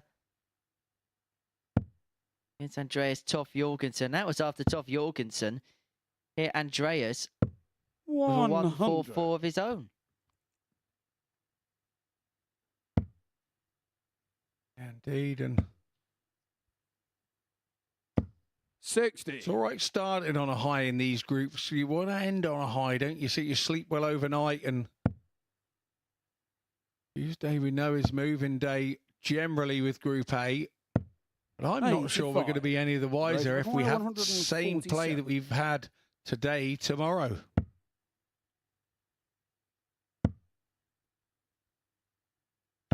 John Henderson 41. Will not be languishing in 5th position come this time tomorrow. I promise you that as a guarantee. Roes can't take out the 161, and so Harrison 106 65. To take out this opening leg on throw. It will be his 4th ton topper of the day.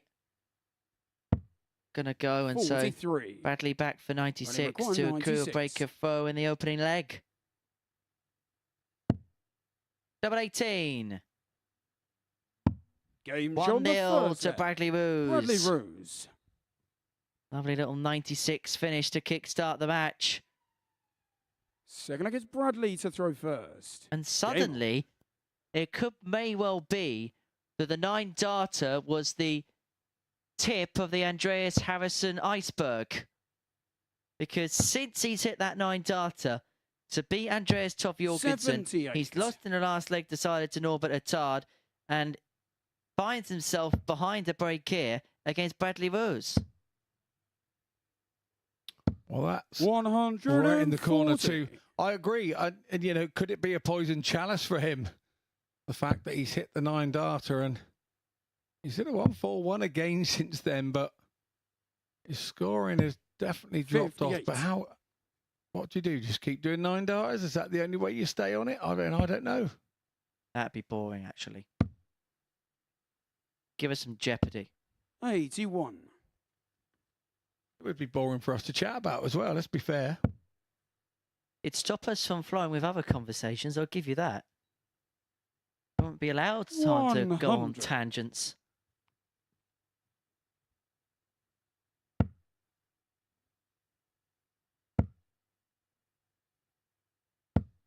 $100. Sure has been one of those days where tangents are not the call of the day, because the darts been ferocious, been fiery. 58. And it's been fantastic. I think today has been a typified example of how the standard has got better and better and better as time's gone on. We're seeing players like Andreas, players like Bradley, who have developed over their time here and have got better with their appearances, and it's beginning to really come to the fore here. Harrison wants top score on 1, the break back in 5 visits.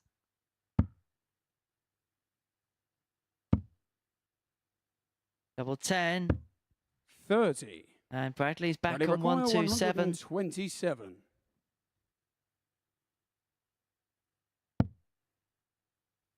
You don't want to give this lad opportunities, because he does that. On the second leg, Bradley Roes. Andreas Harrison here. Fair play to him. Gives him the fist bump and says, well done, mate. Game on. It was a tidy ball finish, and Bradley Roes looks like he is back in his... He looked a bit unsettled, didn't he, in his last game, but this one, no such problem so far. And also, let's not mistake this. If Bradley Roes wins by a margin more than 1 leg, he goes top of the group. Yeah, absolutely. And kind of, where does that come from?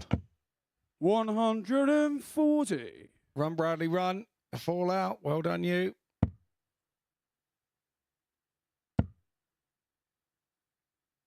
Yeah, the rules 60. state if that dart would have fell out onto the floor, then the score would not have counted. You have to retrieve your darts. That's why I find 97. it funny when people win world championships and forget and leave their darts in the board. They haven't retrieved them, so the score shouldn't count. Anyone who's done that? There's a few. Andy Barton's last night. 140. One fella in 2015. Gary Anderson. Absolutely. What happened in 2015, Scott? If I remember rightly, it was quite a good summer. 140. David Cameron won a general election. Nico and Vins was #1 with Am I Wrong? 60. That's the right one for you. Bradley required 124. Nicely done, though, mate. Nicely done. That's not going to be nicely done. And guess what Andreas has left again? Yep, 141. And if he hits 80. it this time, it would be the Andreas third time he's taken it out 141. today. It can't be a Harrison hat-trick, could it? Double 18. Oh, it was almost there. 123. Bradley required 44. He missed it there by a cat's whisker, didn't he? 2 12s for the double break and a 3-0 lead. That one hugs the wire. That James on the caresses its third. way in. Bradley And Roes gets the Roes. double break to lead by 3 legs to 0. 4 leg, it's Bradley to throw first. Game on. And suddenly Bradley could be the man at the top of the group. He's 3-0 to the good. If he wins this 4-0, Andreas Harrison, who came at the blocks flying, would be on 59. a legs difference of 0 overnight and could conceivably finish the day 4th in the table. 60. It's opened up here for the man who currently is 4th, Norbert Attard. He might be 4th as things stand now, but he could be top overnight with a 2-point margin. And I'm not being 58. silly there. How would that be fair with the way the others have played and the averages that they've been doing?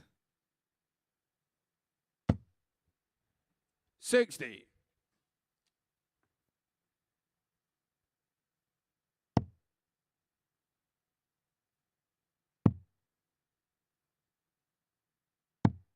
$81. Roos chasing a treble there of some sort and achieves it with his last dart. A treble 19. 100. Harrison trying to stay close.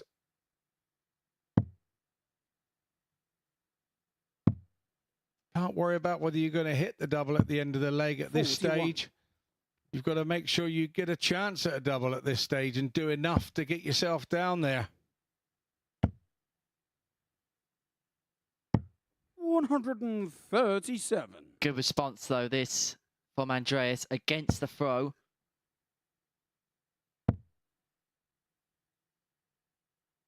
He's going to have 6 58. starts on Raise your require 144 to 144. pull one back.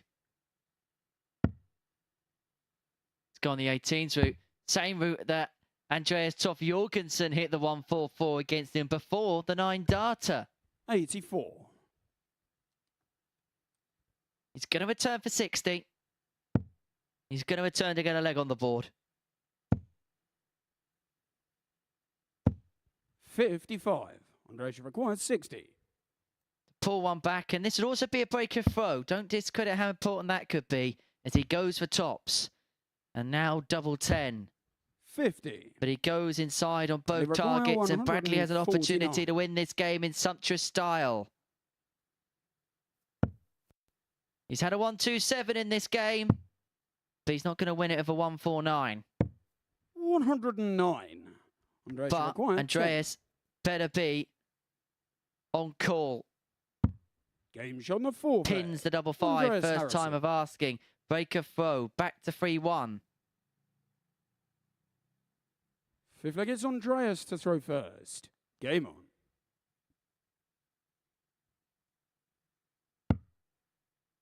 So it's all about not thinking now. It's about holding your throw and trying to stay in this game. 100.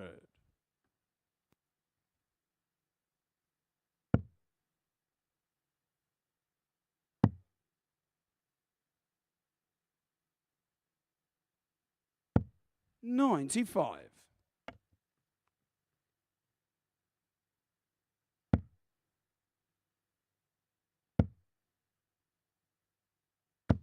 123. Again, another tidy double treble. Well, it's a triple treble visit, but not the ones he would have desired, but still a good 1, 2, 3 visit all the same. This game beginning to change on a pinhead, Scott. Yeah, it is. I think talk about turning points in games and winning the moments. I think we're going to be going to one here. This is a turning point in the match. Whether the young man will believe he can hold his throat 140. Andreas, you reckon 130 to finish the job off. Harrison looking at 138. Not going to go on this occasion. He is going to come back. 80. Bradley needs to pile in a couple of trebles, you feel.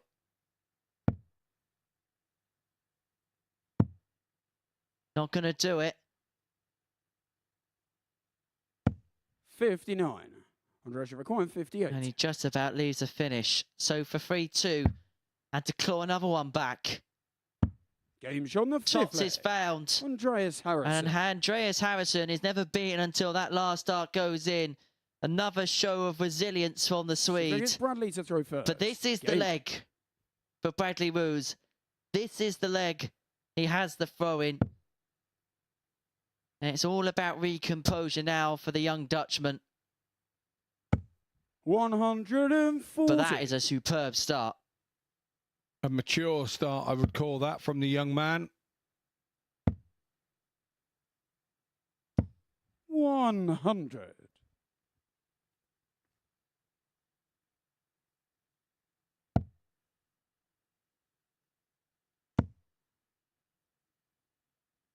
Purple patch at the perfect time. 180. 140 followed by Max, and he's closing in now.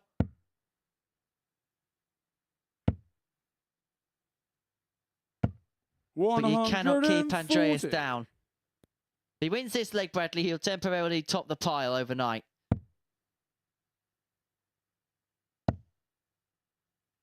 He'll then be down to Norbert Attard to see whether he 60. can be the table topper going into day 2.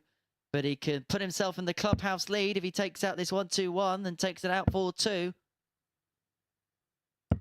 100. Bradley require 121. Yeah, which way is he going? Is he going 20s? He is, so it'll be 11 for Bull, surely. Didn't get too greedy and go too hard for the treble. 96. Almost. You feel he had to go that way because Harrison has been saving himself with big shots like this all day, but it's not going to happen this time. So where's he going to head? 95. Over to the 45. That's his Bradley preferred required route for 25. double 18. It's all about Bradley Roos now. For a 4-2 win to end his day, and it would put him in the clubhouse lead. 5 for double 10.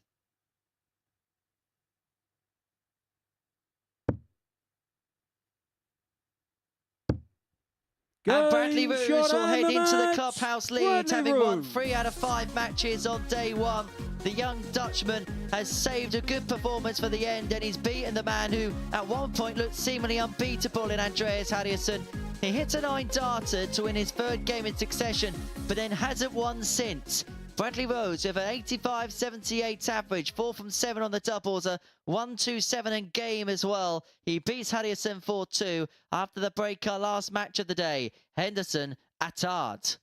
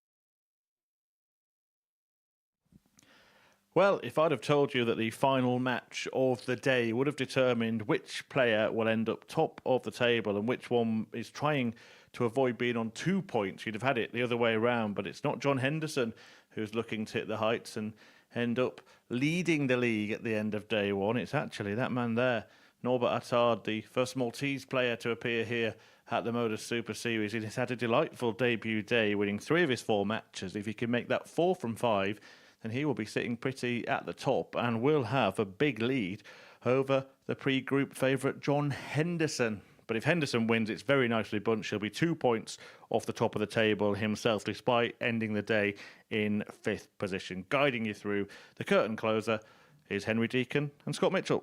Yeah, thank you, Chris. And so John Henderson, who's put in some good performances today, but it's only been enough for 1 victory. But interestingly, Norbert Attard can go top of the table of a win here against John Henderson. But he's won 1 less leg today than Hendo. That is how margins can be so fine at the Super Series, Scott. Yeah, these round-robin groups throw up First all leg, sorts it's of John conundrums. to throw first. Game Been on. here on Wednesdays and Fridays trying to work out who's got what and where and who's going through, and it's always a fine margin. So 140.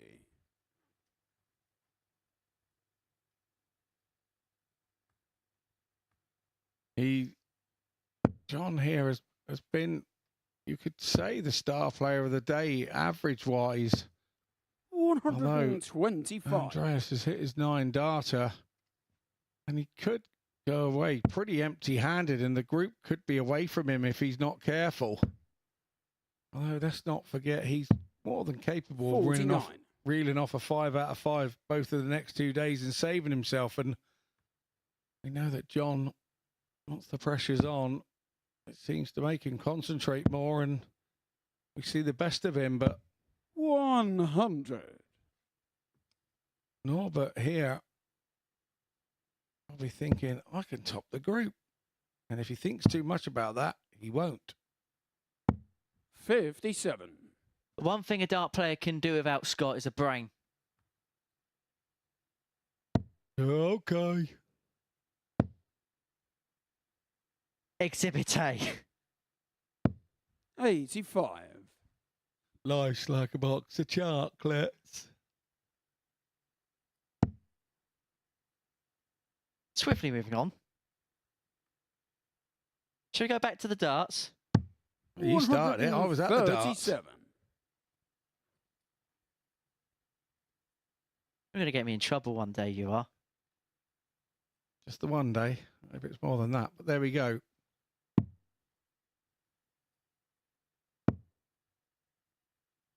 So 118 for John 80. Henderson to get Norbert's number in this 180. first leg.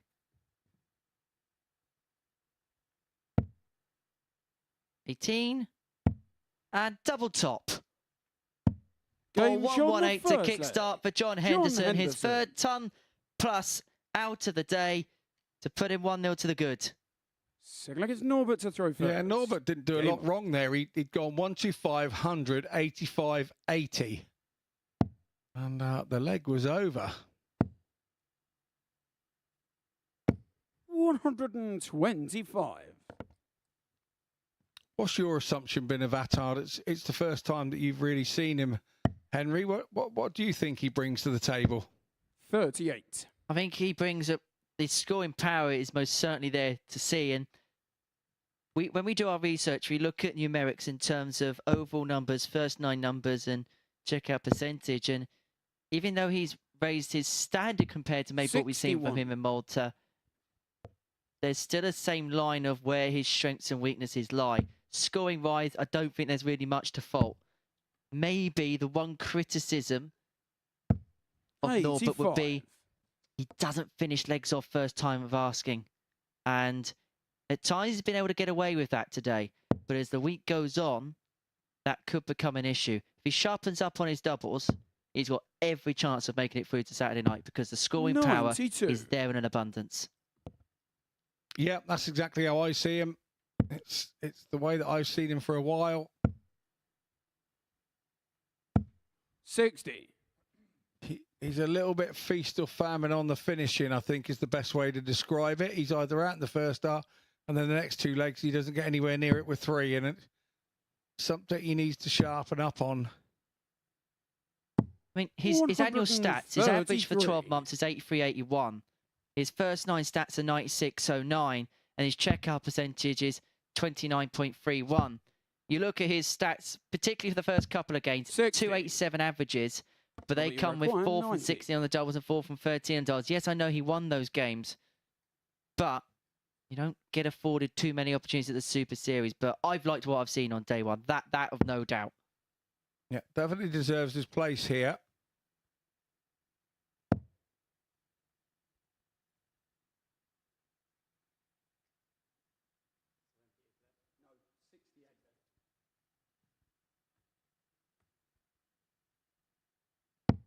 $82. Yeah, good. Last start there. Weighing up his options. He's very much like Leonard Gates in 38. that fashion, not as in the way that he throws, but the way that he sets up. He throws a dart, then stops and has a look.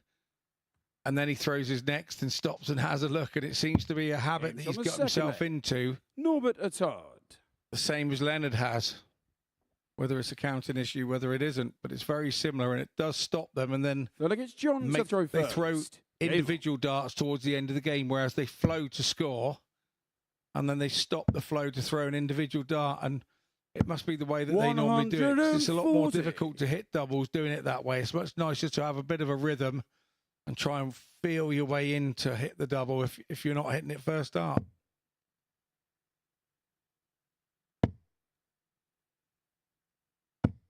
Matthew Edgar made a good point last week in regards to Ben Robb and the fact that because he was so dominant on the Kiwi circuit, that there's one thing that he's used to, and that's winning, and he could transfer that to this stage. And I just get the feeling that Norbert, who's got a win percentage this season of 70%, we're seeing that come to fruition here as well. Yeah, I agree with Nico on that. Absolutely. Winning breeds winning, and when you've been winning all the time and then a game comes a bit tight, you generally have the minerals to get yourself through it. You have the stones to do it. And yeah, if you're coming into a game with a poor win record and you know you're not quite playing well, you can find more excuses in your head to stop you doing it rather than going and finishing the job. And that happens an awful lot more than people give credit for with dart players, I think. Well, we've had a 9 darter today. We've had a 10 darter on the ball. Perhaps the one thing that we've missed off the bingo card is a big fish finish. Henderson isn't going to give us that fillet of hope. 134. To be this time for the Huntley Highlander. But the setup from that point was perfect. And he's going to get a go at double 18 for 2-1 lead. 82.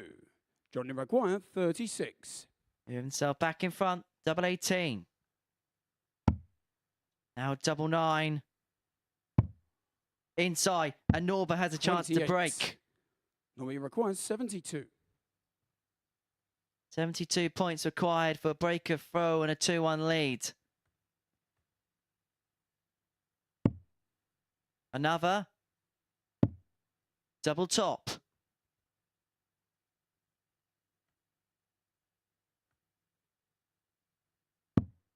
Drag below, and he's had a couple of pulls below, hasn't he, on that target today? As Henderson comes back for double 4. Game's on the third leg. John Henderson. Bound to lead 2-1. It feels like this game is becoming a little bit of effort for both players. Yeah, mainly because of the importance for both. I know, John will be feeling that if he doesn't win this one, he's starting to get cast adrift. 96. And of course, Norbert is absolutely looking at being top of the group on debut day. So a lot on it for both of them.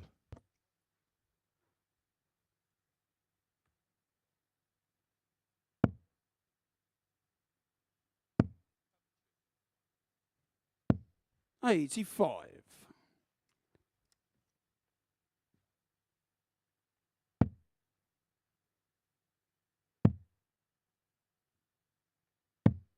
$58. Hungry for more tomorrow, Scott? Always hungry for more. Love the darts, me.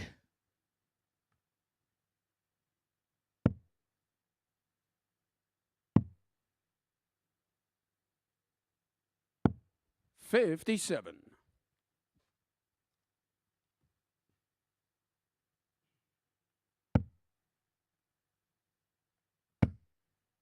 Oh, Henderson's motoring now.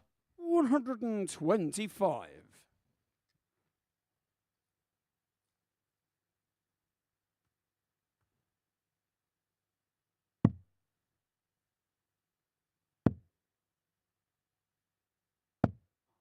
$42.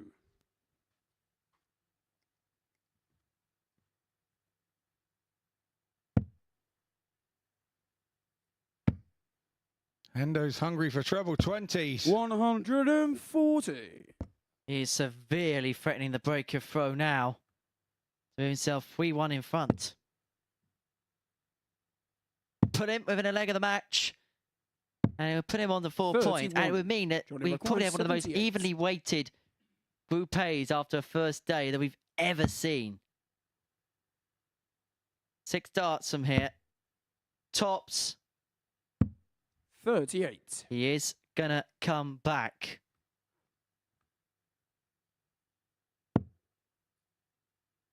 Yeah, Attard's last 2 visits of 42 and 31. 81. Have not helped his cause in this leg. Felt laboured, hasn't it? Game shot. But Henderson moves 3-1 to the good. He's got the break. And he's now throwing for the match. Yeah, maybe Attard has looked Fifth leg, it's John to throw tables first. out in the back room and Game on. starting to feel that he could be top of the group here.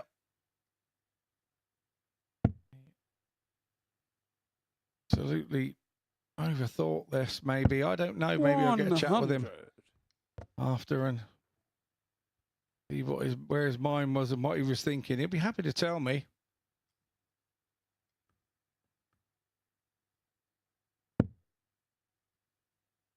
Who do you think would be the happiest after day 1? 99. Well, I don't think it'll be Harrison because he's played superb. I don't think it'll be Hendo. Probably Bradley will look at it and go, do you know what? This has been pretty good. 180. Well, I'll tell you what, hold that thought because Henderson's closing in on victory and we'll get you to get that assessment with Chris Murphy because Hendo really is closing in now. 58. He got the break in the last leg and he's hammering home that advantage on throw. So it's going to be back-to-back maxis. 140 will do to leave 81 after 9 in a leg that'll seal him a second win of the day. He's put in some stupendous numbers, but he hasn't quite got the results that his performances may have warranted. 84. But he now has the opportunity to win the game with an 11-dart leg. If he can pin double 12, double 6 for Henderson.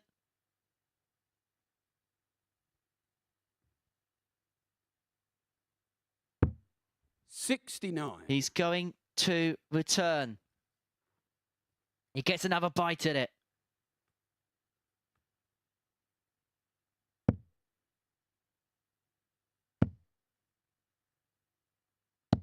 $60.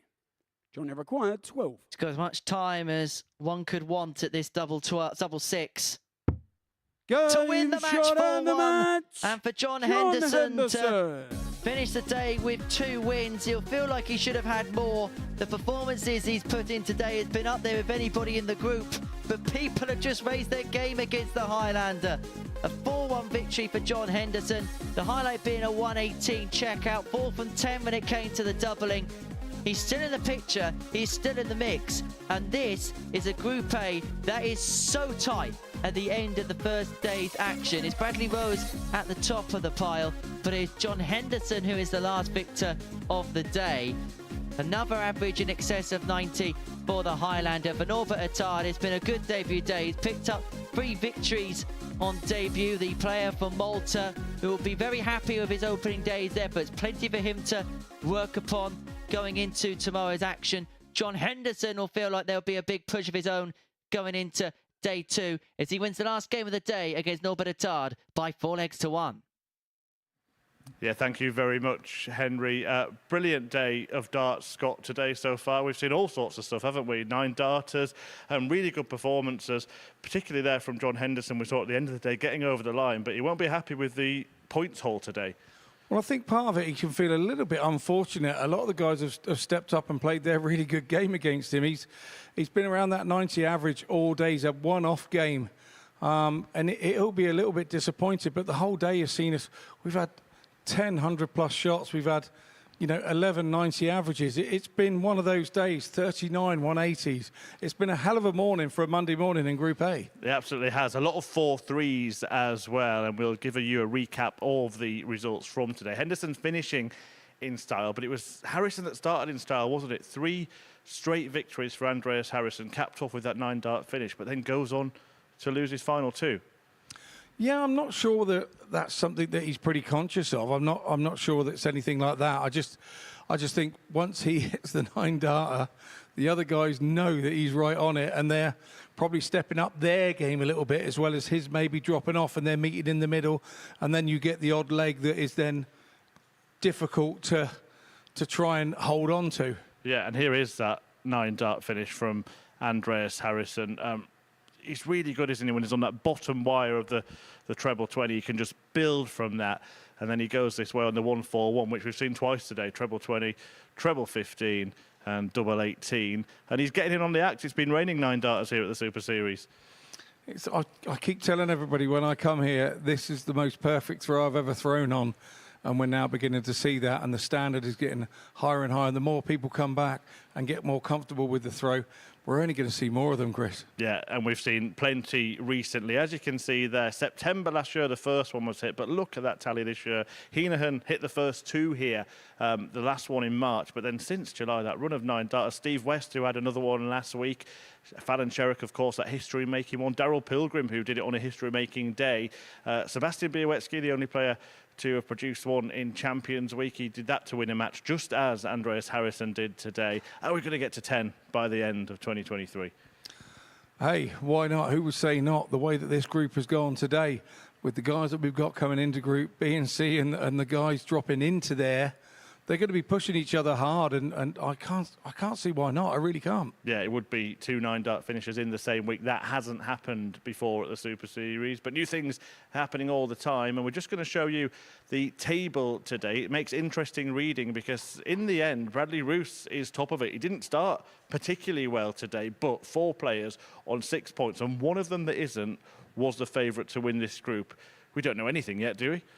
Not really, but the good thing for Hendo is the fact that he's only 2 points away, and they do have 10 games to go. We've got 2 days to go. Let's not forget 2 days to go. So I don't think he'll be over panicking at this point. What are you expecting from the next couple of days from this group? Well, I'm expecting more of today, really. I think that the guys have really turned up and showed. Sometimes the second day, moving day, you find a little bit of apprehension because you kind of know that if you have a bad day on the Tuesday, you can take yourself out of the running for taking top spot in Group A. So there could be a bit of apprehension tomorrow because of the way they've played today. And to keep repeating that would be very difficult as well. Well, we'll look forward to it. Thank you, Scott, for today. And thank you for watching here at the Super Series. A reminder that tomorrow's action will be live and exclusive only on the MODUS Super Series YouTube channel. Who knows? There might be another 9-dart finish after Andreas Harrison produced perfection today.